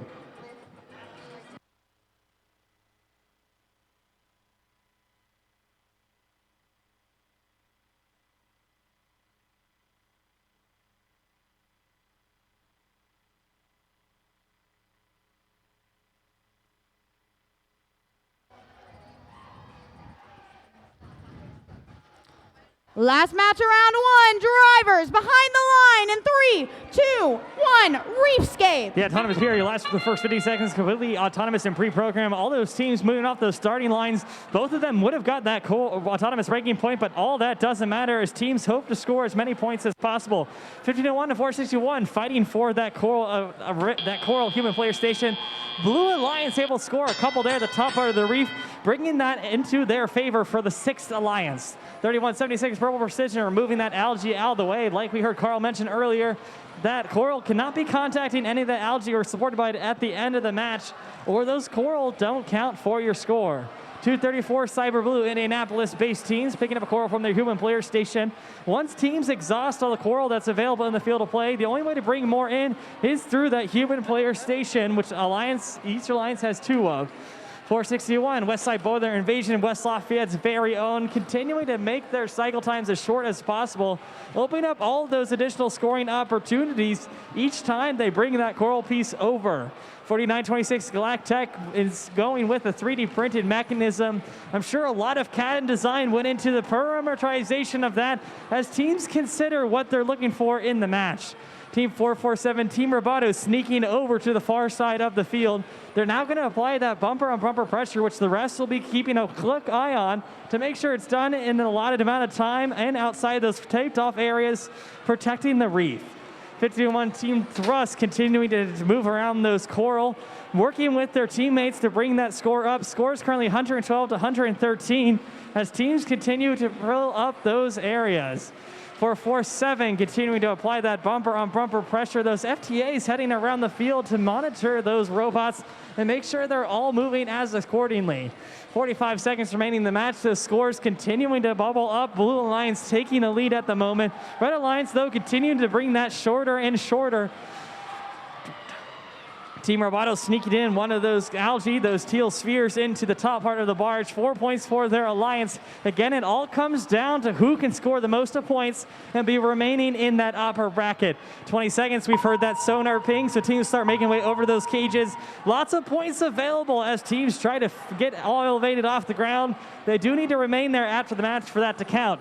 234, apparently getting ready to update. 49-26, elevated off the ground. Team Thrust elevated. 44-77 off the ground. 461, all three red robots and another blue joining them. We'll just see how these scores total up here at playoffs match 4 here at the First Indiana State Championship. Stick tight for those scores.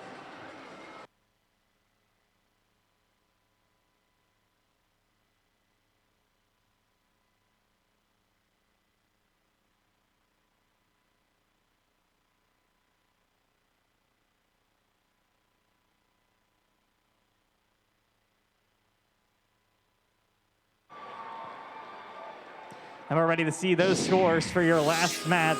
Your winners are the Red Alliance. Red Alliance taking it with a score of 192 to Blue Alliance's 181.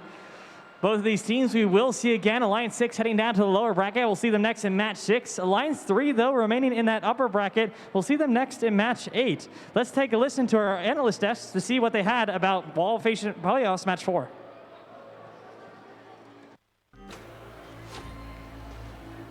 All right. Hi, Carl. If you have just tuned in, we just finished match 4 of our playoffs, so we are in the upper bracket. I'm Kaya, this is Carl, and we're going to tell you a little bit about the strategy and the dynamics that we see unfolding on these alliances at this high level of play. So, Carl, what are your initial impressions on this match? Yeah, so going into this match, these two teams incredibly closely balanced. You've got 49-26 and 234, huge scores on the opposite side, 461 and 1501. 1501 having not lost a single competition this season, currently with 3 total wins, more than anyone else in Indiana. And you want to see coming out of Auton, they're very, very similar. Now, as some of you guys know, just by watching those last matches, the freeze frame right at the end of the match, 1 point difference, Kyle. That's insane, right? Yes, that's crazy. Like, yeah. I mean, Red Alliance did end up climbing more than Blue Alliance, but it was extremely close to watch this match, and it was really cool to see. Like, we've seen a lot of improvement among these teams too. For example, 461, they can lock in along with their teammate Thrust, and they can really be some high-scoring robots on that alliance. Yeah. So the big thing that's coming down to is it's really important of seeing those climbs right at the end, and that's what really made the huge difference for the teams and will continue. You got to be consistent in everything at these matches in order to rank high. With that, let's send it back down to the field for match number 5.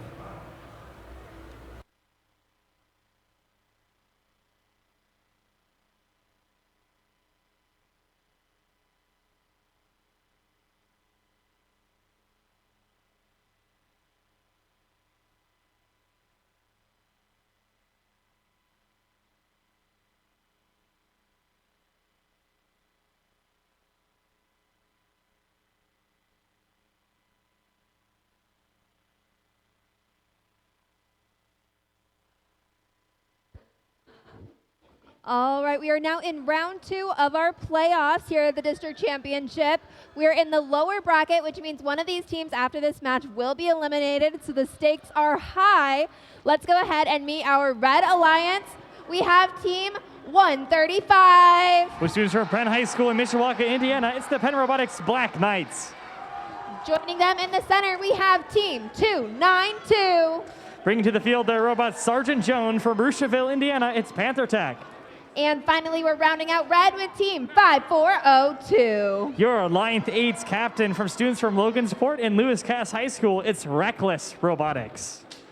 We're swimming on over to the blue side of the field to meet our alliance. We're starting off with team 1024. With students from Mackenzie Center of Innovation and Technology in Indianapolis, it's the Kilobytes. Joining this fishy alliance in the center, we have team 45. Proudly displaying their robot Big Tuna from Kokomo, it's the Technocats. And to round us off, we have team 7617. Your first pick of the 5th Alliance with their robot Firefish, It's the Robo Blazers.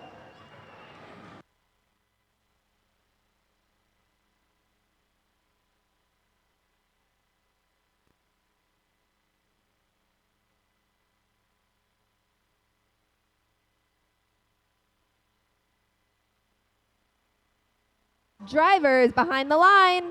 3, 2, 1, go. Teams fighting for the winning here at the autonomous period. Things are worth more. 135 Pennerbox Black Knights scoring one of those coral pieces worth 7 points for their alliance. Blue Lions, those putting up already 4 of those game pieces of their own. Again, each of those worth at the top 7 points. And as we exit that autonomous period, we now enter the teleoperated period. Human players have picked up their controllers and driving the robots that they're being built over the last 13 weeks. Since we're in the playoffs and in the lower bracket, the losing alliance here will be eliminated, and teams are fighting for that ultimate spot. Team 135 attempting to score a piece of algae into the top part of their barge would have been worth 4 points for each of those inflated teal spheres. Team 45 Technocats descoring removing one of those algae pieces, taking it over to the barge and able to successfully score it. They're removing that algae out of the way and opening up additional scoring opportunities for those teammates. All the teams in playoffs so far bypassing that processor, as teams know it could be a deficit to them if their alliance partner is unable to do that additional scoring. Teams instead focusing in on that coral where most of the points have been so far this season. 76-17, the robot's name is Firefish, but it's the Robo Blazers from Carmel, Indiana, swiftly moving around the field using their swerve mechanism. Almost all the teams in this weekend's competition electing to use a swerve drive due to its advanced movability allowed in the field of play. 292, Rocheville's own Panther Tech, continuing to pick up game pieces from their human player station and deliver it to the coral reef. It depends on where the coral reef they score, the amount of points for their alliance. 2 points for down there in that black trough, all the way up to 5 points at the top of those purple branches. Scores 157, now 160 to 111 for the Red Alliance. Blue Lions currently your favorite to win, but there's still many points available in that end game period, as we hear in just a few moments. 135, the Penn Robotics Black Knights hoping to score some additional game pieces down on that L1 level. That potentially will be the deciding factor as we inch closer to finals, as you can fit a lot more pieces down in that undefined trough. 20 seconds remaining due to that sonar ping. Teams start making their way over to those cages to get elevated off the ground.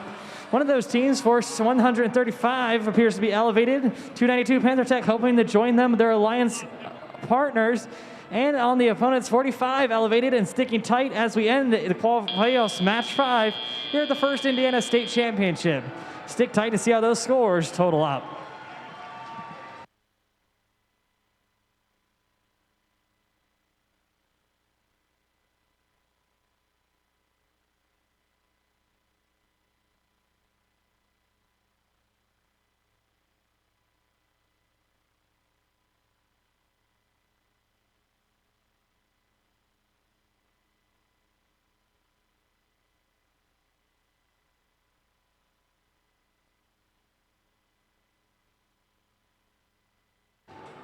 And let's take a peek at your scores for your playoffs match 5. The results are the Blue Alliance. The Blue Alliance was your Alliance 5 with a score of 199 to Red Alliance's 146. Blue Alliance, the Alliance 5, will remain in that upper bracket. We'll see them again in match 10. Unfortunately, this is the end of the road this season for Alliance 8. All 3 of those teams are eliminated due to their participation in that losing alliance. So let's give a large round of applause here for 5402 Reckless Robotics, 292 Panther Tech, and 135 the Penn Robotics Black Knights for all of their hard work in this season. Let's now listen to the analyst desks and what they have to say about that last playoffs match. Awesome, yeah. Oh, we're on. Hello and welcome back to the Finn Broadcast Desk. Sam, what do you think of that match? Honestly, Cooper, all the matches this afternoon have been so competitive, and getting to see all these robots one last time before World Champs has been crazy. And I think we can see in this match that algae really makes a difference. So if we scroll to the end of the match, we're all the way over here, we can see that the Alliance 5 scored 6 algae, which is a 24-point deficit by the end of the match. and that really helped them win it regardless of the Coral score. So I think a lot of our matches today are going to be decided by who can and does score algae. Yeah, and I think another thing that's interesting too, watching the strategy shift from qualifications to eliminations on the reef, you can see that the entire level 4 has been scored in all of these matches because teams want to get those 5-point level 4 coral as often as possible. But then you see the score deficit start to slow towards the end of the match because they only have their level 2 and level 3s left. Yeah, and congratulations to Alliance 5 for making it onto the lower bracket, and thank you for Alliance 8 for trying so hard and doing so well. Yeah, congratulations to Alliance 8. All of you guys had a great season.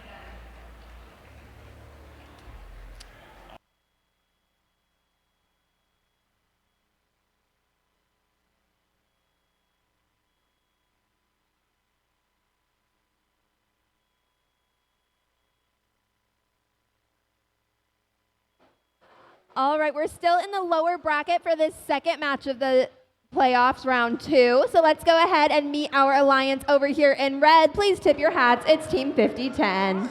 Hailing from Fishers High School in Fishers, Indiana, it's Tiger Dynasty. Joining their alliance, we have Team 4485. Bringing to the field the robot Nessie from Danville Community High School, it's Tribe Tech Robotics. And finally, to round out this Giddy alliance, we have Team 829. Your Alliance 7 first round selection from Indianapolis, it's the Digital Goats. We're heading over across the field to where our blue alliance is docked, starting off very appropriately, wearing their true colors, is Team 234. With students from Perry Meridian High School in Indianapolis, it's Cyber Blue. In the center, we have Team 3176. Hailing from Brownsburg, Indiana, and students from Brownsburg High School, it's Purple Precision. And finally, to round out their Out of This World alliance, we have Team 4926. Bringing to the field the robot Whale Shark from students from Columbus North and Columbus East High Schools. In Columbus, it's Galactech.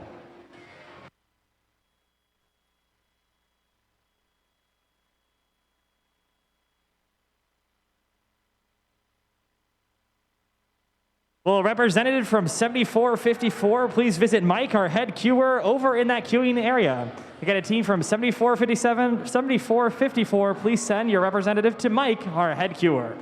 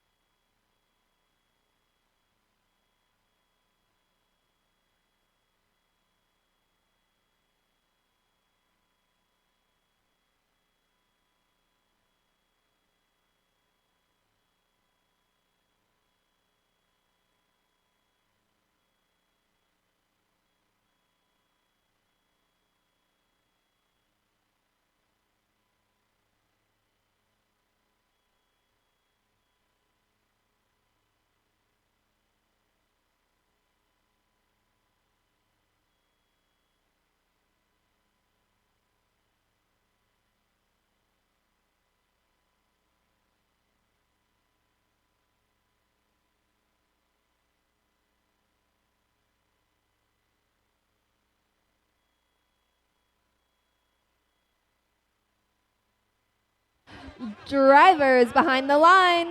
3, 2, 1, go. Autonomous Fury, just as you've seen it, game pieces worth more during this pre-programmed time. Only lasts for 15 seconds, though, as teams race around the field of play and hoping to pick up all those game pieces. This will be the final play for some of these teams as we're in that lower bracket, but they'll continue to fight for all of that time. 50-10 Tiger Dynasty sticking up a couple of those game pieces successfully as we exit that autonomous period. Tied up 37-37. Blue Alliance and the Red Alliance fighting for that slot in the lower bracket. They'll continue to battle for the remaining 2 minutes and 15 seconds of the teleoperated period to see who can be the winner of this match. Teams that picked up their controllers are driving the robots that their team built over this past season. 4485 TriTech Robotics has been slurping up the algae all day. Those teal spheres are inflatable, so many teams using compliant mechanisms to grasp onto those spheres and to deliver them into the top part of the barge for 4 points for their alliance. Just like our analyst desk has been mentioning all day today, it has been key to clear the alliance area of all those spheres, both for game piece scoring and preventing getting beached up on one of those algae. Taking a look now over at the Blue Alliance 234, hoping to score a game piece onto the L3 level part of their reef, worth 4 points for their alliance. Just over 70 seconds remaining in the match, scores 105-97. Only an 8-point difference there between our two alliances, and we should see it remain pretty tight. This is Alliance 6 versus Alliance 7, and all those numbers mean is that picking order of the teams doesn't necessarily mean who will see advanced, as we can see continue them fight with the remainder of the time in the match. 31-76, Purple Precision from Brownsburg, Indiana, had a game piece stuck in their mechanism, but they're able to successfully remove that and get that algae well out of the way. Teams can hold on to each of one of those game pieces at a time, but can't hold on to more than another. 4485 TriTech getting a little bit of that bumper action from their teammates. Just a bit of confusion as they continue to try to score those game pieces successfully into the top part of the barge. Red Alliance pulling ahead with a little bit of a lead, but plenty of points still available in the end game period if they can get elevated off the ground or just park in that taped off area. Galactech with their 3D printed mechanism hoping to slip in a final game piece, then they'll head over to climb. They have been Blue Alliance's primary climber as we've watched throughout most of these matches. Only 12 seconds remaining. TriTech hoping to sneak in one more of those algae game pieces potentially before they go to park. They just need to be in that taped off area by the time the timer ends. Going potentially rogue at the end, and that's all the time for playoffs match 6 here at the First Indiana State Championship. Stick tight to see those scores.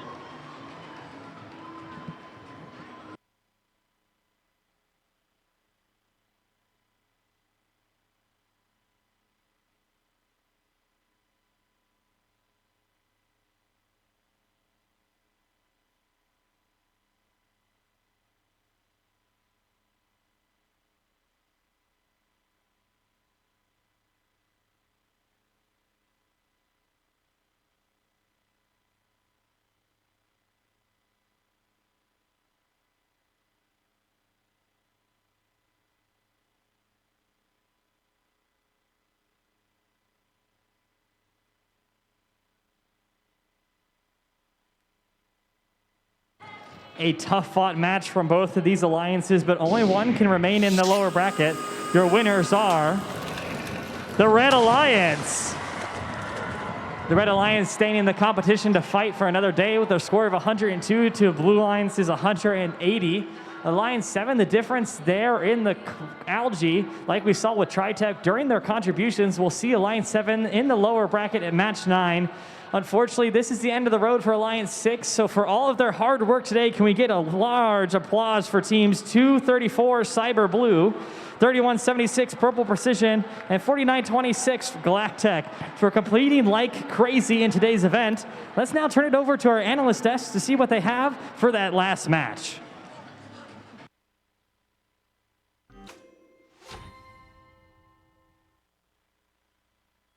Six of our eliminations. So Alliance 6 versus Alliance 7 here. Both two really strong alliances that we have. Two very different strategies. Cooper, what do you think?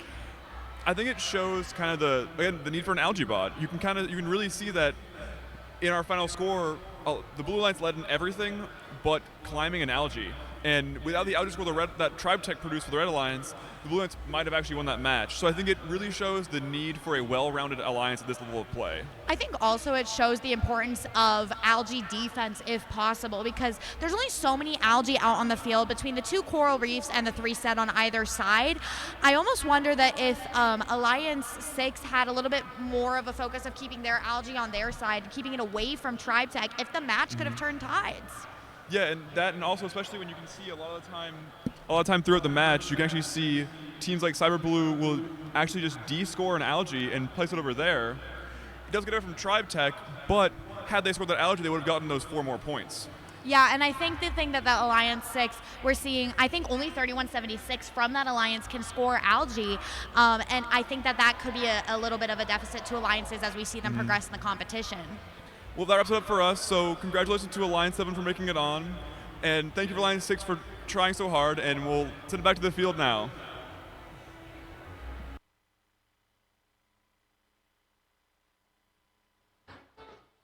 All right, we are now in our upper bracket, so we will be seeing both of these teams again after this match, but we're gonna go ahead and meet who we have here right now, and we're starting off with our first seed Alliance with our team 7457. Your Alliance 1 captain, bringing the robot Golden Corral from Indianapolis, it's Super Duper Robotics. And they're ready to cause pandemonium with team 1747. Hailing from West Lafayette, Indiana, it's Harrison Boiler Invasion.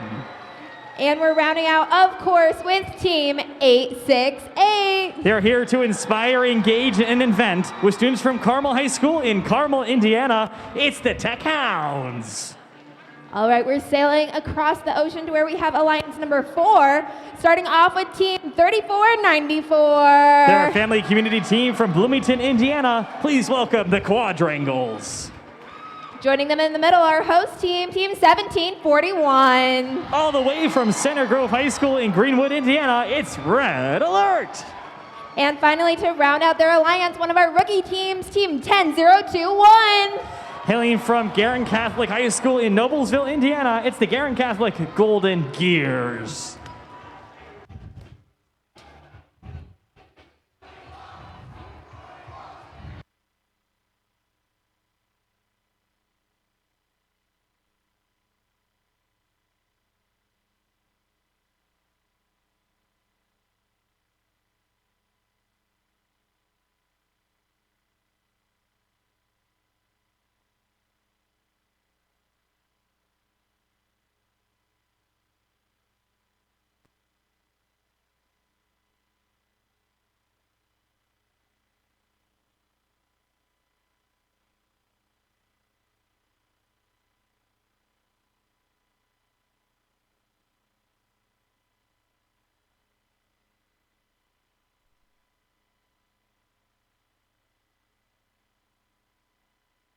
We're ready to get this match in the upper bracket started. Drivers behind the line.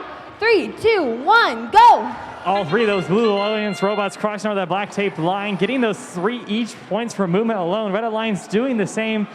The Red Alliance, though, placing a lot more game pieces than the Blue Alliance at the moment. Tech Hounds scoring that 3rd game piece and hoping to put in a 4th. They appear to be successful as they exit that autonomous period. Blue Alliance not too shabby, only 5-point difference there. For that one coral, they weren't able to quite sit in tight. The remainder 2 minutes and 50 seconds is all tele-operated, just like we've seen throughout all of this year's event. Teams have picked up their controller and now driving the robots that their team built. 47-57. Super Duper removing that algae and placing it into the top part of their reef, getting rid of all that things that can be in the way and opening up additional scoring opportunities for their alliance. 34-94 Quadrangles using their ground intake mechanism to bring in those game pieces off the field of play, shooting over just a little bit, but finally ending in that L1 trough for 2 points for their alliance. Team 868, the Tech Hounds, continue to pick up game pieces from their Coral Human Player Station, taking it over to the reef and filling up that L3 area for 4 points for their alliance. Scores currently 119-88 in favor of your first alliance, but still over 60-80 seconds remaining in the match. Your eyes don't deceive you. The Red Alliance has put in one of those backup bots. 1747 is the next highest ranked team. We're brought in to participate in the Red Alliance. Red Alliance continuing with that pressure on their opponents. 1741 now heading over and applying that bumper-on-bumper pressure to 868, the Tech Hounds, who are now beached on top of one of those algae. Red Alliance appears to be in a bit of a stuck area, but Blue Alliance continuing to get that ready as they take advantage of that opportunity. 868 sliding off of that algae and immediately getting back up on another one. Their teammates hoping to come in and bump them just a little bit. Scores 132-160. Red Alliance releasing from that algae hold, which we've seen teams get stuck on so many times in this weekend's event. Team 10021, the Garin Catholic Golden Gears, continuing to apply that positive coral pressure for their alliance. Here in a few moments, we'll hear that sonar ping, and teams will head over to the cages to get elevated off the ground. 1741 putting final amounts of pressure before they head over to those deep cages. Tech Hounds scoring one more final piece, activating their climber mechanism and heading over to that cage. The longer the chain, the more points they'll gain. 6 seconds remaining in the match. The climb might come down to the final deciding. Super Duper a little stuck and unelevated to get elevated. We'll get those park points instead. Stick tight to see how those scores total up here at the First Indiana State Championship.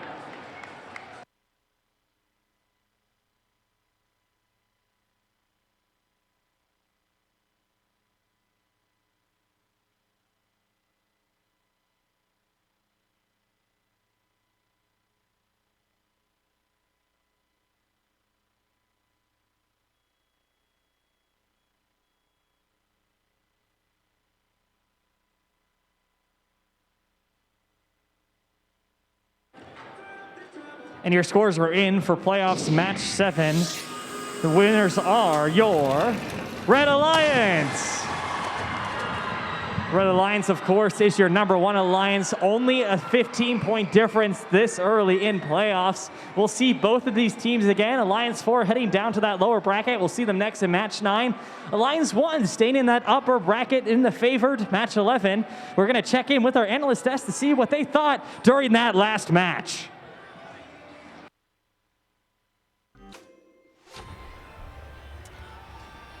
What a match we just saw from Alliance 1 and Alliance 4. That was nearly an enormous upset. I mean, from 868 getting beached, Harrison Boiler being dead the entire match, that was an incredible match. I think it just shows, again, looking at the final scores, how important algae is to the event. Because we go and we look at the final score there, and that 20-point algae lead for the first seed alliance completely blew their victory away from the 4 seed. Well, and you can also see just how close the alliances are. There's no alliance that is absolute in this competition. We might see an upset in the future of, 4-1 meeting again in the finals. Yeah, I totally agree here. Is there any point in the match you want to look at here, Cooper? I feel like we should look at a little bit of when 868 was beached over here.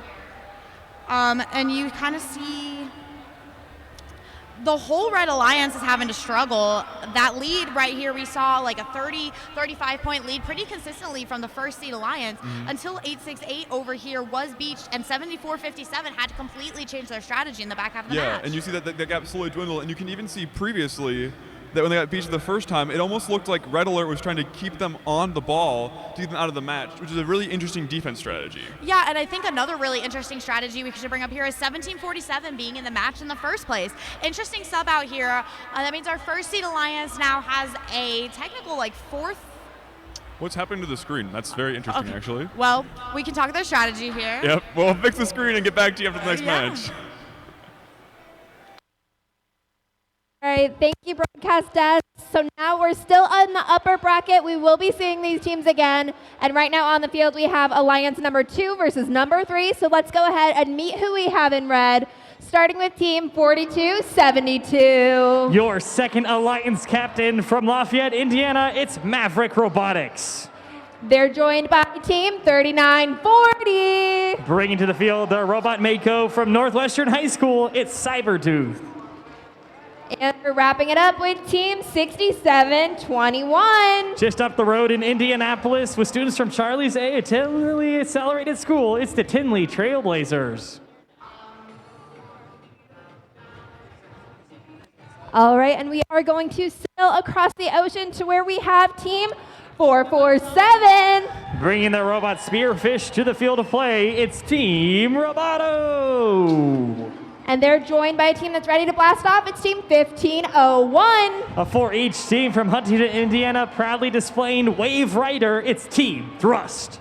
And rounding us here over on the Blue Alliance, we have team 461. They're here to inspire and do more than just robotics. From West Lafayette, Indiana, it's Westside Boiler Invasion.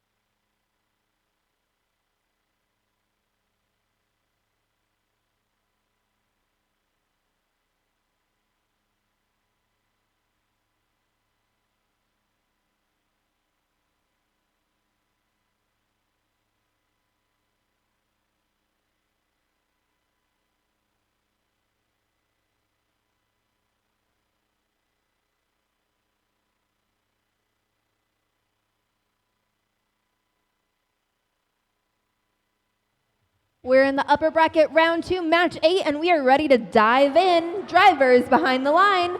3, 2, 1, go! That pre-programmed period lasts for 15 seconds. It's known as autonomous. All those game pieces are worth more game piece points for the coral only. Still worth points value, though, to de-score those algae in preparation for this teleoperated period. Team 447 sneaking into that algae there in the barge. The remainder 2 minutes and 50 seconds is all teleoperated. Human players pick up their controller, drive the robots their team built over the last 13 weeks. Just like in all the preceding qualification matches, you need to continue to score those game piece points in both the coral and the algae, but teams aren't worried about those additional ranking point opportunities. 460 on Westside Boiler Invasion attempting to place a game piece at the top part of their reef, just shy though of totally sticking, and it has fallen out. 3940 with the robot Mako, it's Cybertooth. They're continuing that bumper-on-bumper action being received from one of their opponent teams, Team Bravado, that's 447. Scores currently 69-99 in favor of your second alliance. Not many algae scored so far as teams have continued to focus on that reef. However, as they move down to lower scoring opportunity areas, they will need to remove that algae to open adoring opportunities. 1501, Team Thrust scooting just a little bit out of the way before disconnecting again. The FTAs are working with them to get their robot back in action. 6721, Tinley Trailblazers visiting their human player coral reef station to get additional game pieces. Now Maverick Robotics doing the same. A couple skipping out over the top, but still able to successfully grab those for some of their alliance. Scores currently 79 to 130. Blue Alliance continuing to tick up, and now applying that bumper-on-bumper action. 461 joining the fray. That bumper-on-bumper defensive action is allowed as long as that contact time is kept to a minimum. Done outside the protected areas, which this year is around the reef with that Alliance taped color. Team 447, Team Bravado hoping to sneak in a couple of those game pieces in the top part of their reef. Each of those worth 4 points for their alliance, and plenty of points still available in that end game period. 461 continuing to apply that pressure and bumping around those coral and game pieces, introducing as much chaos as possible into their opponent's side of the field. 20 seconds, we just heard that sonar ping, and teams are making way over to those cages. 1501 coming back from the dead and now ready to climb, getting their team those last needed potential points to bring up that tight gap. Few seconds remaining. Red Alliance with one robot appeared to be successfully inclined. Blue Alliance going for a triple climb. It seems like they might just be successful. We'll have to see what the refs think of that and how these scores total up here at the first Indiana State Championship. Stick tight to see those scores.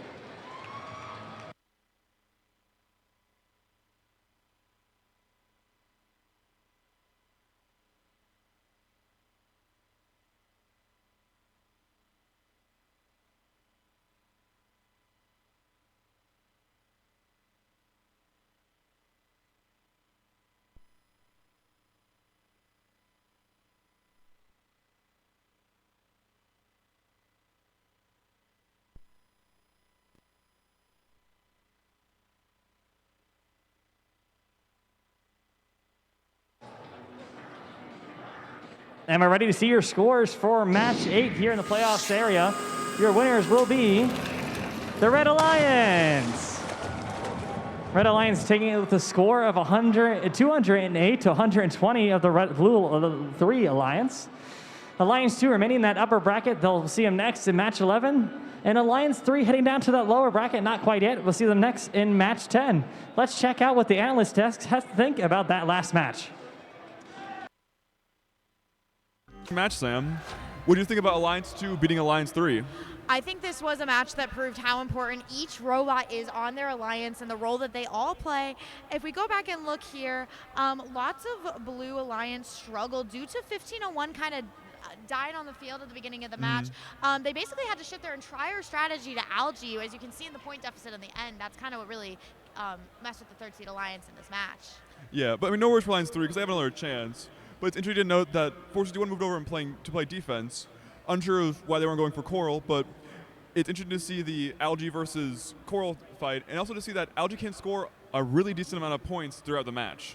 Yeah, I think something else that's really interesting here is watching 461 travel over to the Blue Alliance side of the Red Alliance side of the field a couple times. I believe there was a moment pretty close to the end of the match where I think I'm on the wrong match actually. No, you're in the right. You're in the right match.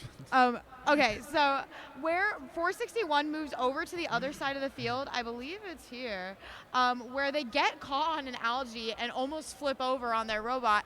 I think it's also important strategy for teams as we move forward that they drive and make sure to avoid algae because that's caused a lot of difficulty Very too. careful driving is important. And also, it's really cool to note that at the end of the match, we even had 6 deep climbs, 6 rolls off the ground at endgame, which is very interesting, showing that deep climbing is becoming much more commonplace at this level of play. Yeah, it's more of like as you reach this level of playoffs, it's more of like an expectation to climb versus like an extra bonus. Not getting that climb is really sometimes causing some losses, as we're seeing in these matches. Yeah.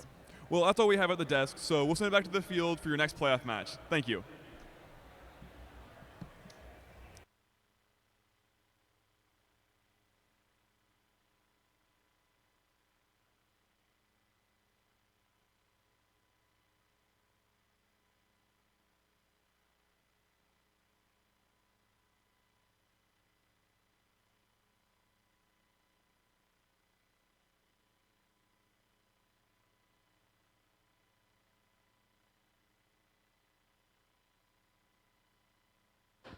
All right, we are ready to meet our next set of teams that we have down here on the field. We're starting off our Red Alliance with Team 3494. They're from Bloomington, Indiana. It's the Quadrangles. Joining them in the center, our host team, Team 1741. They say challenge. It's Red Alert Robotics. And finally, rounding them up and ready to gear up, we have Team 10021. With the robot Violet Vortex, it's the Gwern Catholic Golden Gears. Let's swim on over to the blue side of the field, where we're starting off with none other than Team 5010. They are from Fishers, Indiana. It's the Tiger Dynasty. In the center of their alliance in blue, we have Team 4485. They're playing with their robot Nessie. It's Tribe Tech Robotics. And rounding out this Giddy Alliance, we have Team 829. From Walker Career Center in Indianapolis, Indiana, it's the Digital Goats.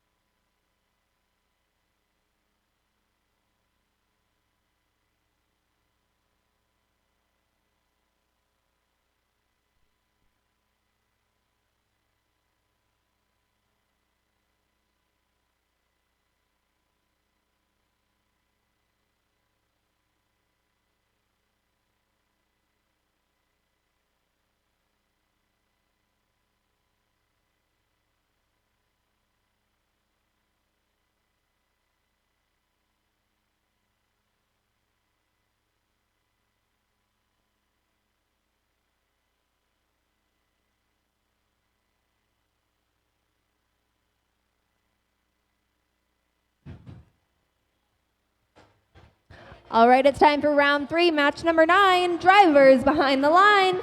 3, 2, 1, go. All right, we got movement on the field. We already have 2 coral up for the Blue Alliance, 4485, adding a third. Over on the Red Alliance, we already have 3 coral up, and 3494 and 1741 are going to add to that collection. We already have 34 points for the Red Alliance and 44 for the Blue going into teleoperated period. 829 is going for adding another L4 coral onto their reef. 5010 is working with their alliance partners, 4485. They are both doing coral, and 5010 is doing algae. It looks like over on the Red Alliance, we're filling up L4. We have over half of the reef filled on the L level 4. 1741 is using their ground intake to pick up a piece from their human player who's rolling it out from that station. Over on the blue side, 829 taking off algae from that reef. They're just going to throw it to the other side of the field. We've seen algae be a little bit of an obstacle throughout today's matches. Teams can get stuck on it. Teams can get in their way. It prohibits them from getting between them and the alliance station. It looks like the Blue Alliance already has all of L4 filled on their reef, and they are working on getting that third level filled as well. We have just under 1 minute left in the match. Teams are basically scrambling to get as many coral on the reef as possible. The Red Alliance has very few spots left on their reef, not on L1. The name of the game right now in finals is just points, points, points. They're trying to get as many points as possible, and most of the time that means filling up their reef and putting algae into the net, as you can see 4485ers doing. It looks like, unfortunately, 1741 went over to the blue side to play a little bit of defense, and now they are stuck on algae. They're trying to use their intake to get themselves out of that situation. It looks like they are wiggling out. It is working what they're doing. There's 10 seconds left in the match. 34-94 is up for the Red Alliance. 5 seconds left. Can anyone join them? 2, 1. 121 with the last minute climb, along with 50-10 for the Blue Alliance. This was a really close match, 175 to 164. We'll be back in just a few minutes with the results of this match.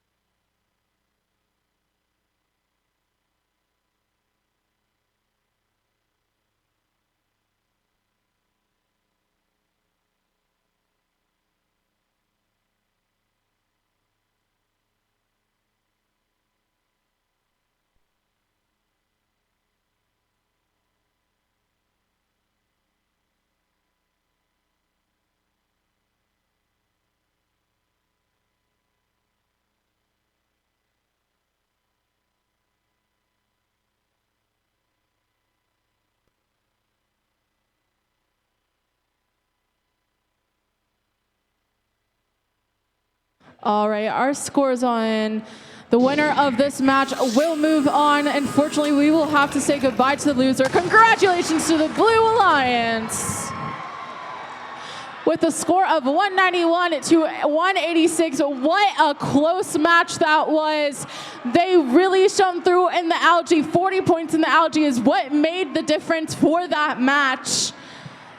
That means that Blue Alliance is going to advance to lower bracket round 4, match 12. But please do not forget about the amazing work done by that Red Alliance. Everyone, please give a huge round of applause for 1741, Red Alert, 3494, the Quadrangles, and 102-1, Gorn Catholic Golden Gears. They had an amazing performance this season, and we're so glad they came out today to compete with us.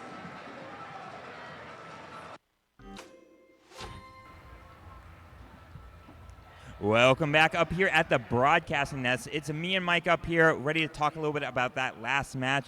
So, Mike, could you tell us a little bit about the teams that just competed there? So, I'm just gonna reminisce about some stuff. A couple weeks ago in Lafayette, 4485 was on the 7th Alliance, and they took that all the way to the finals. Now, if you go back to 2023, the Alliance captain 5010 was also on the 7th Alliance, and they won state championship then. So there's something about that 7th Alliance in these teams that is just magical. Yeah. Well, and I actually take it one step further. I don't think it's just the 7th Alliance. 4485 is an algae scoring machine. And what we have seen is you have to score algae in this game in order to stay alive and balance out those reef points, right? I would say that's really big for me, Mike. Absolutely. I agree with that. This game has two sides, and you got to play both sides of the coin. Yeah, exactly. So super excited to see some of the upcoming matches that we're going to see here soon.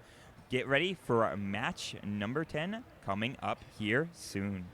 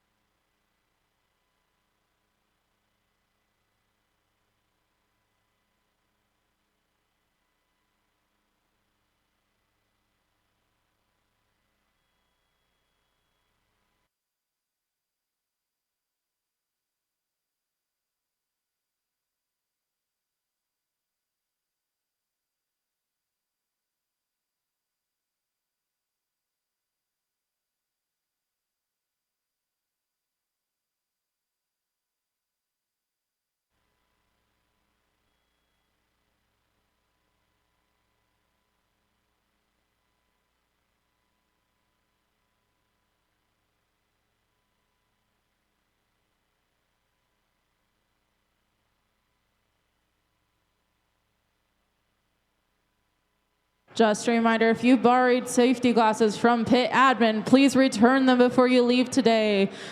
That would be very gracious of you, as those all were donated. So please return your safety glasses to pit admin before you leave. Thank you.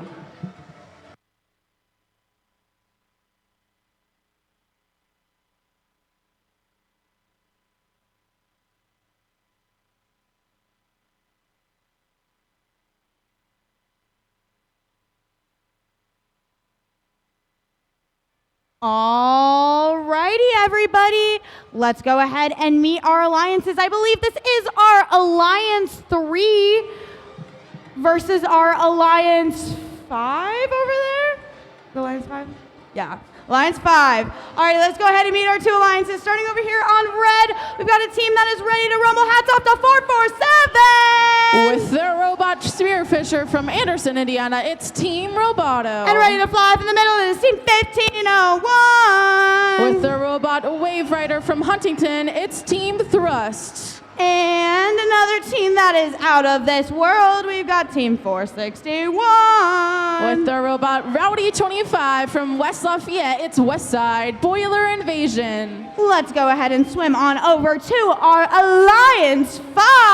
Starting off with the team ready to take a bite out of the competition, it's 1024. With the robot Sharkbite from Indianapolis, it's Kilobytes. And a team ready to bear their claws into the competition, it's 45. With the robot Big Tuna from Kokomo, it's Technocats. And a team that's ready to reel in, it's 7617. With the robot Firefish from Carmel, it's the Robo Blazers.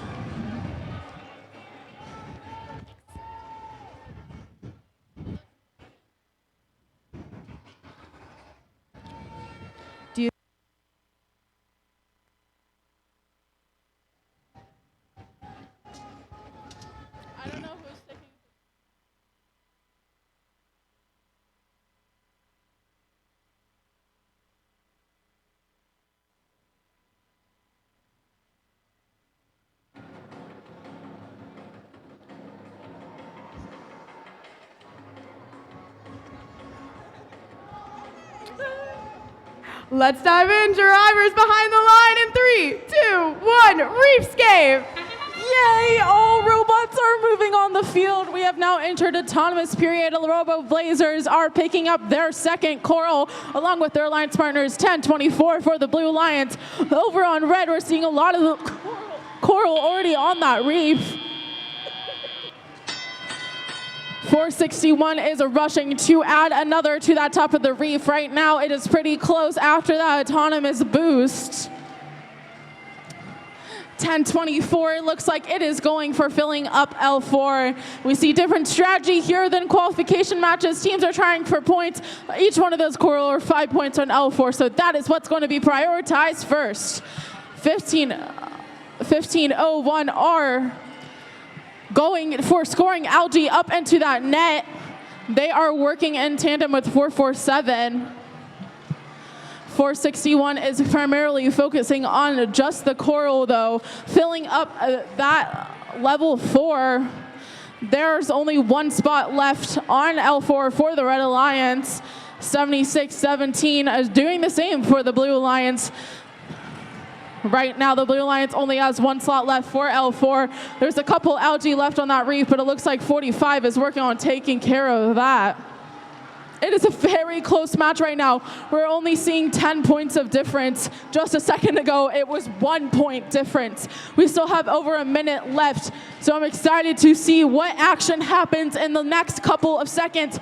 461 is going for placing coral onto L3. They're making their way back and forth from that human air station. There's only one slot left for L3. Their alliance partners for 1501 are starting to fill up L2. We're seeing very full reefs here in our finals matches.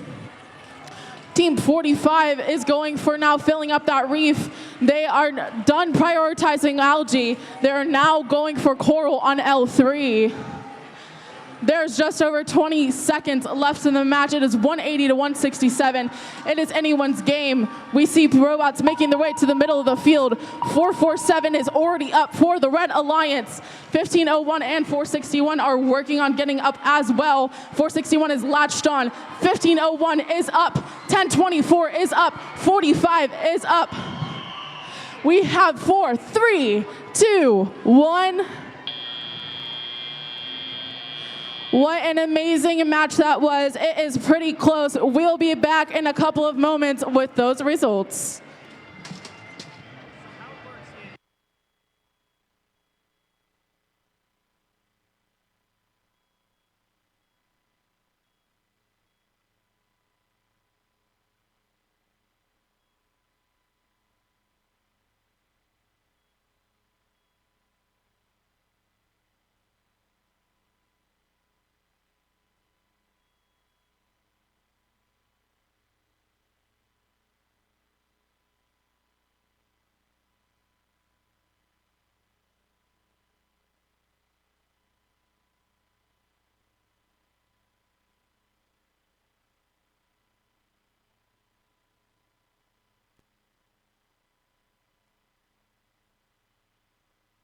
All right, our scores are in. Let's see who is moving on in the bracket. Congratulations to the Red Alliance! They win with the score of 215 to 205, 2 incredibly high scores, 10 points of difference. They got a few more coral and a few more barge points along with algae. That makes 461, 1501, and 447 move to the lower bracket, round 4, match 12. But we cannot forget about the amazing work that the Blue Alliance has done. Please give a round of applause to Team 45, Team 1024, and Team 7617 for their hard work throughout the season. Thank you guys for coming out and competing with us today.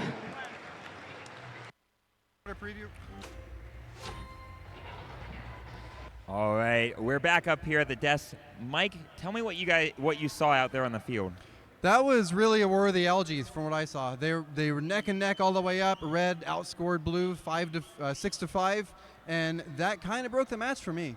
Yeah, and I think the big thing, too, was that triple climb coming in from Red right at the last second was a gigantic win for them. That 10 points difference really is close. The net of 10 points from climbing could have made that go to tiebreakers, and when it comes to tiebreakers, we've seen things go either way so far.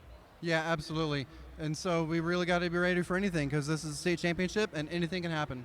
Yeah, these are two very, very strongly match teams, and we're starting to see the competitiveness come on, and these little tiny minor errors are what's going to actually build up to allow one team to take it or not. With scores of 200, the amount of points ready that you need in order to score is absolutely insane. Yep.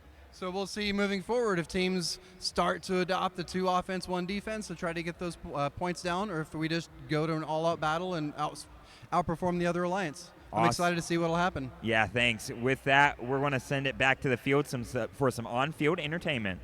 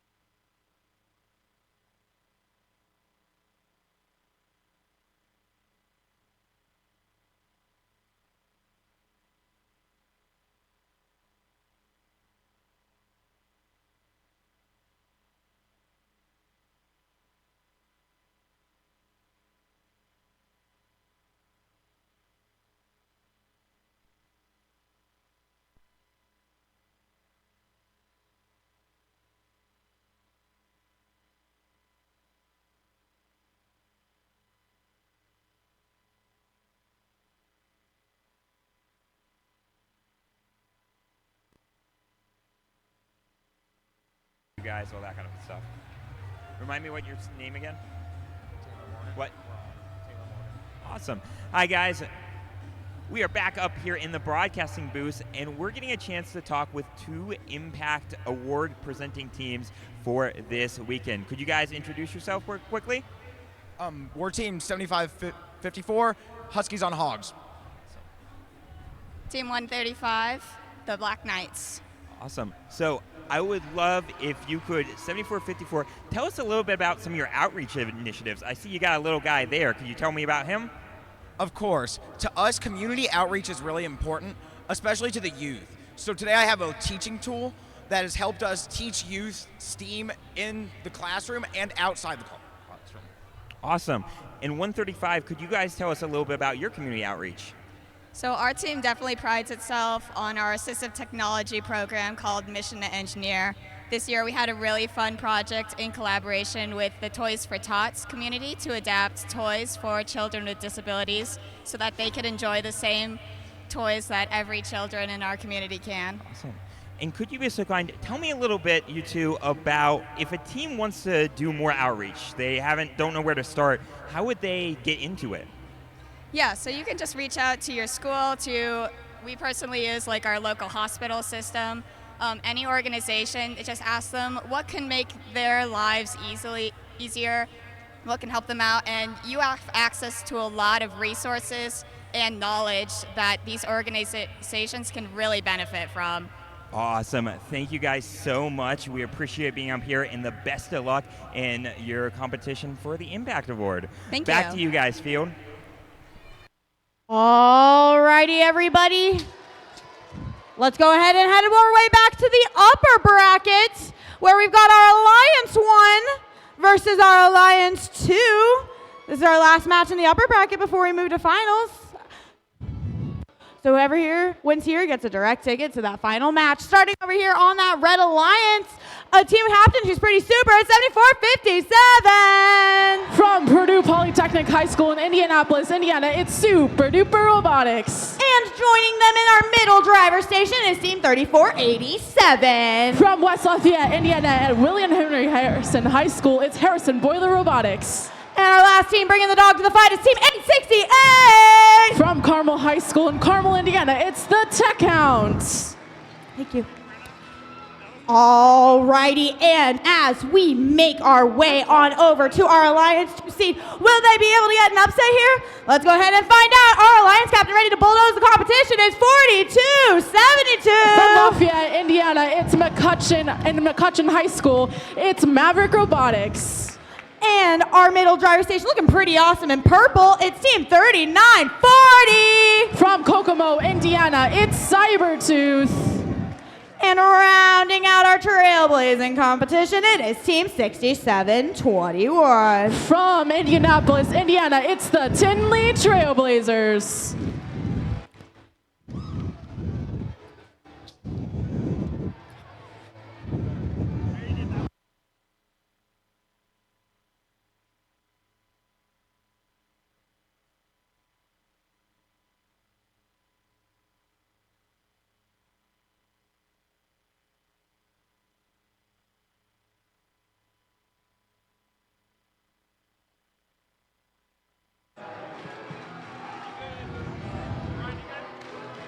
Alrighty, finishing up the upper bracket. Drivers behind the line in 3, 2, 1, Reefscape.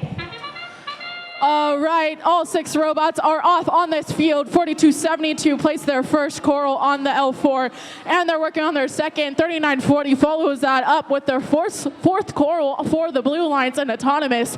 Over in the Red Alliance, we're seeing a very full L4 here before Teleop has even started. There's still 5 slots left on L4. 7457 is carrying both an algae and a coral in their robot. A very unique mechanism that allows them to very fastly switch between putting algae into that net. That's 4 points for the Alliance, and putting coral onto the reef.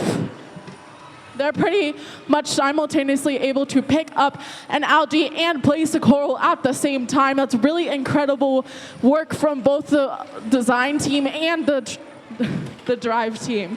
7457 is working on still placing Coral on L4. There's a couple missing spots. Well, it looks like the Tinley Trailblazers are already lining up in the middle of the field. They might be having some issues with their robot, but that's okay because 4272 and 3940 are working as a team to fill up that reef and fill up the net in the barge. There's quite a few algae already in that barge. It is getting pretty full.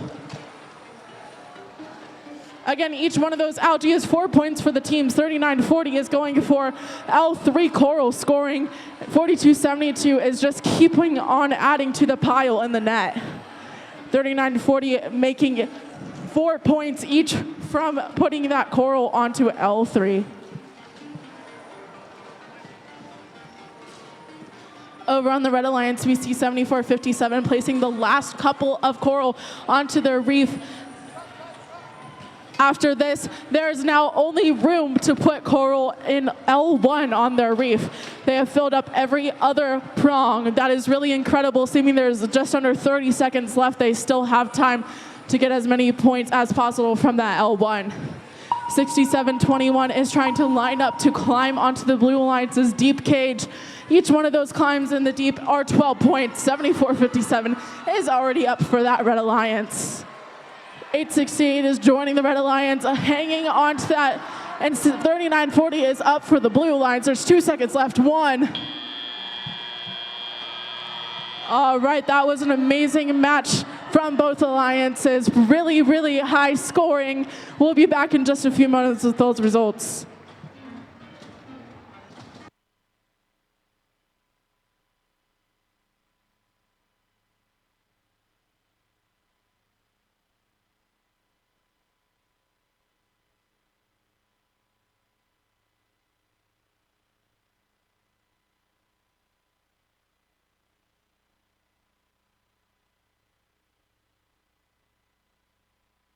All right, let's take a look at those results. Congratulations to the Red Alliance. They won with a score of 258 to 193. That's a very high score. They got 175 points from Coral just alone, 24 points in the barge. That makes the Red Alliance advance to the finals. Congratulations. But the Blue Alliance is not done yet. They still have an opportunity to beat out the competition in the lower bracket. They're advancing to round 5, match 13. Congratulations to that Red Alliance for advancing to the finals.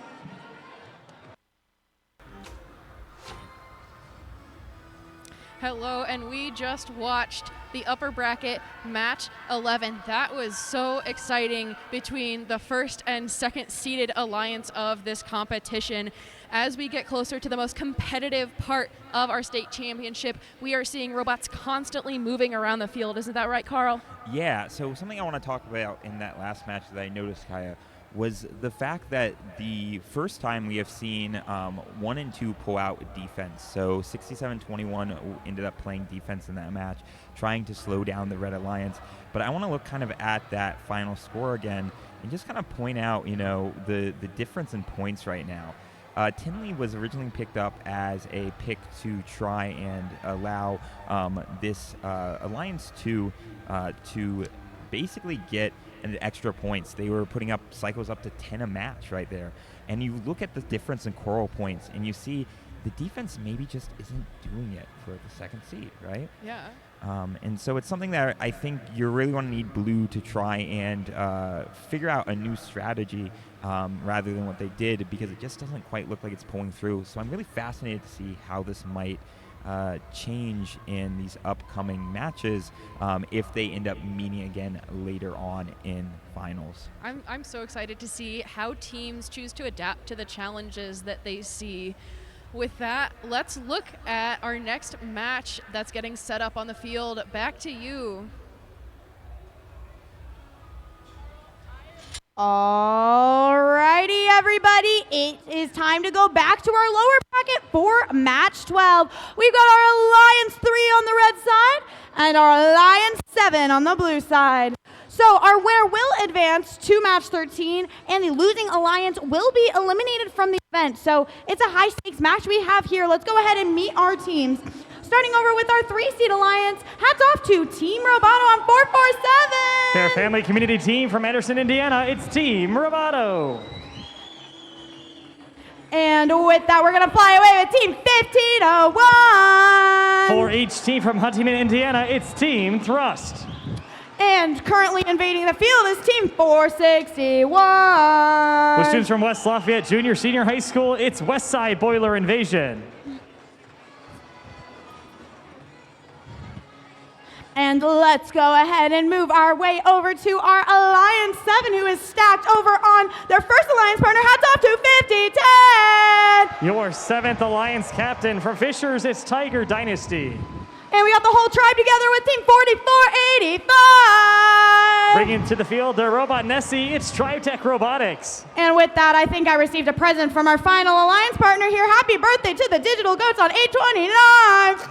Their robot's name is the Crab for Cornice from Walker Career Center. It's the Digital Goats.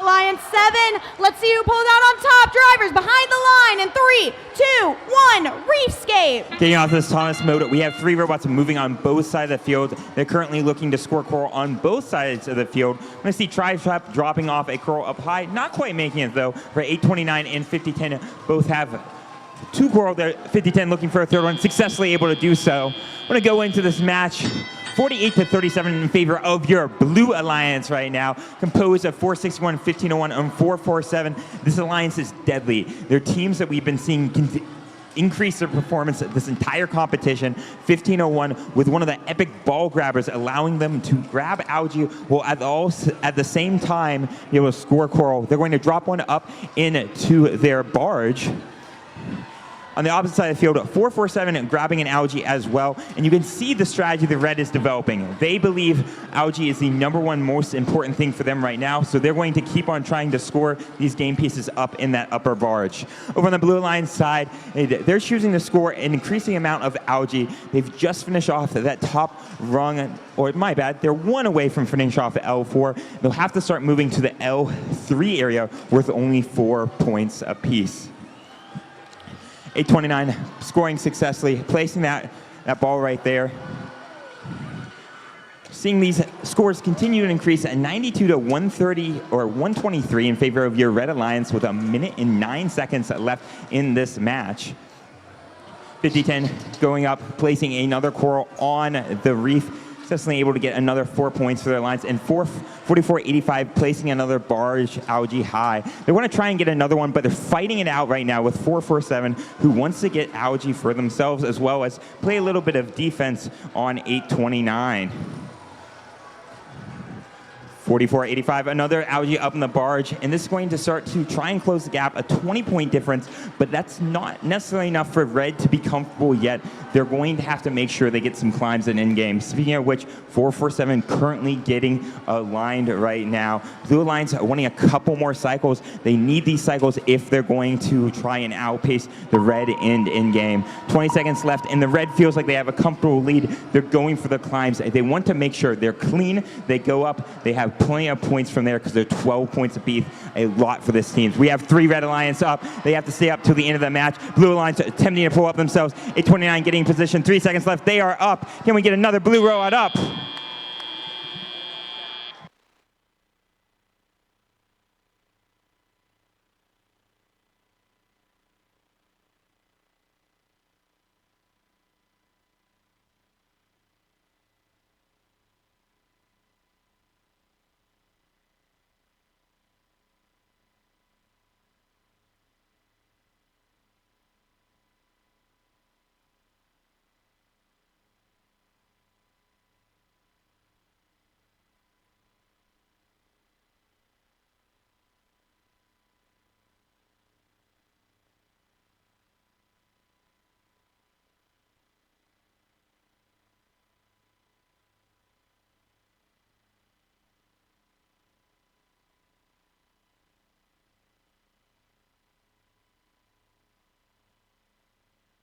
We have your scores for match number 12. Your winners, it's going to be the Red Alliance. Red Alliance going to win that 205 to Blues 149.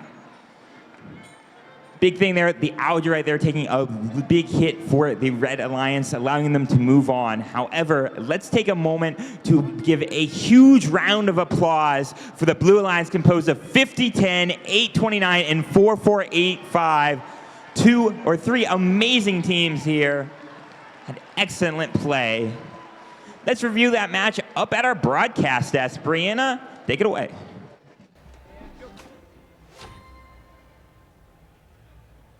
Hi guys, it's Brenna here at the broadcast desk. I am joined by Kaya.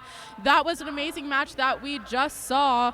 All 6 robots were fully functional on that field. That is very different from what we saw with Alliance 3 2 matches ago. We saw a lot of unfortunate events, but they were able to pull through, and all 6 robots on both of those alliances, 3 and 7, were functional, and we love to see that. What did you notice about this match, Kaya?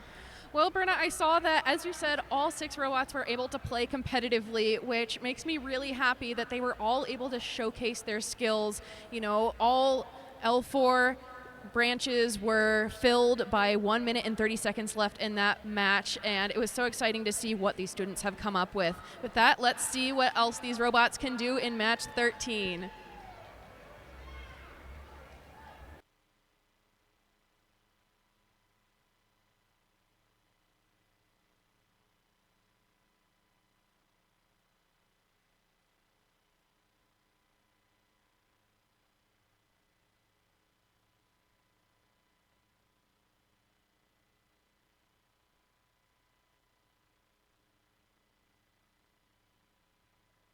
All right, our playoffs are starting off so well, but while we're taking a little break for our teams, we are going to go ahead and begin our first award segment. We have our amazing judges up here, so let's please give them a wonderful round of applause.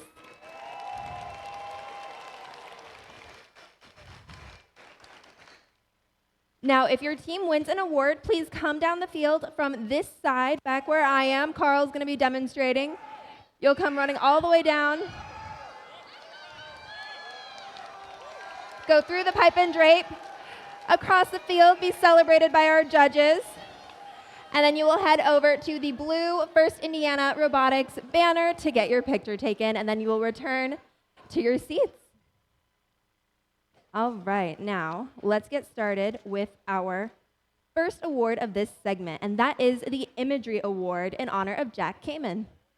The Imagery Award in honor of Jack Kamen, Dean's father, for his dedication to art, illustration, and of course, his devotion to FIRST. This award celebrates attractiveness in engineering and outstanding visual aesthetic integration of machine and team appearance. Here's what the judges had to say. This team's vibrant colors can be seen from the robot, through the pits, and in the stands.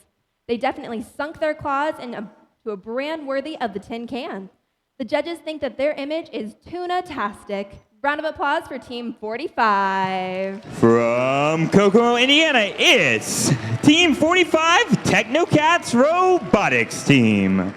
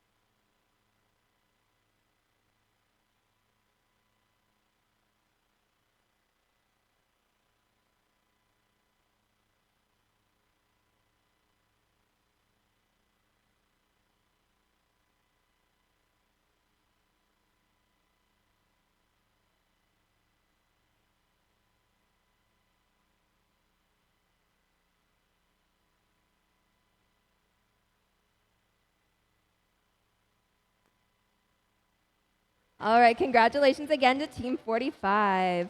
Next up, we have the Gracious Professionalism Award. This award celebrates outstanding demonstration of first core values, such as continuous gracious professionalism, working together both on and off the field of play. The winning team exemplifies the principles of FIRST: fairness, humility, positivity, and respect. Here's what the judges had to say. When there is work to be done, this team puts on their helmets. With a focus on helping others in need, they are leaving a legacy of improving the coding process for all. Even though their armor is black, these knights shine bright with gracious professionalism. Congratulations, Team 135. From Mishawaka, Indiana, they're Penn Robotics Black Knights.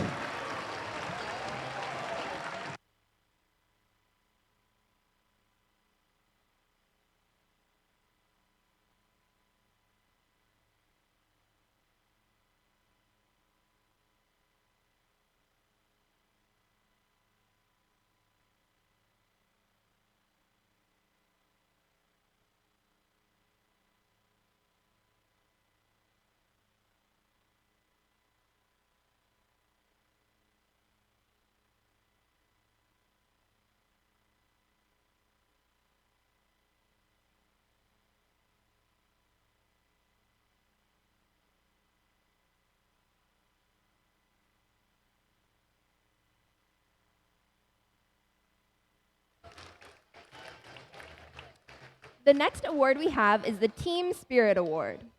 The Team Spirit Award celebrates extraordinary enthusiasm and spirit through exceptional partnership and teamwork, furthering the objectives of FIRST. Here's what the judges had to say. This team is always seen and definitely heard. With bright colors, enthusiasm, and classic chants, the judges could not miss them. You will feel their purple glow no matter where they are, on and off the field. Go Team 3940. From Kokomo, Indiana, it's Cybertooth.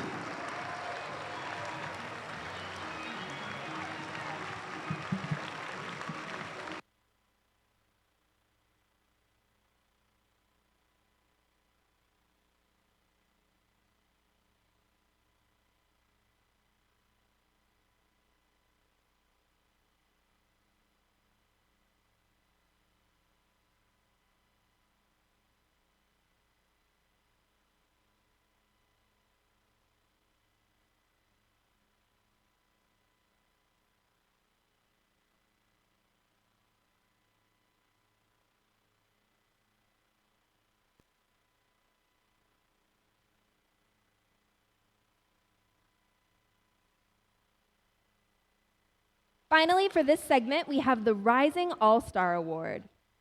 This award celebrates the team that has persisted through challenges despite the difficulties of being young.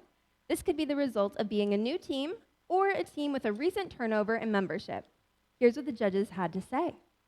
With minimal resources, this team was able to dive into this season with excitement, optimism, and determination. They charged ahead to continually innovate, not just upon their robot, but their culture. Their outreach efforts in between competitions electrified the judges and paves a bright path for the future. Way to go, Team 10332. From Fort Wayne, Indiana, it's the Carroll Charger Robotics.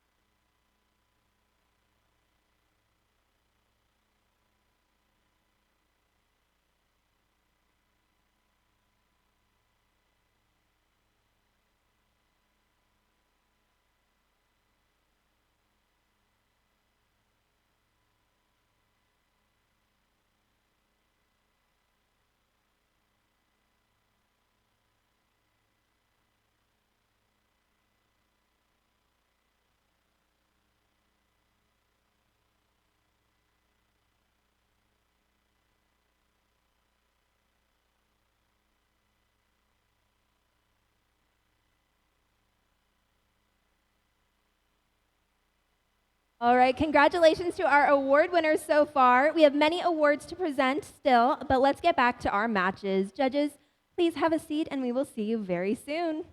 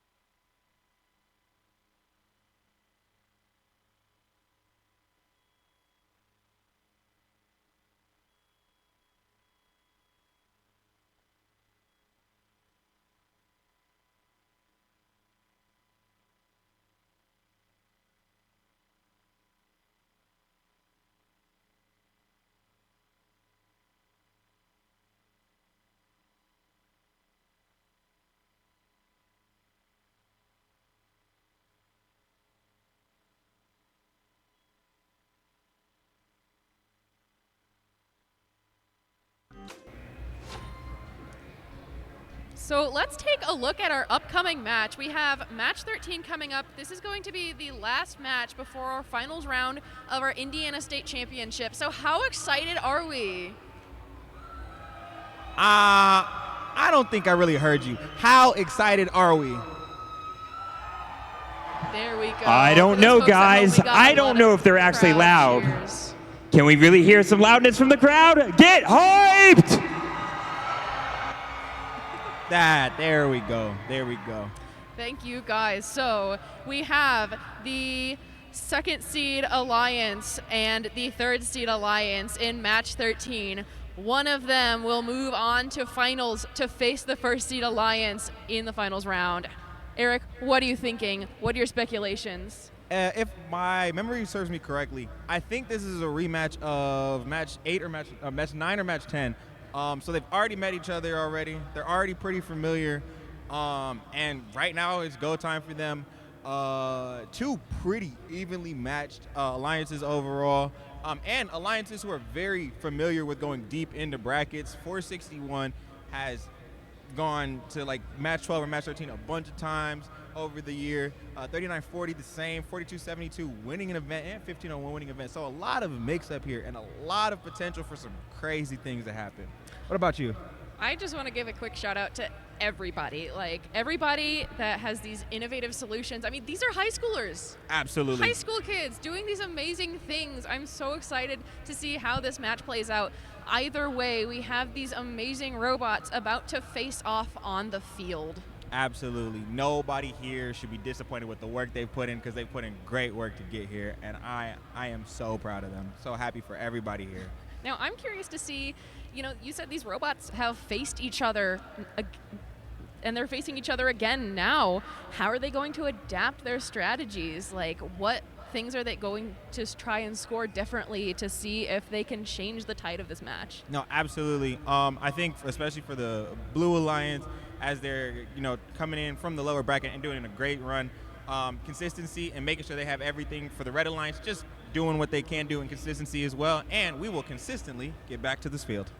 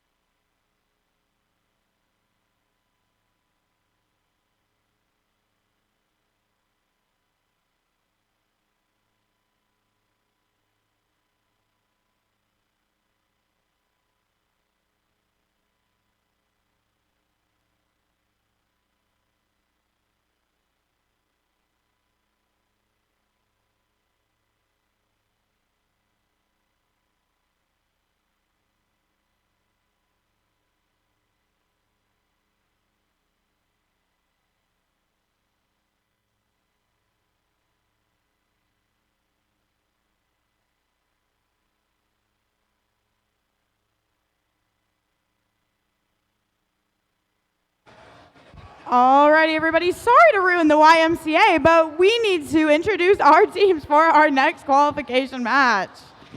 We can have a dance break later, I promise. Alrighty, so this is our last match in the lower bracket, and it will determine who faces off our Alliance 1 in the finals. So let's go ahead and meet our Alliance 2 and our Alliance 3. Over here on Alliance 2, let's start off with their captain. It's Team 4272. Who's in control of the driver of the robot? You may never know. It's Maverick Robotics. And in our middle driver station, ready to sink their teeth in the competition, it's Team 3940. We love ARM. It's Cybertooth. And rounding out our Alliance 2, ready to blaze their way to victory, it is Team 6721. They're looking to burn their way to the top. It's the Tinley Trailblazers.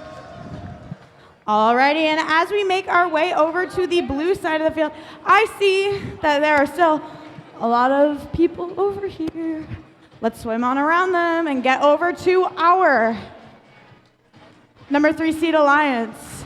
I'll go slowly so I can get back. Alrighty, starting over here on our first driver station, this team is ready to go. Hats off to Team 447. Forging their way to the top of the competition, it's Team Roboto. Alrighty, and hoping this match allows them to take flight, it is Team 1501. They're making Wave Rider proud. It's Team Thrust.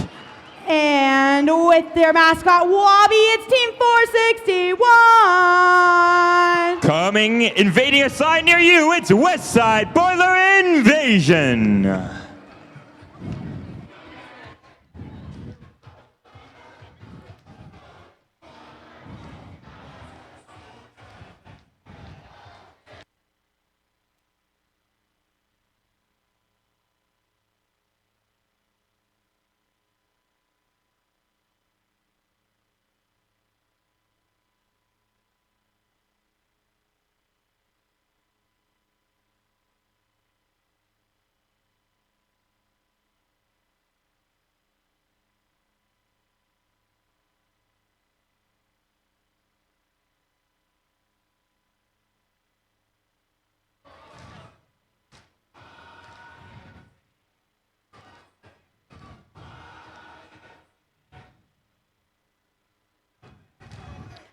Alrighty, match 13. Let's see who'll move on to the finals. Drivers behind the line in 3, 2, 1, Reefscape. Planets kicking off. These teams having to get as many points in Coral and Aro in the beginning because it's necessary for them to move on to the next finals. Looking over here, 1501 just barely missing their 3-piece auto. 461 though able to answer in their own sense. Over on the opposite side of the field, 6 pieces for the Blue Alliance, 55-51. Still only a slight lead for the Blue Alliance right now. Actually tied.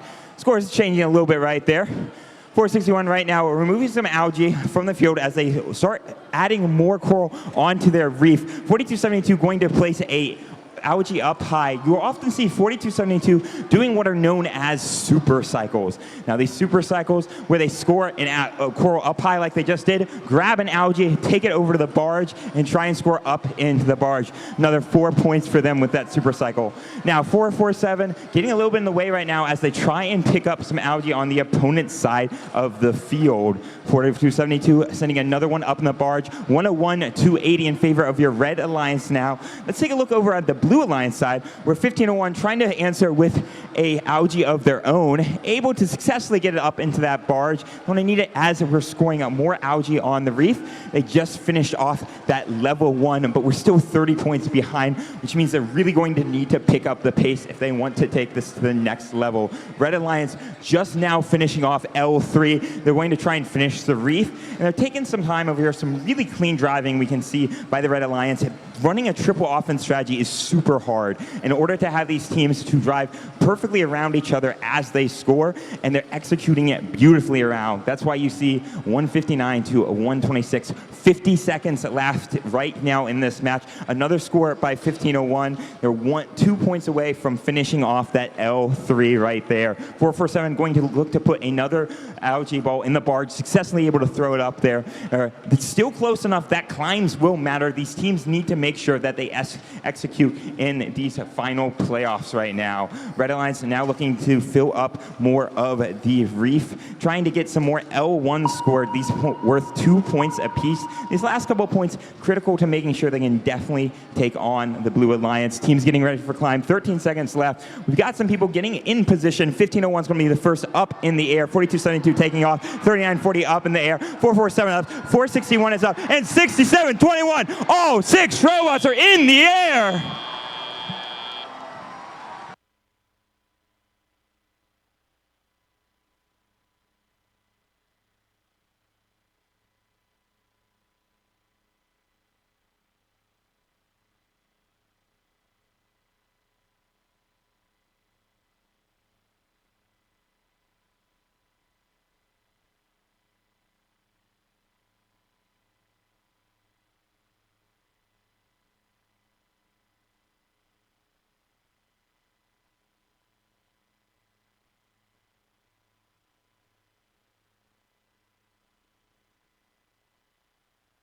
We have your points.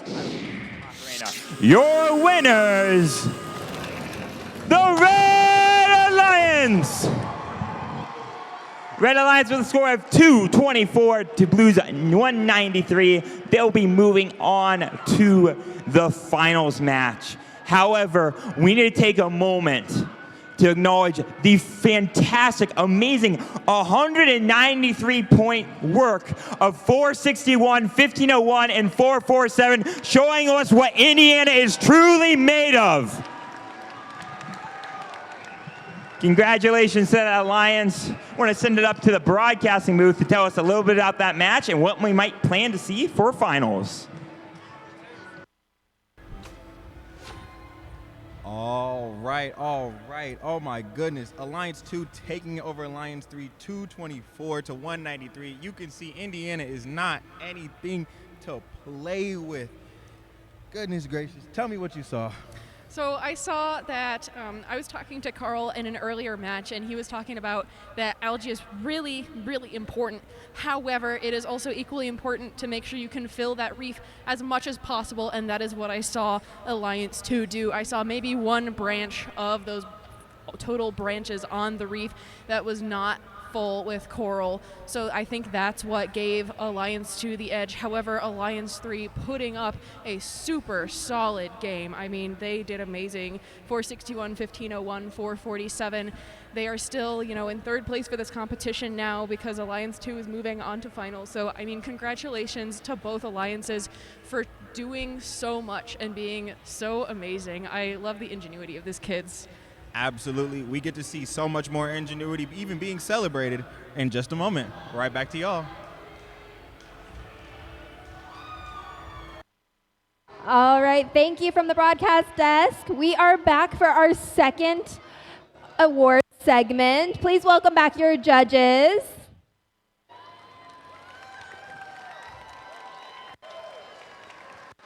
All right, we have 4 more awards to give out, and we are starting with the Autonomous Award. This award celebrates a team that has demonstrated consistent, reliable, high-performance robot operations during autonomously managed actions. Evaluation is based on the robot's ability to sense its surroundings, position itself, or onboard mechanisms appropriately, and of course, execute tasks. Here's what the judges had to say. This team has shown they have a golden touch when it comes to autonomous. They may not even need drivers due to their sensors and code.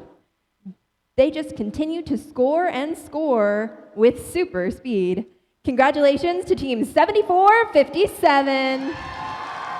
From Indianapolis, Indiana, it's Super Duper Robotics.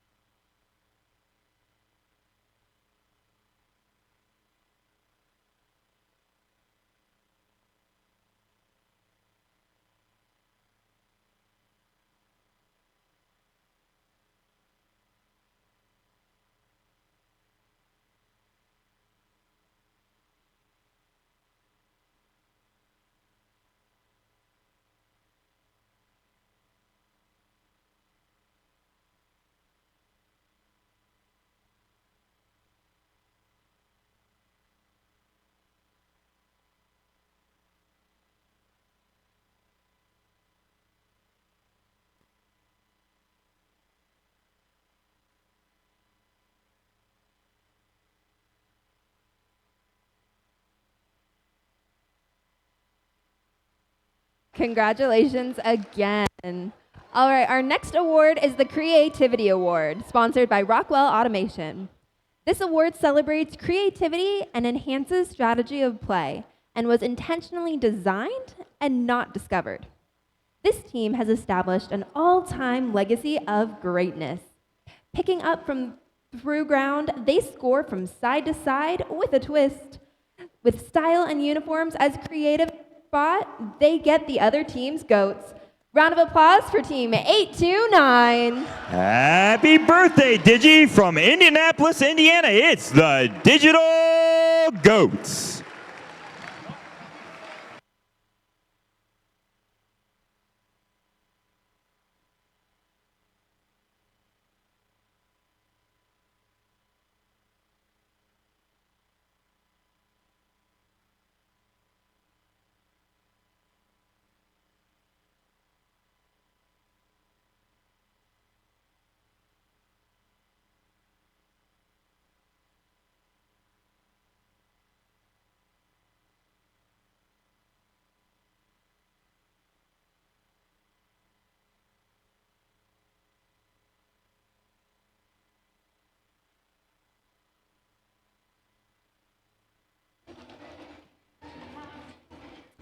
All right, our next award is the Quality Award.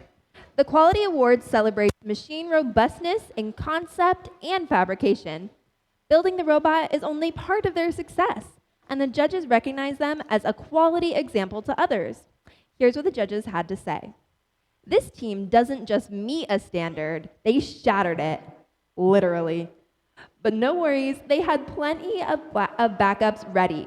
Representing an unstoppable force from the West, give it up for a team that builds with next-level precision. Round of applause for Team 461. From West Lafayette, Indiana, it's a Westside Buller Invasion.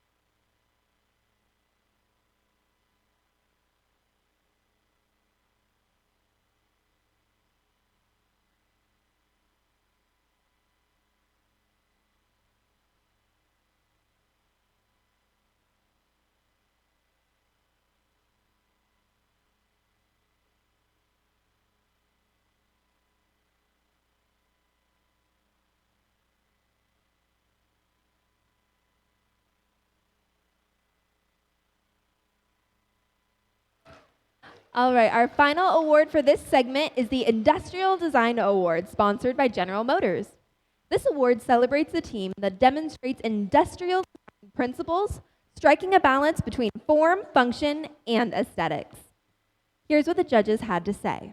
The first thing you'll notice with this team is bright colors, but their design is just as nice. They've made a list, and before each match, they are checking it twice. When they spring their trap, you will feel the strength of the shark bite. Way to go, Team 1024. From Indianapolis, Indiana, it's the Kilobytes.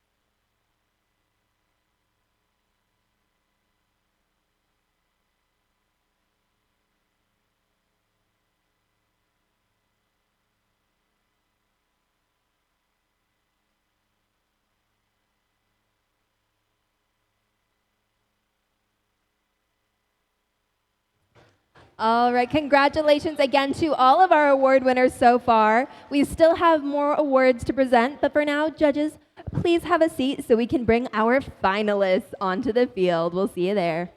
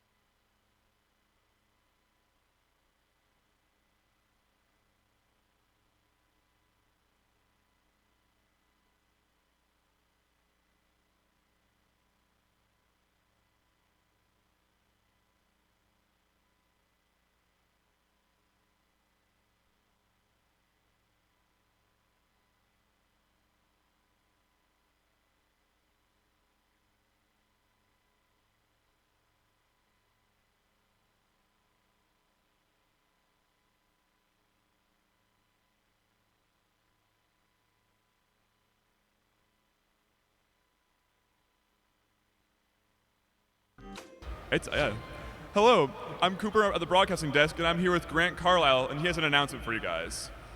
Hey everyone, Grant Carlisle here, FRC alumni, now board member. I just wanted to say congratulations to all the teams for being here. Also wanted to give a shout out to teams from across the state. Please volunteer in your area. We have FLL and FTC events beyond the FRC events, and there's a lot of teams. You are growing teams. So get involved, volunteer at an event. You can reset the field. You can help out in organizing the event. Volunteering in your area is the best way to do things beyond this event. Congratulations and thanks for being here. Thank you for that announcement, Grant. So we'll send it back to the field to start introducing teams for finals match number 1. See you down there.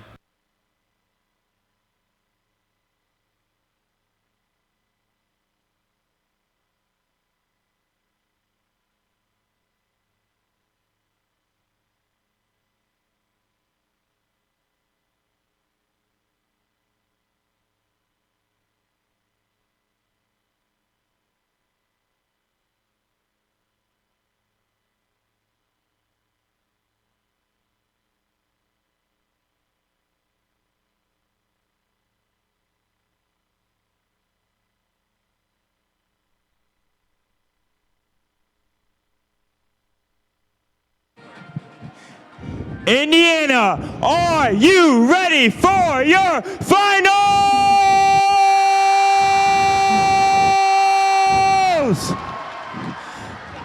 Sam, take us away and tell us a couple fun things about these teams. All right, guys, so before we introduce our teams, we're going to make sure we do the handshake after we introduce everybody. Where is Bryce? Bryce is going to direct all our teams after I introduce you. Find Bryce, and he will show you where to go. And then we're going to do fist bumps, and then we'll play some robots. Let's go ahead and introduce our team, starting with our first seed Alliance captain, Team 7457. Flying to victory, it's Super Duper Robotics. And in our middle Alliance chair, we have a team that is ready for competition. It is Team 3487. Fulfilling that prophecy, it's Red Pride Robotics. And it's clear that our one-seed Alliance has that dog in them with Team 868. With a max speed of 6.7 trillion miles an hour, it's Tech Hounds.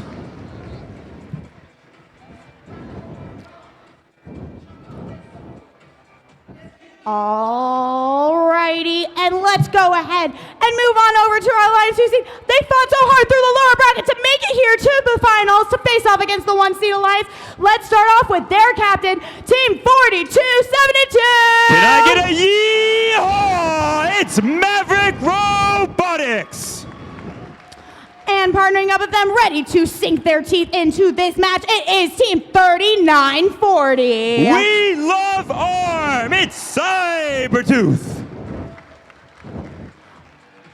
All right, and last but certainly not least, blazing the way to our finals matches, it is our final Alliance partner for our second seed. It is 6721. Lighting up for the Blue Alliance, it's Tinley Trailblazers.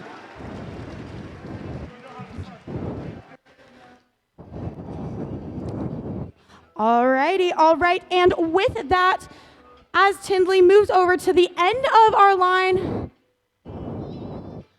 we're gonna go ahead and see one of my favorite displays of gracious professionalism. In first, we're gonna do our Alliance handshake. So, Alliance 1 and Alliance 2, are you guys ready to begin finals? Alrighty, let's do our Alliance fist bump. So, Alliance 1 and Alliance 2, turn and face each other. And fist bump your way back to your driver's station.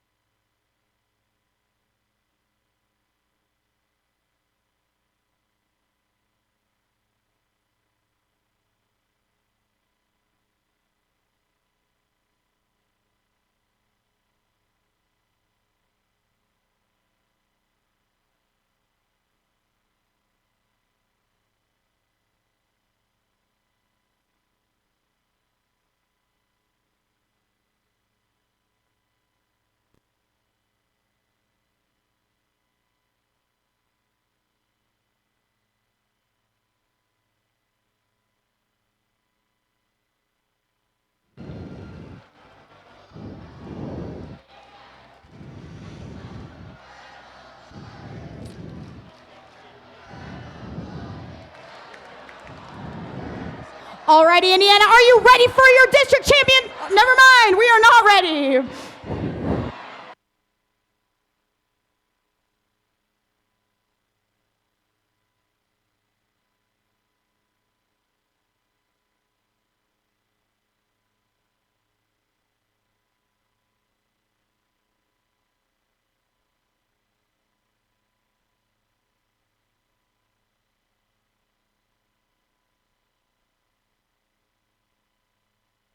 Alrighty, everybody, while we wait to start up the field, are you guys ready for district finals?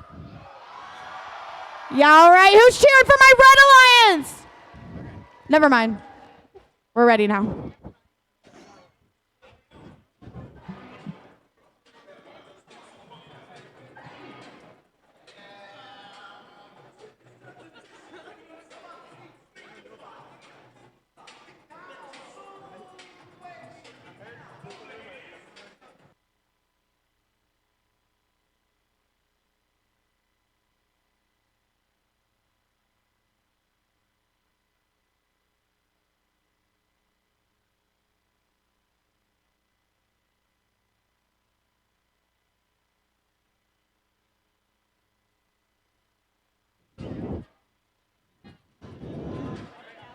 All right, third time's a charm. District finals 1 in 3.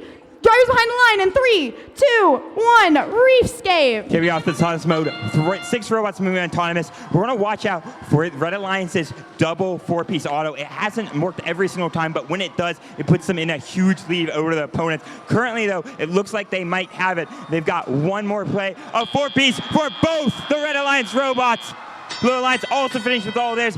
58-68, a slight lead for the Red Alliance. Teams now working on filling algae in their upper barge area. 74-57 placing an algae up high. 42-72 for the Blue Alliance. They're going to work on doing some suco cycling, trying to take algae across the field, place it up in their top net. Red Alliance has 3 robots capable of barging, while Blue only has 1 right now, which means that one team's going to have to do most of the heavy lifting for that scoring. 99-90, a slight lead for your Red Alliance, but still anyone's game right now. 868 grabbing another algae from the ground and then going to get another coral as well. 1 minute and 36 seconds left in this match, and a 3-point difference between these teams at the moment. 42-72 looking to grab another algae, take that up to the barge. They're going to go up and successfully score it. That means the Blue Alliance is now out of algae to score. They're going to switch all their focus on getting the coral on the different reefs. It looks like the Red Alliance, they're still going to continue scoring some of the algae overall. We have seen Tinley put up tons of algae numbers, or coral numbers. Now we got to see if 868 and 74-57 can pull off the same. 75-67, still a very close score. Red now starting to pull ahead now. 1 minute left in this match, though. Teams, this is going to start coming down to some of the algae that we see coming up. We did just have a missed shot by the human player, meaning that there will be a 6 uncontested points for the Red Alliance. 204-188 in favor of your Red Alliance right now. 67-21 placing another coral. 17-47 placing one as well. And right now, we're starting to run out of places on both these reefs to fill up. They're going to have to switch to lowering down to that L1. 215-198, a very close match for these teams. And still 30 seconds left in this field. We have a finish of the reef for the Red Alliance and Blue Alliance. 1 single placement left to get their full reef as well. Teams moving on to the L's too. A 20-point difference for the Red Alliance, but this can still be overcome by hangs. Teams need to get these hang points if they want to make sure they secure the match. 74-57 is up in the air with 9 seconds left in the air. 42-72 trying to struggle to get it. It's stuck in the antlers right now. We have 868 up in the air. 39-40 trying to get up. Some teams last second climbs.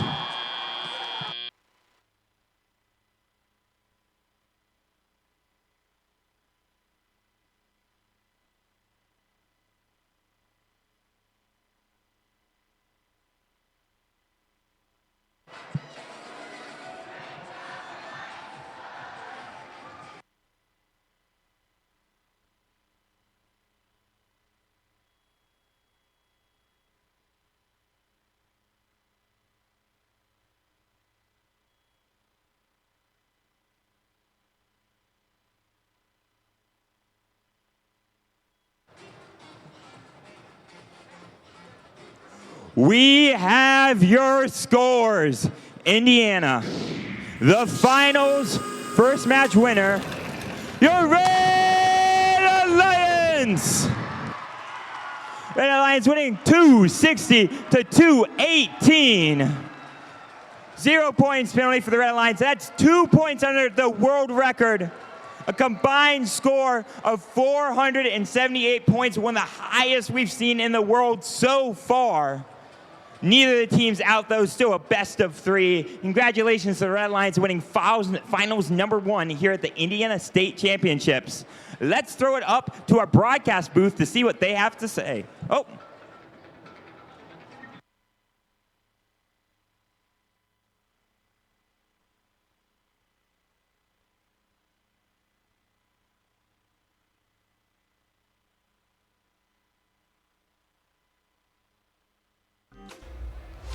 Goodness gracious, 260 to 214, I believe, if I saw that right. Oh my goodness, it must be that time.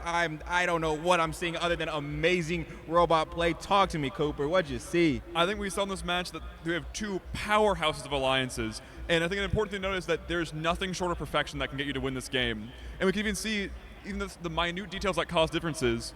Starting in our in Finals 1, we can see that Red Pride Robotics goes to score an algae in the barge here, and actually gets penalized, possibly pushing the barge, and immediately swaps back over to the processor, which starts cutting their time down and actually cutting that gap between teams down.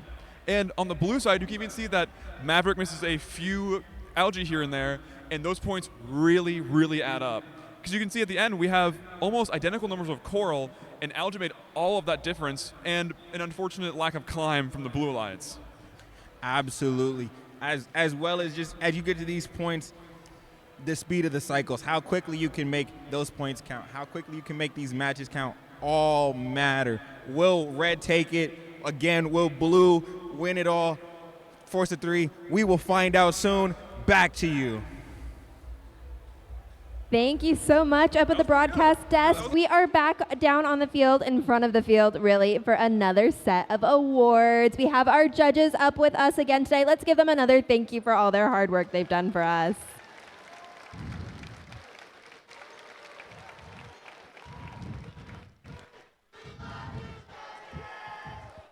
All right, that's exactly the attitude we want to have. Thank you again for all your hard work today. We have 4 more awards for this segment, and we are beginning with the Innovation in Control Award, sponsored by Invent. The Innovation in Control Award, sponsored by Invent, celebrates an innovative control system or application of controls components, electrical, mechanical, or software, to provide unique machine functions. Here is what the judges had to say. This team had an unquenchable need for speed. While other teams took a more hands-on approach, this team found success at the push of a button. Like a bull in a china shop, the real Swim Shady has stood up to the competition. Round of applause for Team 4272. From Lafayette, Indiana, finish off their Hex Vecta, it's Maverick Robotics.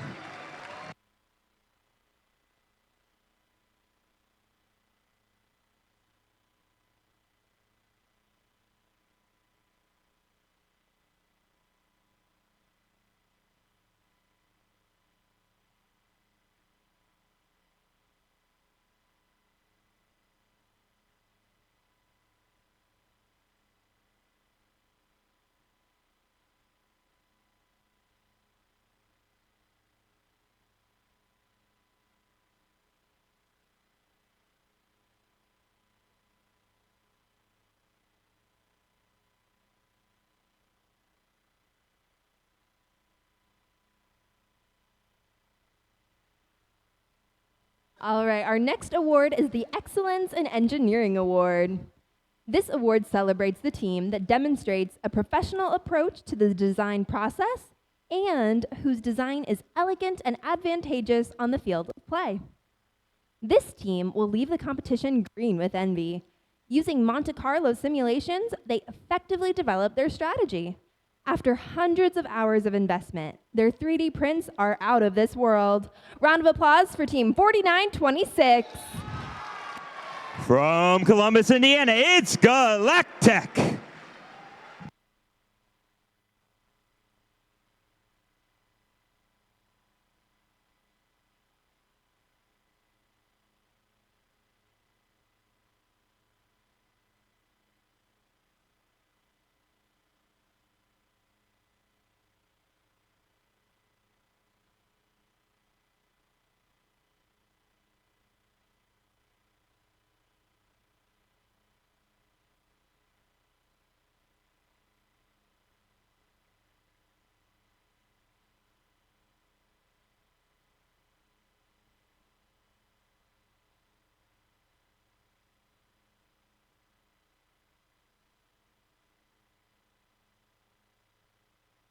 Our next award for this segment is the Team Sustainability Award, sponsored by Dow.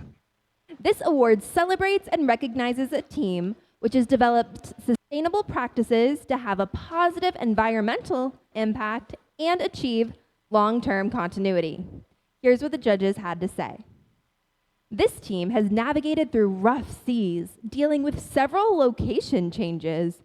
With the significant efforts and fundraising, they were able to bring their shop on the road. Expanding their area of impact, they are creating a sustainable pack in their community.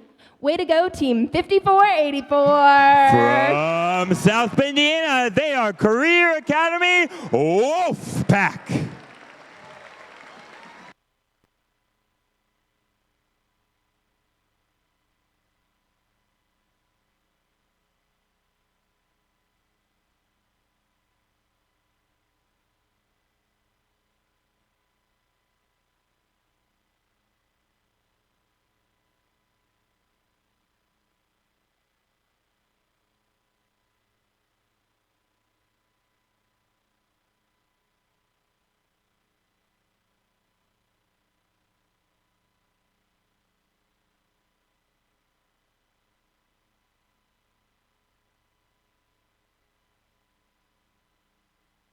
Congratulations again.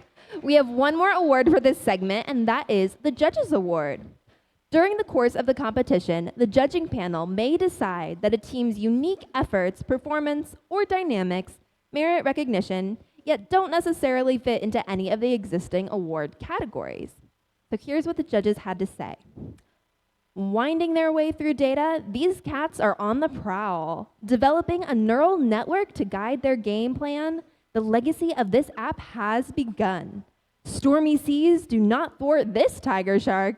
The judges would like to award the Neural Shark Award to Team 5010. From Fishers, Indiana, it's Tiger Dynasty.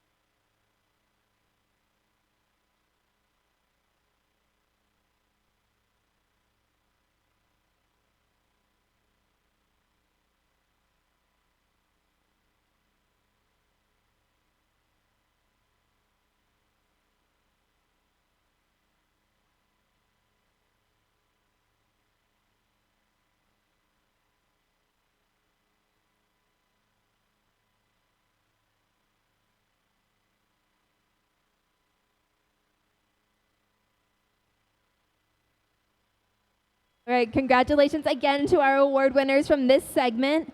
Judges, feel free to return to your seats as we see what's going on with these finals matches. We'll see you there.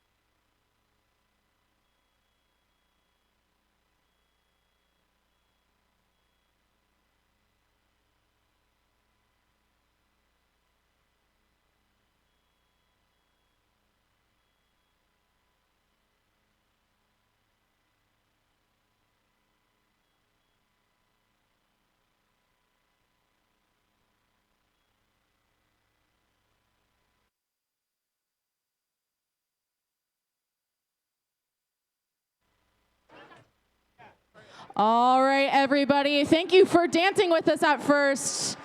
Now, we do have a video. Our media team worked so hard on this video this weekend. They were around taking videos, taking pictures, and celebrating all the awesome teams here at the event. So when your team appears on the screen, please cheer for them. It really lets us know how happy you guys are to see your team up there. So without ado, take it away.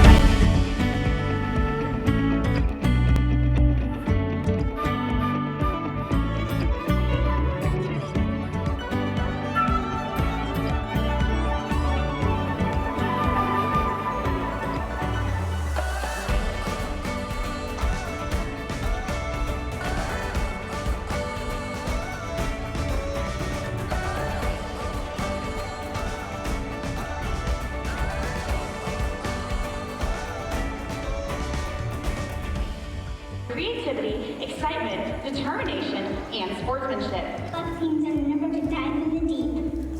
The state championship this year. Our group that has been instrumental in shaping the foundation needed to fulfill our mission and bring first to more students in Indiana. Logan Byers.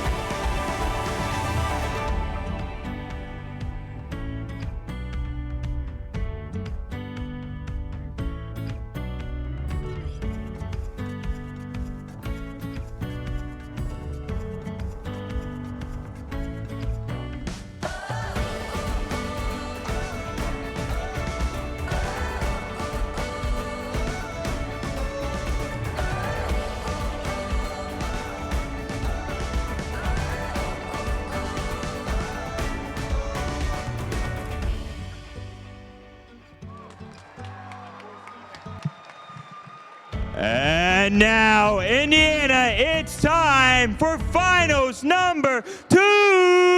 All right, everyone, this could be it. If the Alliance 1 takes the victory here, they will win the event. However, if our Alliance 2 over on the blue side of the field is able to come out victorious in this match, we will play a finals 3. With the stakes so high, let's go ahead and introduce our teams. Starting with the team that's pretty super at 7457! From Indianapolis, Indiana at Purdue Polytechnic High School, it's Super Duper Robotics. And this team is ready for this event. It's Team 3487! From Plainfield High School in Plainfield, Indiana, it's Red Pride Robotics. And ready to hound the competition, it is Team 868! Sponsored by Carmel High School, Resultant and Martin Martietta. It's from Carmel High School, it's the Tech Hounds. Alrighty, guys, and do not fret. Our Alliance 2 is ready for this match. They are ready to make their comeback. Let's go ahead and start off with their Alliance captain. It's Team 4272. From Lafayette, Indiana, at McCutcheon High School, it's Maverick Robotics. Alrighty, and with with them, ready to sink their teeth into their opponents. It is Team 3940! From Kokomo, Indiana at Northwestern High School, it's Cybertooth. Alrighty. And it would not be our Finals 2 match and our Alliance 2 without 67-21.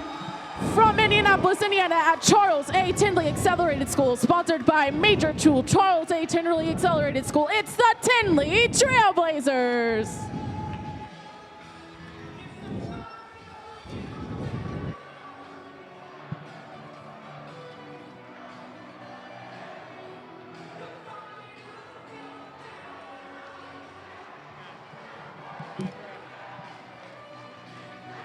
We have a green light on the field. Finals number 2. This could be it. Drivers behind the line in 3, 2, 1. Reefscape. All right, Indiana, our Finals 2 match has started. This can determine who wins the competition. I want to hear you guys be loud, no matter what team you are from. Pick a side, cheer for it, cheer for everybody. Let's bring the energy in our Finals match. Over on the Blue Alliance, we have so many coral already on that reef, only 2 slots missing. The Red Alliance also has several coral, 5 entering the teleoperated period. It looks like 7457 is going for picking up an algae off of that reef. They are placing it into that net, going fastly over to their human player station and trying to place it on L3 of that reef. Right now, it is a super close game. They're within 2 points of each other. Anything can happen in the next minute and a half. 67-21 is now shifting to working on L3 of that coral reef. There's only 1 slot open on L4. Let's see how Alliances figure out their strategy for the rest of the match. 3487 is picking up those algae, putting it into the processor. That earns the Alliance 6 points, but allows the Blue Alliance to score 4 points of their own. 868 is working on finishing up that L4 of the Red Alliance's reef. They're joined by Super Duper 7457. They're going to finish up L3. We're getting dangerously close to a full reef. It is 163 in favor of the Red Alliance, 159 for the Blue. 67-21, again going back and forth. Now the Blue Alliance has shifted to working on L2. Both alliances are near completed L3 and L4 of their reefs already. The robots right now are just working on that coral. We don't even see algae in the play at all right now. We're just focusing on points, getting as many coral as possible onto that reef. And both alliances are close. We are within 2 points of each other. This is crazy. We have 24 seconds left in the match. Let's see what happens. 4272 is now playing defense over on the Red Alliance. That is not something we have seen at all so far. 4272 playing defense. Teams are now making their way to the cages to climb. This could be the difference. There's 5 seconds left. Can these teams make it up? 3, 2, 1. Oh my goodness.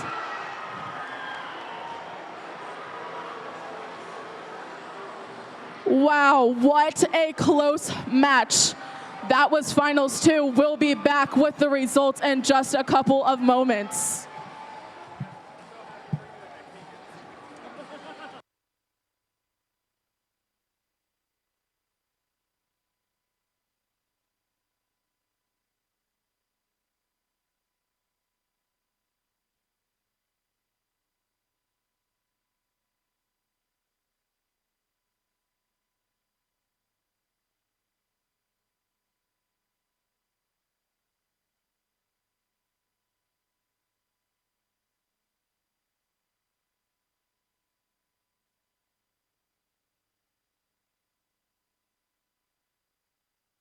All right, guys, we are almost ready to look at results.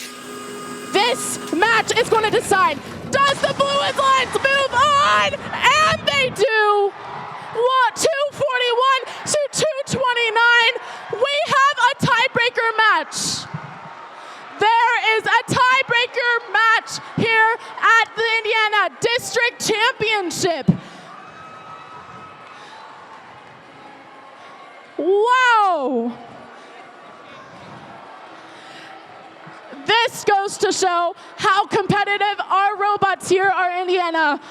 Both alliances, incredible work. They are up to par. They are competitive. We have in the 200s right now. There's 38 algae points for the Red Alliance, but 36 barge points. That climb at the end of the match really pushed them over. That was the difference maker in finals number 2 match. That is going to go to the tiebreaker. We have one final match at the Indiana District Championship, and we will see you back here after a short break to play out who is the champion.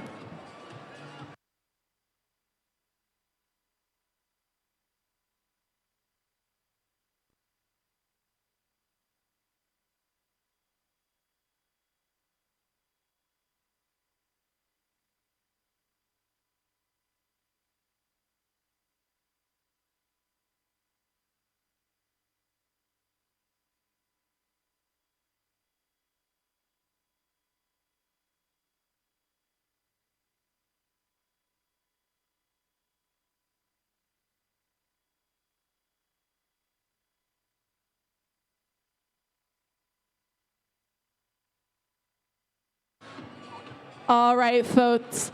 That last match was really impressive, really nail-biting. We are going to go to a tiebreaker, but while we are on our break, we're going to present a very important award. To acknowledge the Woody Flowers finalist nominees, please welcome the Woody Flowers Award recipients, Andy Baker and Chris Foltz, to the fields. Hey, hey, hey. Thank you. So this is a big award, the Woody Flowers Finalist Award, and we have many esteemed mentors in the building who have won this award in the past. So if you're in the stands or if you're on the field back there, please join us on the field to present this new award.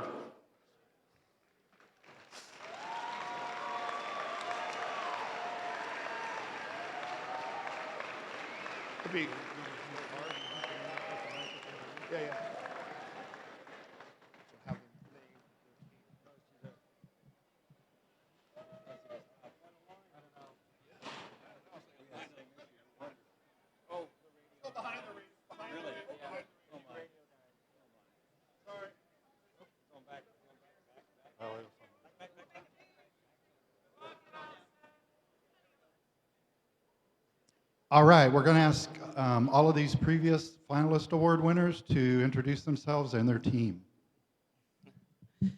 Chris Elston, 1501, 2011 Boilermaker Regional.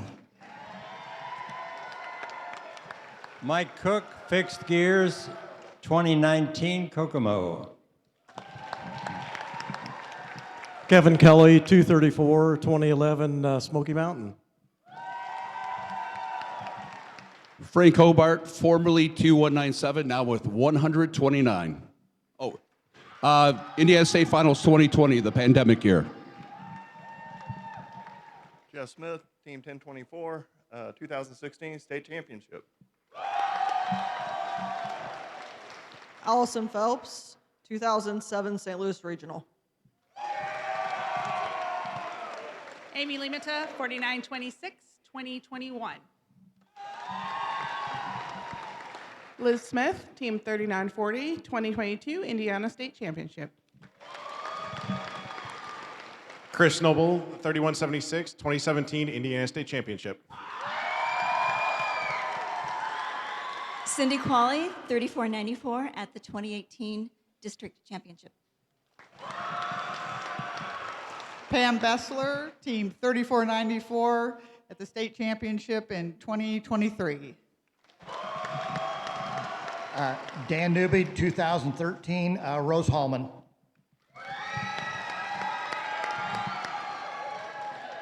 Dave Ebersol, 5484, State Championship 2024.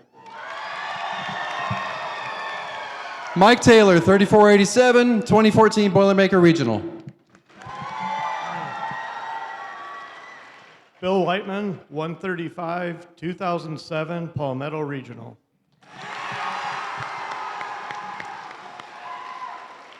Taylor Fry, 8334, 2021, Rocky Mountain Region. Steve Florence from the Cleveland Regional in 2006. Team 461. Evan Hochstein, Team 461 at the 2013 Minnesota 10,000 Lakes Regional. Joe Reel, Team 292, 2010 Boilermaker Regional.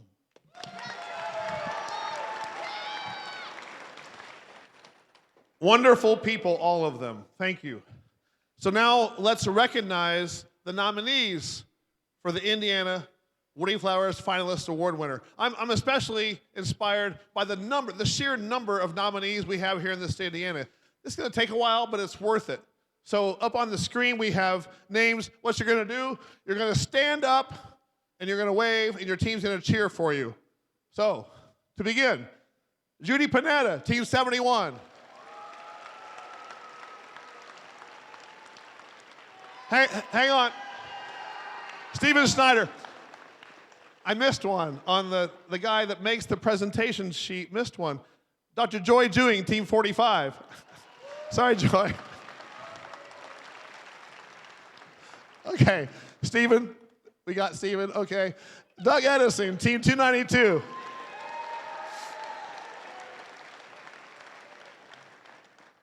Brad Thompson, Team 461.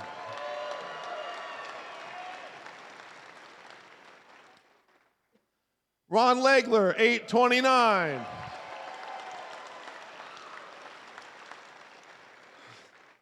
Larry Griggs, 868.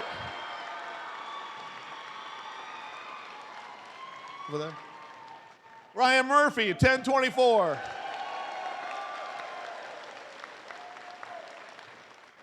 Scott Thorne, 1501. Andrew Spear, 1646. Sean Van Ness, FRC, 1720. Corey Snyder, 1741.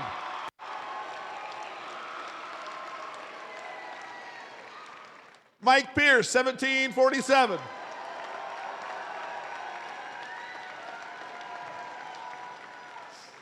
Matthew LeBlanc, 2171.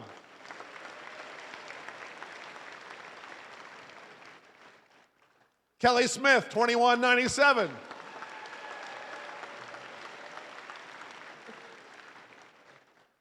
Don Mayer, 3176.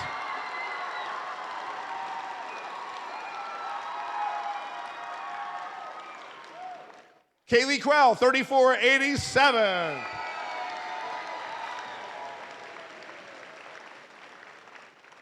Robert Van Hoen, 3494.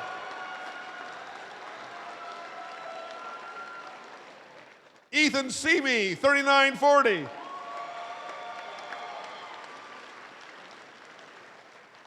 Steve Morey, 4580.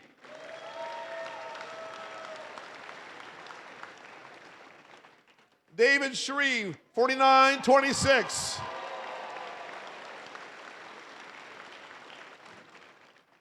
Jeremy Stone, 5010.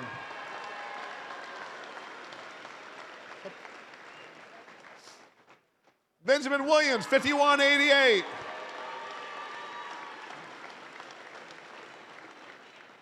Zach Waterman, 5484.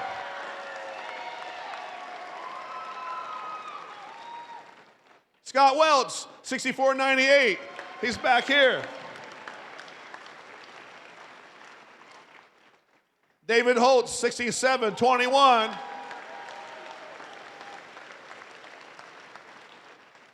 CJ Wood, 6956.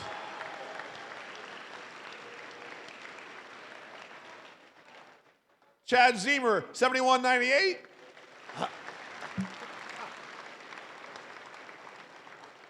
Andy Mundell, 7457.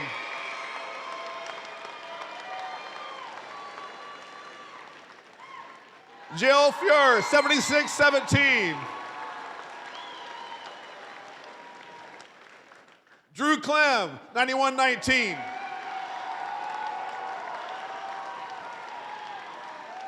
And Jeremy Cromer, 121. Excellent. Great job, students. Way to nominate. All right.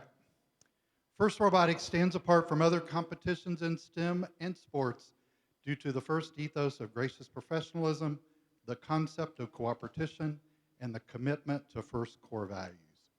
The guiding force behind these principles was Dr. Woody Flowers. In honor of Woody, the late Dr. William Murphy Jr. founded the Woody Flowers Award in 1996. This award celebrates mentors who lead, inspire, and empower their teams with integrity and gracious professionalism, embodying the values championed by Woody. Woody firmly believed that societies get the best of what they celebrate. Your nominations celebrate the most respected mentors who keep FIRST differentiated from other student competitions. Your nominations allow you to articulate your appreciation for your mentors and share evidence of how they have led you and your teams with their actions, their words, and their guidance. Around the world, at regional and district championships, mentors will receive the Woody Flowers Finalist Award. And at the championship in Houston, just a few weeks away, one mentor will be selected from renominated past finalists to receive the 2025 Championship Woody Flowers Award.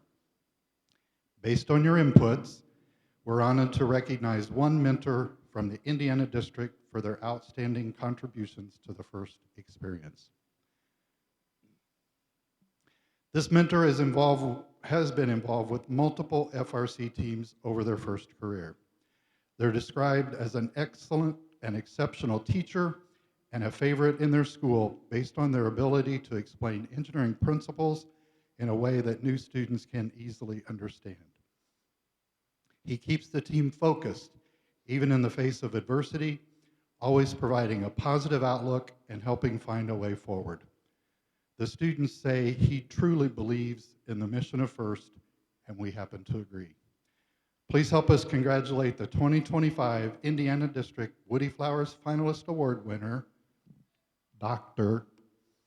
Larry Griggs from Team 868, the Tech Hounds.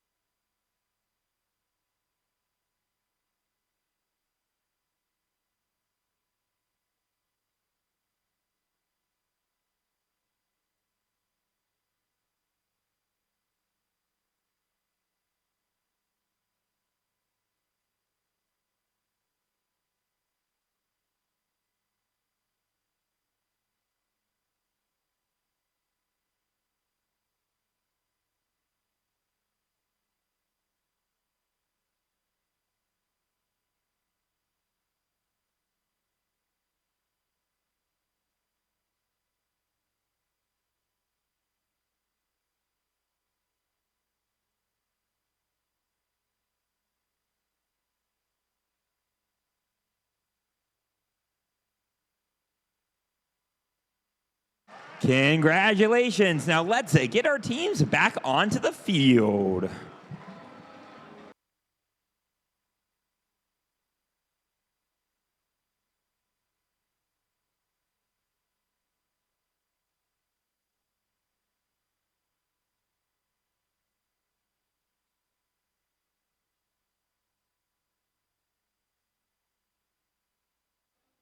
All right, while we wait to power up robots, just a reminder, Connection Graphics, our t-shirts, they are closing very, very soon. If you guys are interested in purchasing your Finn State Championship gear, you have to do so ASAP. So please go visit Michelle in the foyer.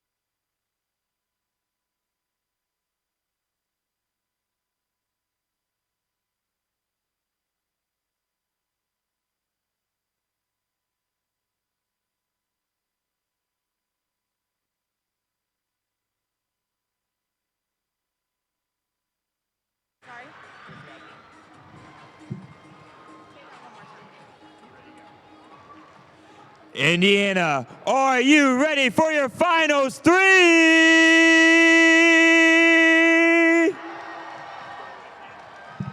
All right, guys, we have a tiebreaker to settle between our Alliance 1 and our Alliance 2. So, Alliance 1 won our first match here, and then Alliance 2 came back. So we're going to see who comes out victorious in match number 3.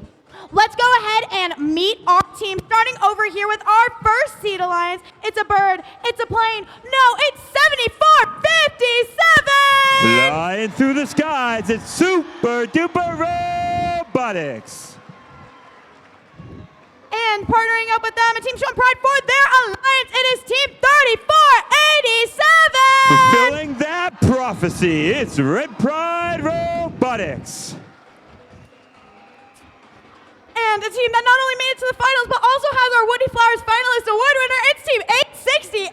With a max speed of 670 trillion miles an hour, it's the Tech Hounds. Alrighty, and last time we're swimming on over to our Blue Alliance here in Indiana.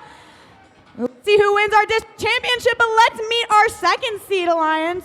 Starting with their captain, hats off to Team 4272. Your only defenders in finals, it's Maverick Robotics. And with them, they've got a beast in the middle alliance station. It's Team 3940. Wheel of Arm, it's Cybertooth. And finally, blazing the field for the last time at this event, it is Team 6721. Blazing the way to the top, they're Tinley Trailblazers.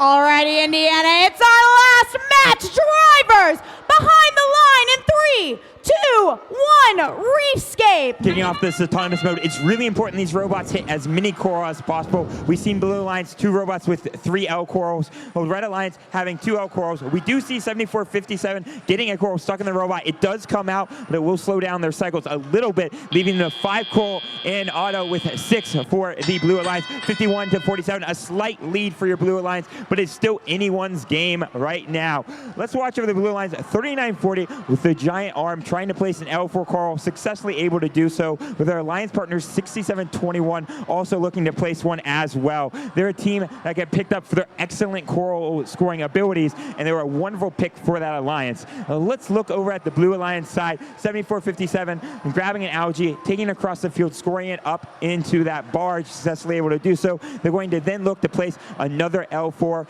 able to do so over there as well. 3484 now starting placing balls in the processor, just missing it a little bit though. That's going to roll over towards the blue alliance side. 101 to 100, a 1 point difference with 1 minute and 30 seconds left. Points are swinging back and forth right now. Teams trying to fill up their reef as they continue to score. 4272 going and grabbing another algae, driving away and filling it up on the L3, trying their best in order to score that as well. Over on the red alliance, 868 placing another one on the coral reef. Right now, blue alliance on track to fill the coral reef for us, but red is ahead with just a little bit more algae, scored by 3487, and giving them 6 points for each pop they put in there. The blue alliance needing to continue to score it up into their barge. 53 seconds left in this match, 182 to 162. The red alliance starting to take the lead here right now, and we see as this continues, blue alliance trying to finish off their reef.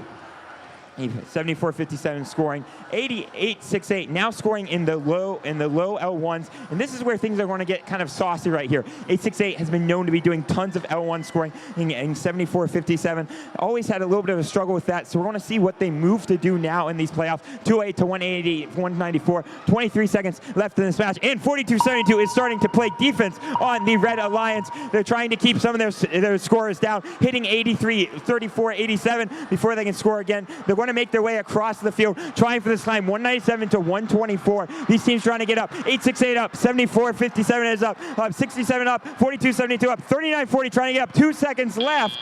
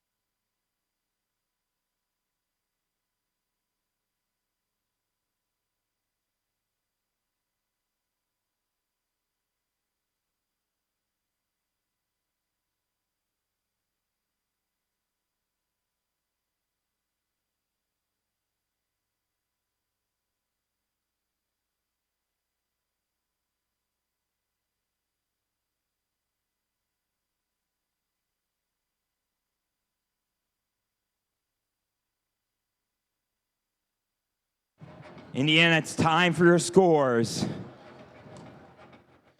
Which 3 robots were moving on? Or should I say 4? Congratulations to the Red Alliance! Red Alliance winning 248 to 206.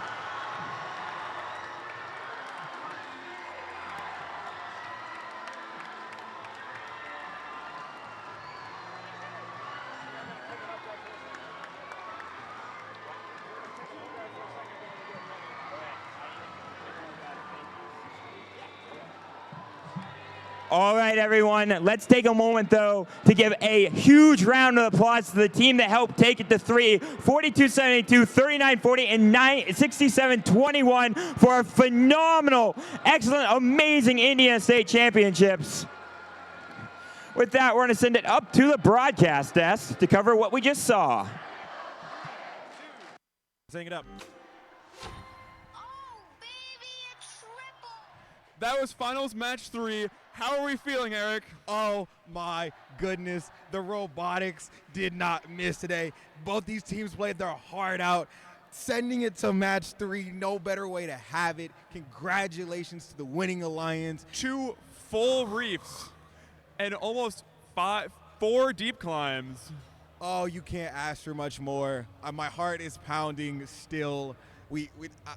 Oh my, shout out I think I went through Statistics. They're 13th ranked in the world, and A68 is not far behind. And the way Blue Line still pushes the 3 is nothing to be ashamed about. A huge hand to everybody here. I want to hear them cheers for all of this one more time. For every team. Let me hear it. Give it up. Give it a round of applause. Okay, we'll send it back to you on the field. Thank you. We out. Oh my goodness. Oh my.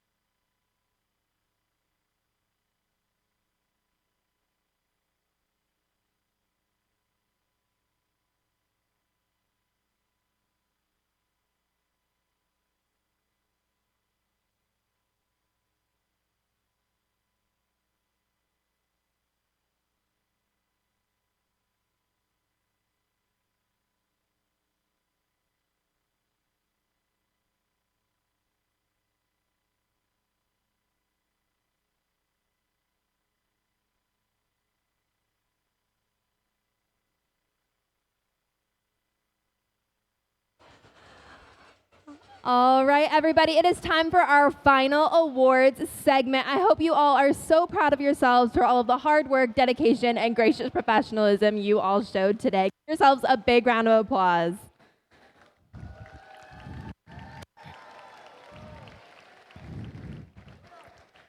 Our judges are out here on the field with us to announce our final set of awards. And our first award is going to be the Rookie All-Star Award. This award celebrates the rookie team exemplifying a young but strong partnership effort, as well as implementing the mission of FIRST, to inspire students to learn more about science and technology. Here's what the judges had to say. This team cast their net far and wide to obtain sponsors who were smitten with their potential. To get the cogs rolling for the season, they did CAD workshops over the summer and researched many programming libraries. They are geared up to represent Indiana at the World Championship. Way to go, Team 10021. From Noblesville, Indiana, their rookie season, it's Guerin Catholic Golden Gears, Team 100-1.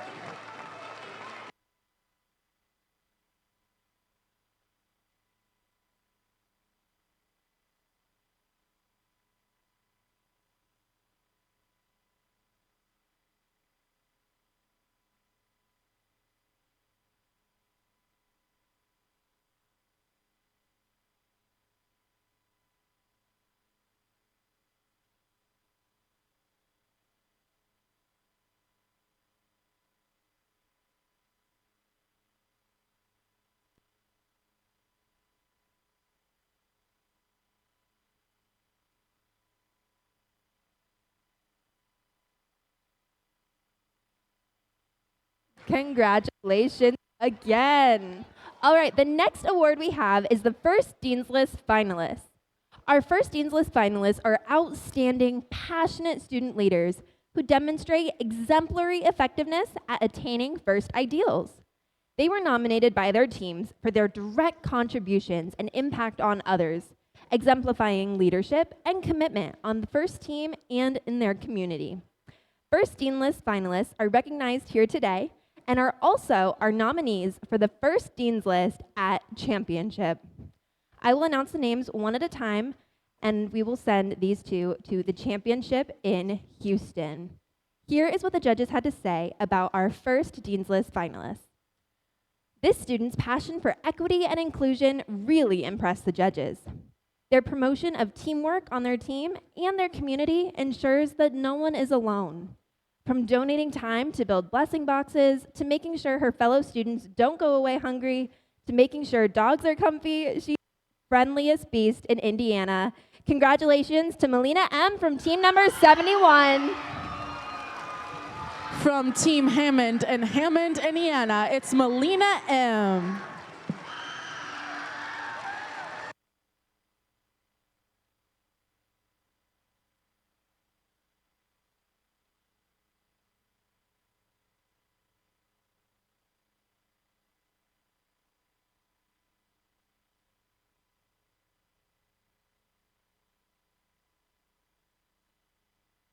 Congratulations again. All right, here is what the judges had to say about our other Dean's List finalist. This student lives and breathes first on their team and in their community. Whether it's working to make sure all have access to STEM or exposing hidden talents while working with his team. No numbered blocks can stop him from achieving his dreams. Congratulations to Grant S. from Team 135. From Mishawaka, Indiana, at Penn Robotics Black Knights, it's Grant S.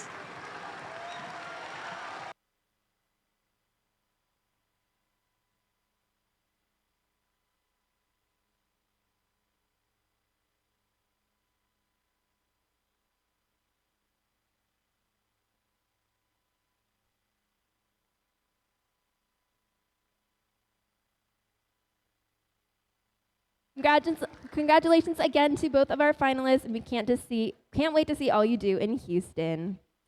All right, next we have our District Championship Engineering Inspiration Award. This award celebrates outstanding success in advancing respect and appreciation for engineering within a team, school, or organization and community.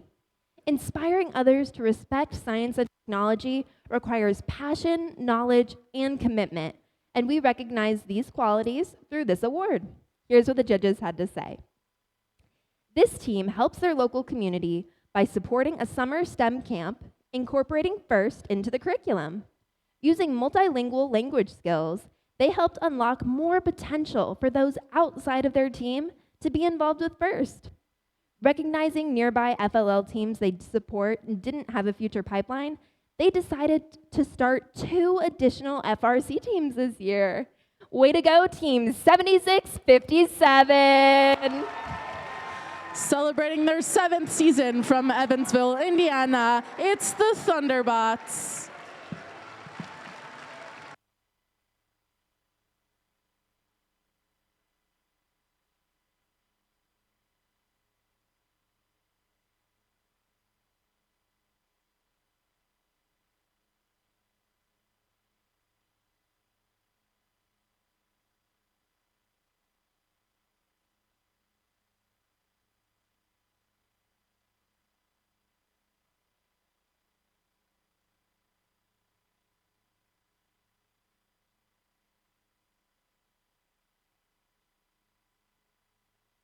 All right, now we are going to celebrate the teams who were just out on the field, starting with our teams who made it to the final match of the competition. First recognizes the talent of these outstanding competitors. They were sensational, and we are so proud to honor them. Starting with our finalists, we want to say a huge congratulations to Team 4272. From Lafayette, Indiana at McCutcheon High School, it's Team 4272 Maverick Robotics.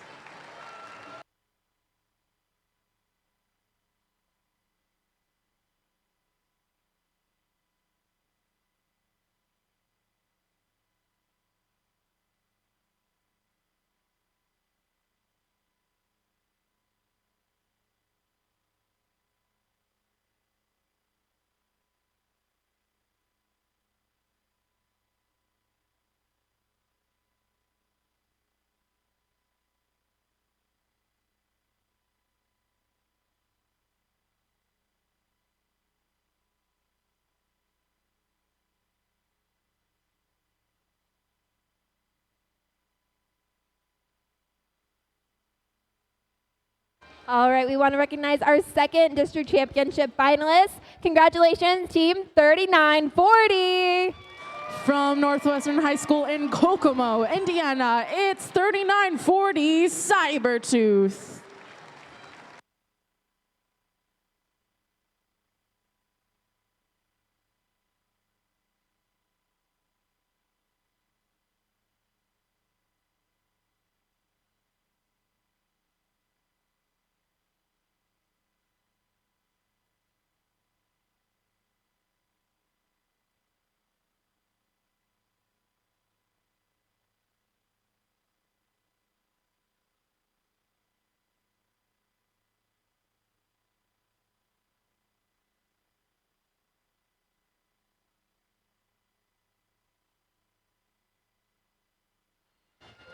And finally, let's have a huge round of applause for Team 6721. From Charles A. Tinley Accelerated School in Indianapolis, Indiana, it's Team 6721, the Tinley Trailblazers.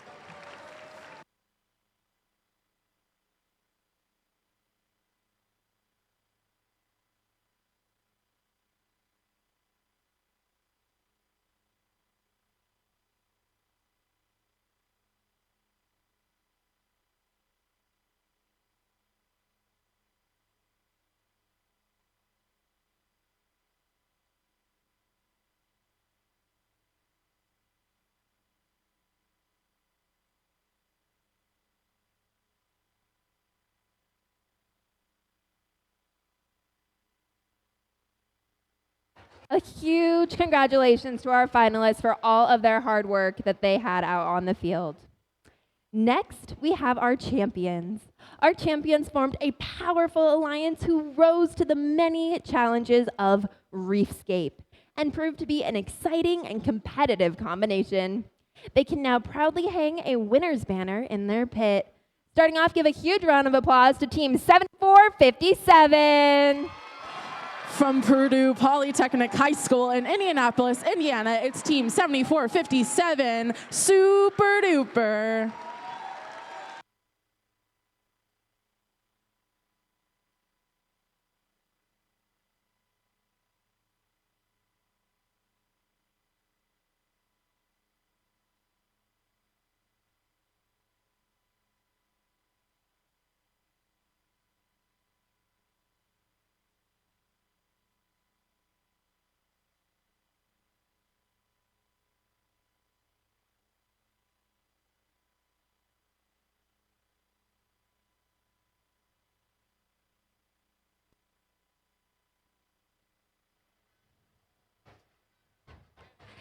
Next, give it up.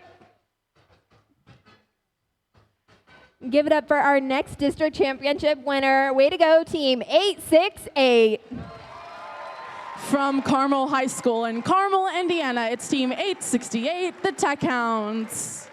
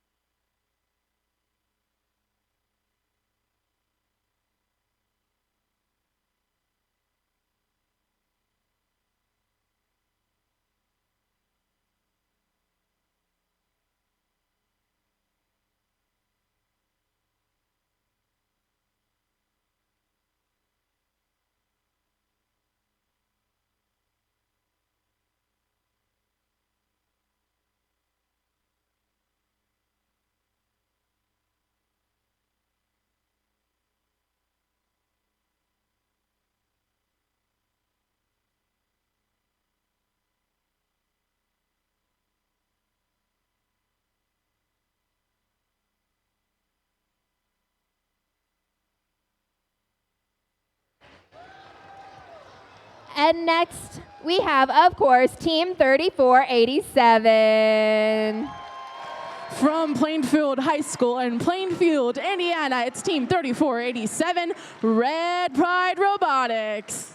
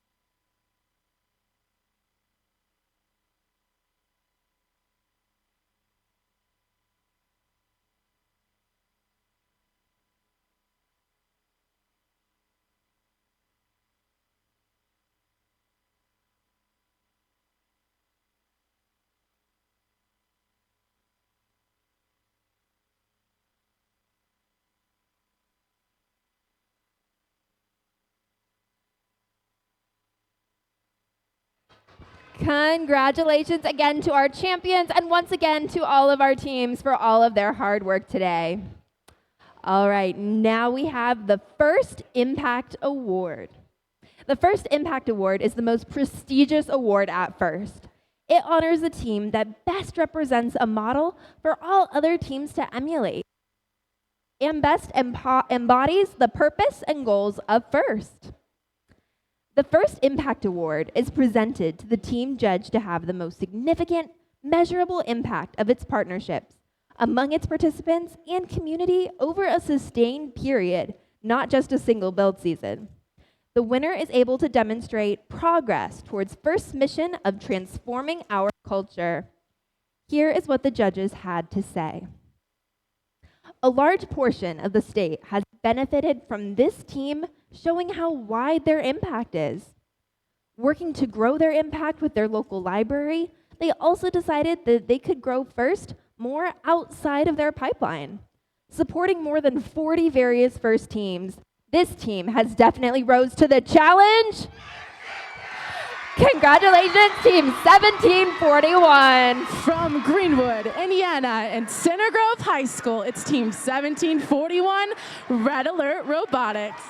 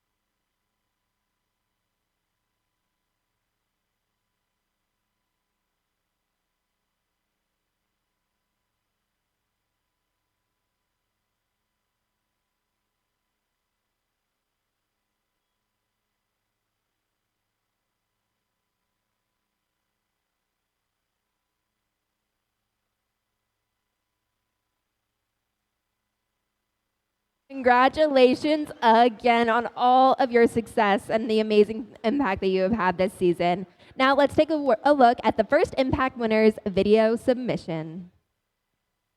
For 20 years, First Team 1741 Red Alert Robotics has continued to achieve first mission through continued efforts to increase equitable access to STEAM in our community and beyond. To celebrate 20 years, we present to you Red Alert's trophy case.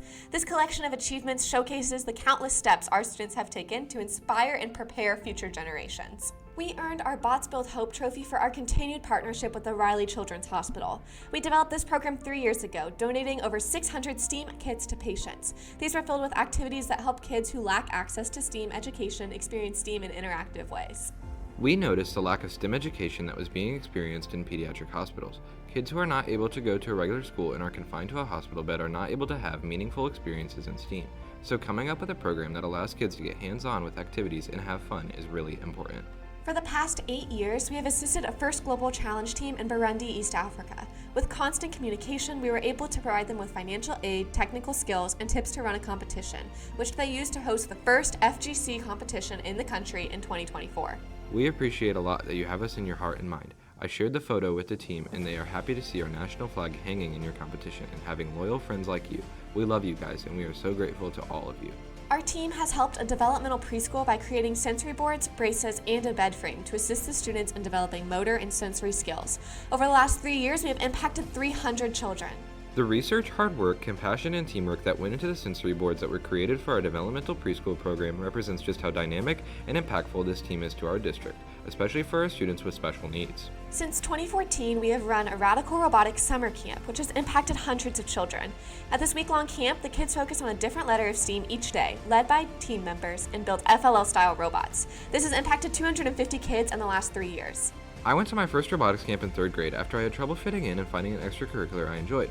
Immediately, I knew I found my place. For the next 10 years, I grew into the person I am now, and I can largely contribute that to First. We have supported 17 FLL teams within our school community this year and host 3 FTC teams in our own Innovation Center.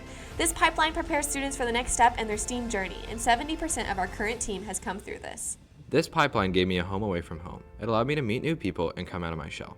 First gave me the opportunity to achieve things I never thought I was capable of. Although we celebrate our past achievements, our sights are set forward. To 20 more years of spreading STEAM and changing lives, First Team 1741 Red Alert Robotics says challenge accepted!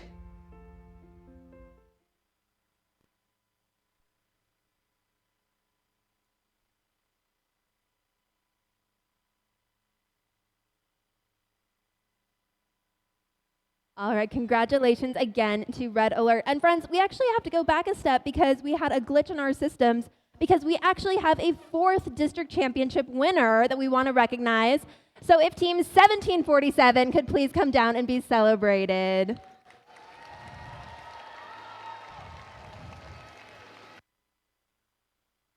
That's Team 1747 from West Lafayette, Indiana at William Henry Harrison High School. It's Harrison Boiler Robotics.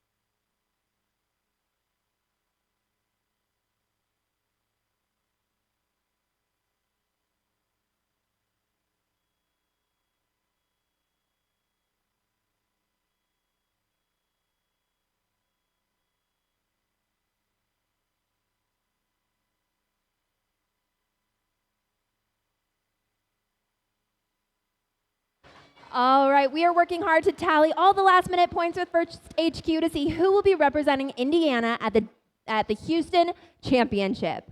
But in the meantime, while we are waiting, I want to just thank you for all of your donations to the Cornerstone Ministry Drive here at the Indiana State Championship.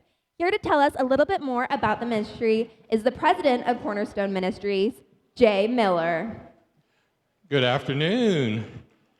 What an awesome day and event. So I'm going to take a brief pause and I'm going to congratulate 1741 again on their Impact Award. I've been impacted by this. My children have been on the team, their mentors on the team. So I know the impact that FRC can have, in families, in the schools, in the community, and it's amazing work. So again, I'm Jay Miller from Cornerstone Ministries. We are a ministry to the homeless and poor in downtown Indianapolis. So a couple times a week we go downtown and help meet physical needs and spiritual needs. So what I want to say first is just thank you. Thank you for the donations that you brought. So every one of your teams here is having an impact in ways you may not see, because the impact you're having will be felt downtown tomorrow. Some of the items that you have brought and donated today will make it into the hands of those that are in need, starting tomorrow and throughout the summer. So again, just thank you for what you've done, for making an impact much further reach than you may expect. Thank you very much.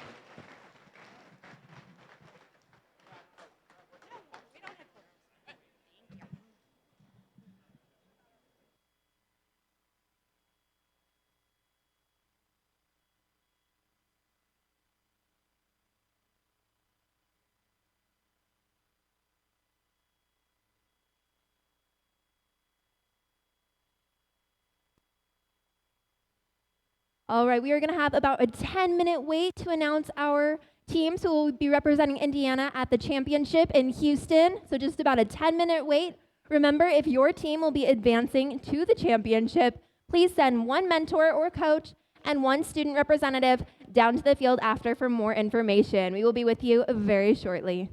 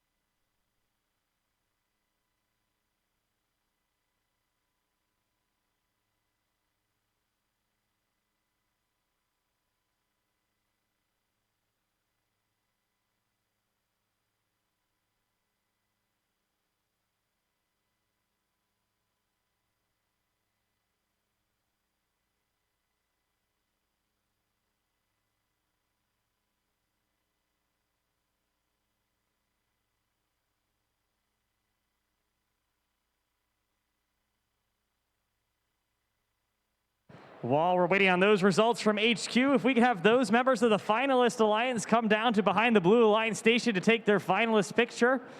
We'll have you guys bring your robots over. So if you're a human on the finalist alliance, go ahead and step off to the side for a moment, and we'll bring those robots in first.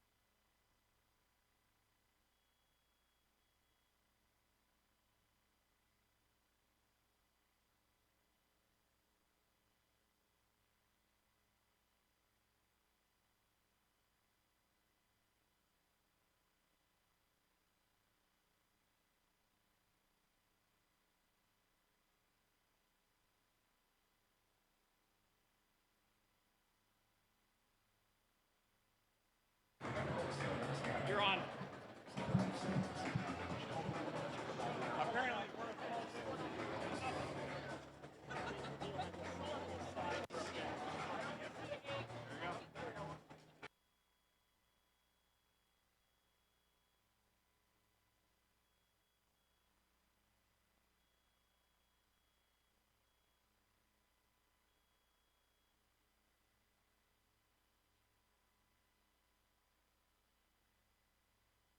So we're just gonna. I'm gonna intro it. So you're on overhead. I'm going to do. You just scrunch the window to a narrow. Not if you want it in full screen. No, don't worry about full screen. That's scrunch it. Yeah. Oh wait, yeah. Yeah. Oh. Right? Cool.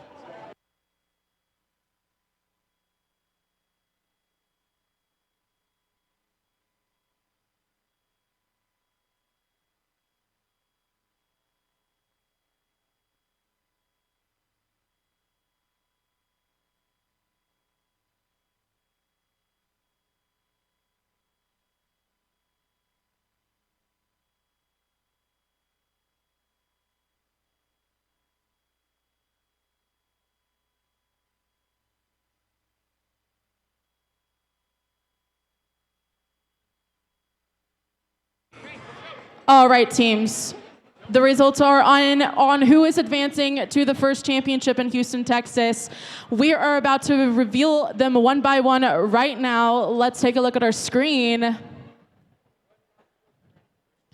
The first person moving on is Team 7457 Super Duper Robotics.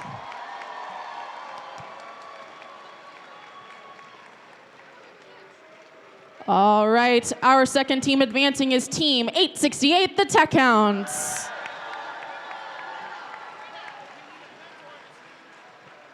Please send a mentor and a student down to the field as soon as your name is called. Ashley and Chris are standing by the Blue Alliance Coral side. All right, our third team advancing is Team 4272, Maverick Robotics.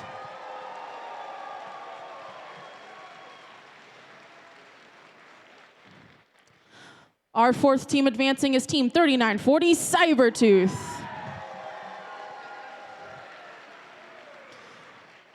Our fifth team advancing is Team 1501, Team Thrust.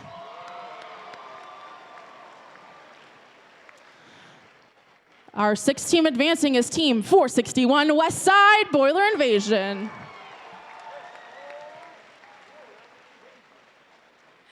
Our seventh team advancing is Team 1741, Red Alert.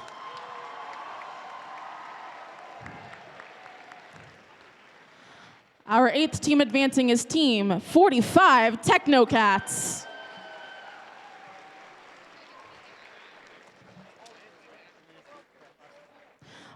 Our next team advancing is Team 101, Guerin Catholic Golden Gears.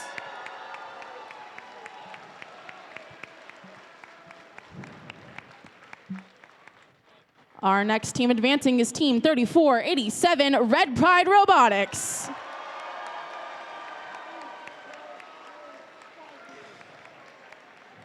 Our next team advancing is Team 1747, Harrison Boiler Robotics.